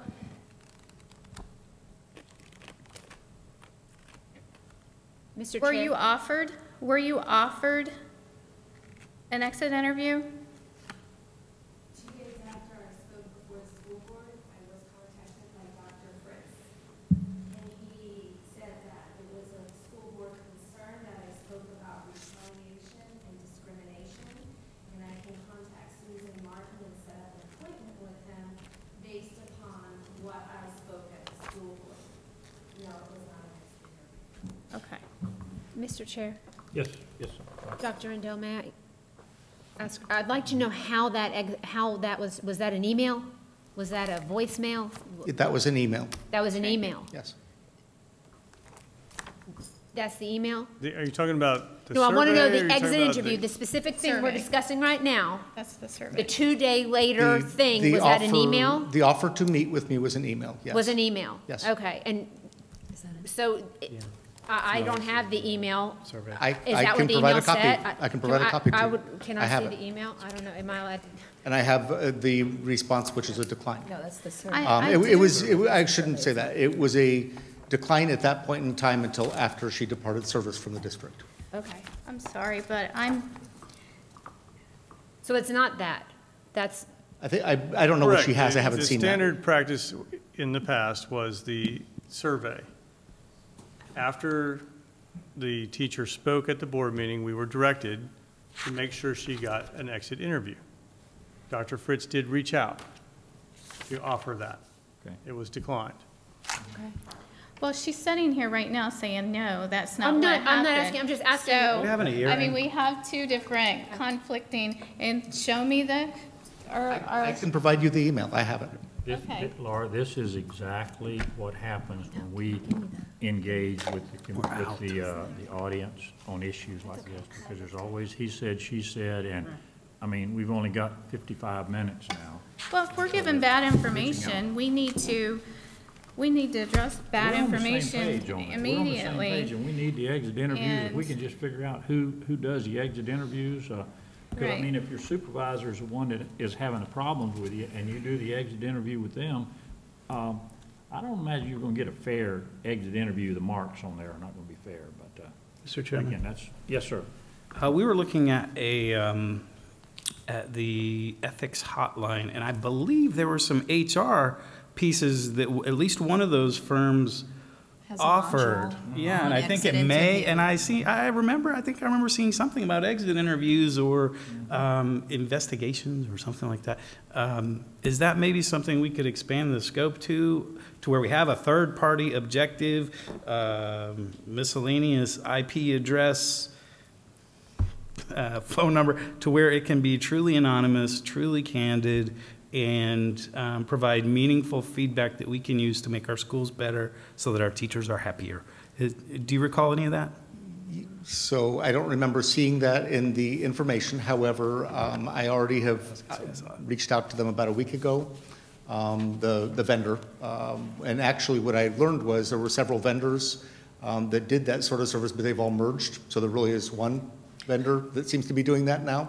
But at any rate, we had a conversation last week, and they're actually doing a demo for me next week. So I can ask that question when we do the demo with them. It might increase the cost because it might be more volume, but we can work through Chair. that with them. Yes, ma'am. I think, I understand where you're going with this. It doesn't seem like anonymity was the issue here in this specific situation. But it's a third party. The question was whom? And the question was raised by Dr. Fritz. If not the direct supervisor, if not central staff, then whom?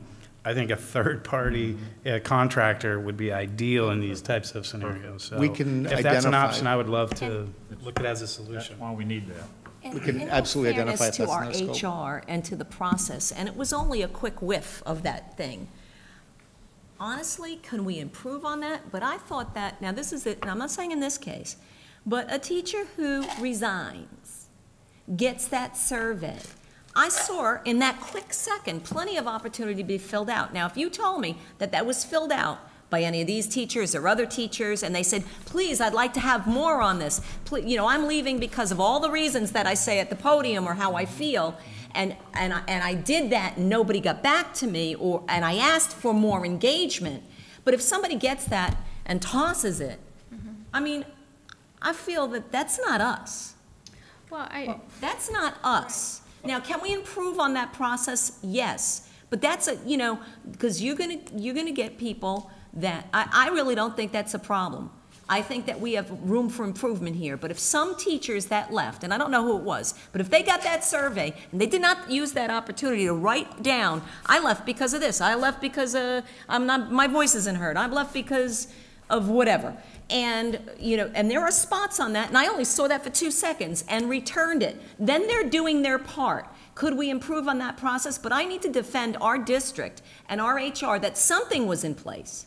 And that they received, you know, I don't know that they received. Now, if you told me they never got a survey, then I got a problem with that. But if they got a survey and it never came back and they chose not to do it, then I can't, you know. Well, and also, we're supposed to make the best decisions for students, like nothing about what happened here or what's happening in this situation or what's happening in that paper is what's best for students. I mean, can we all come to that agreement? I mean, I don't, you were a teacher, you are a teacher, you love the kids. We've got to start making better decisions for. Well, I just. No, but I mean, I totally get what you're saying. Like, there was a survey, the survey didn't get, this is the first time we get to hear it, then it's in the paper, and it's, you know, like sensationalized, and then I've got a kid who's crying because her principal was ripped apart. I mean I'm telling you, I'm not the only articles. I get that, but let's get out of the blame business and get in the solution business. Right. And That's what I'm looking at. We're the adults. It does matter what kind of teachers you have in the we got to classroom. talk about. Yeah. Did you have anything, Sean, you wanted to put on? Not on discussion, no, sir. I'm gonna wrap it up, members' minutes. I'm done. It's either you or her now. Flip a coin. Go. Okay. So Mrs. Zork and I are on the school start time committee that is noticed, and there are minutes, and we have had 3 meetings. Our next meeting is March 7th. It's at 5:15. We have gotten really good community feedback. There are teachers, there are students, there are doctors, I just want to let the board know, you know, if you guys have any discussion, I could do it under board member matters, but I wanted to see if you had anything you wanted to add or you wanted me to bring back to that committee. You know, there's also a link that I'm going to post and that the school district has posted on the website. I'll post it on Facebook if anyone wants to get it from there. It has the research that backs up some of the changes that might be proposed. It has info from other counties about their school start times, what's worked, what hasn't.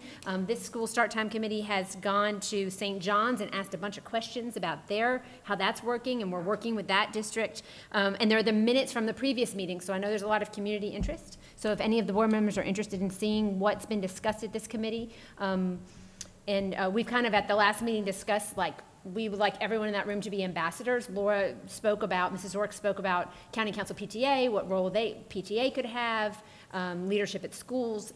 Just wanted to discuss it, wanted to open it up for discussion if anyone had anything they wanted to add to it. Any feedback about school start times that they wanted to discuss. I could just say I'm getting negative, all the way, negative emails, and I'll wait till the end of the committee's suggestion, move forward, and display and discussion and what they found best, because a lot of people are jumping the gun. Right. And I am, just to let you know, I am getting a lot of, why are you doing that? Or I won't be able to work, or I won't be able to go AP, I won't be able to swim, I won't be able to do a lot of things. That the committee just had, Dr. Fritz is leading the charge for school start time change, and one of the things that was addressed at that meeting was perhaps that they're saying that maybe there will be a recommendation by March 20th to the superintendent that would then come to then he would make a recommendation to the board, but that perhaps we need to wait a year. That was brought to the committee. You know, do we wait? Do we let people figure out how they would make this work? You know, so that it's in the best interest of the community as a whole and all students. So my understanding was that this wouldn't take effect in the fall, that we'd have a year to think, not a year to think about it, but a year for people to get over their rage regarding the matter. Because as Board Member Justice said earlier, everybody wants change, but nobody likes change. Something to that. No one wants change. Is difficult, change is inevitable, but change is rough. So, God bless Dr. Fritz. If you're leading the charge, you better be wearing armor on all sides, sir. If I may, Mr. Chair. A couple points of clarification. Okay. Number one, Dr. Fritz is in charge of the committee. He's not leading the charge for change. Thank you. Thank you. See, but I already have a quote from Mrs. Justice that Thank I can you. use, so. The other thing is the purpose of the committee was to study this issue, to see if there were possible scenarios that would make sense for our district to move forward with any kind of change to the school start times. Part of the discussion has been, if we do come up with something, do we want to try and do it for this fall? The latest round of discussion is, if we do come up with something, perhaps we need to wait at least a year to implement it so people can absorb it and start to plan for it. And we can try to consider all of the different ramifications of a change and how we deal with that. So there's plenty of dialogue still yet to happen. And, you know, Dr. Fritz is doing a good job of leading the committee through the process, but he's not leading the charge for start time. One of the other things that was discussed was, you know, if you take a year, you can create those supports. You could give funders time to create programs to fill in gaps, and you would create the supports and a good foundation for it. So. Yeah, I can't imagine implementing this in August. That's just a straight up. We have a committee. Let's let them do their work. Hi. And hopefully something good will come out of it. What else we got? Hearing, okay, how about school, let's see, school board member matters? We probably have already talked about that. No, I've got some. Okay. Happy Valentine's Day. That was yesterday. That was good. Right. Sorry. Happy Valentine's Day to my husband, who is letting me be here tonight and doing all of the traditional Valentine's Day stuff we do in our house. My kids call this school boarding, like skateboarding. They say, Mommy has to go school boarding tonight, so I'm out school boarding. And anyway, I just want to say Happy Valentine's Day, and that I know that this took a while, but I guess it is what it is. We're talking, which is good. Dale? Well, I really don't have much, except for I do have to say that, before the new board members got here, the board that's sitting, open dialogue for discussions, and we did good work. So I know when new board members, because when I got on for the old regime, I was like, this bunch of stiffs, they do it this way and I'm going to do it this way. But they did good work, and I just want to caution you that there are still remaining board members here. We did a lot of good work. It's nothing new, it's just different. And when you guys leave or I leave, it'll be different again. But I do think we're making progress, and I think we have been making progress. You could talk to the teachers union. We've been making progress, and CWA, and also within the community. So I just feel that each board is unique in its composition, and that's why you have 5 different people from 5 different walks of life. And I think this board is going to be very creative and very productive and very vocal, and we're going to thrash it out. And our meetings may be longer, but we'll have more public input, and we'll have, great leadership. And thank you, Mr. Searcy. Okay, good. Well, Sean, hold on just a minute. Nope, please. That's fine. Okay, Laura? Well, If you're not ready. I had this written out. I was going to stay for my closing, but I'm not. I'm going to say Happy Valentine's Day. I've been busy, and I appreciate the staff for being here with us tonight. But, I was elected to get down to business, and that's why I'm here. And we have not met for 3 weeks, so we did have a lot to discuss tonight. So I appreciate where you're leading us. And that's all I have to say. I know, right? Oh, Lord. You're going to have to wear waders next month. Next month, it's not going to be this long. We'll only have till 10 o'clock, because it's already after 10 now. But anything else, Laura?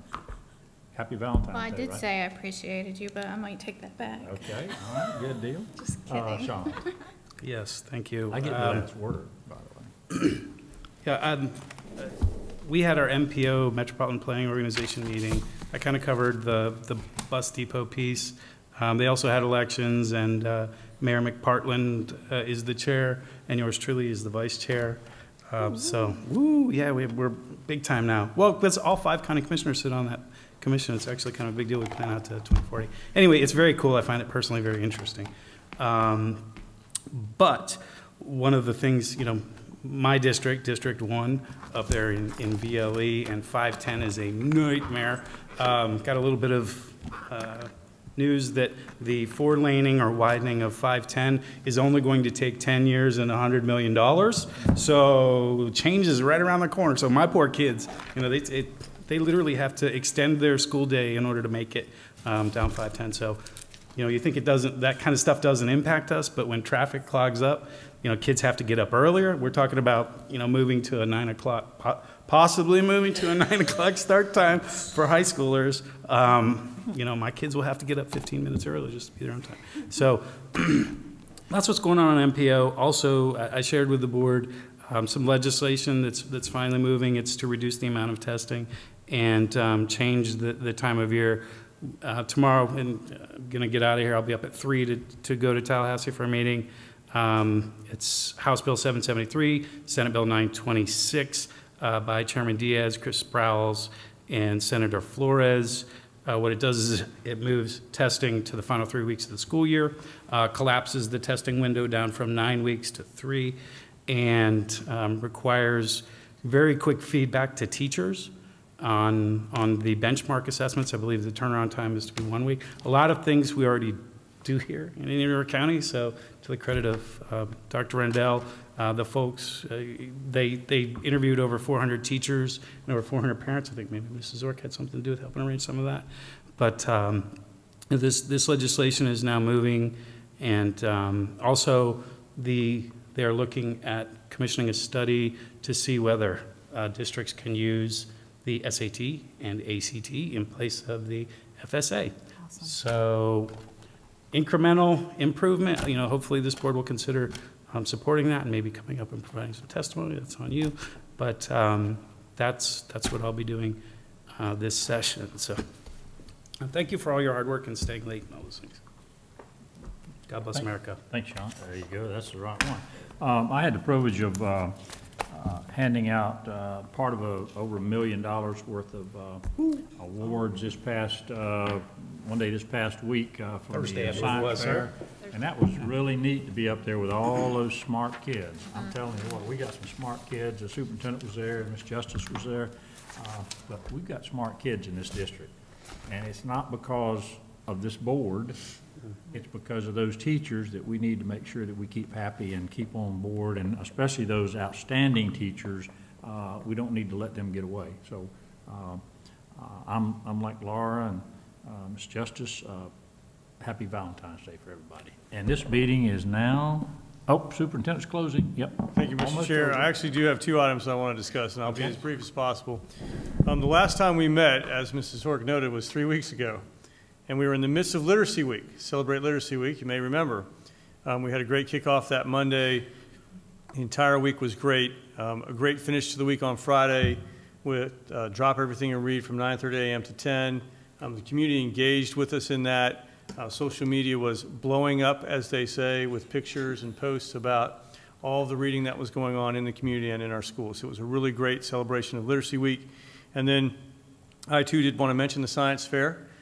Science Fair, sponsored by the Education Foundation of Indian River County. You were at the Senior Awards ceremony, but Mrs. Zork and Mrs. Justice were at the Elementary Awards ceremony.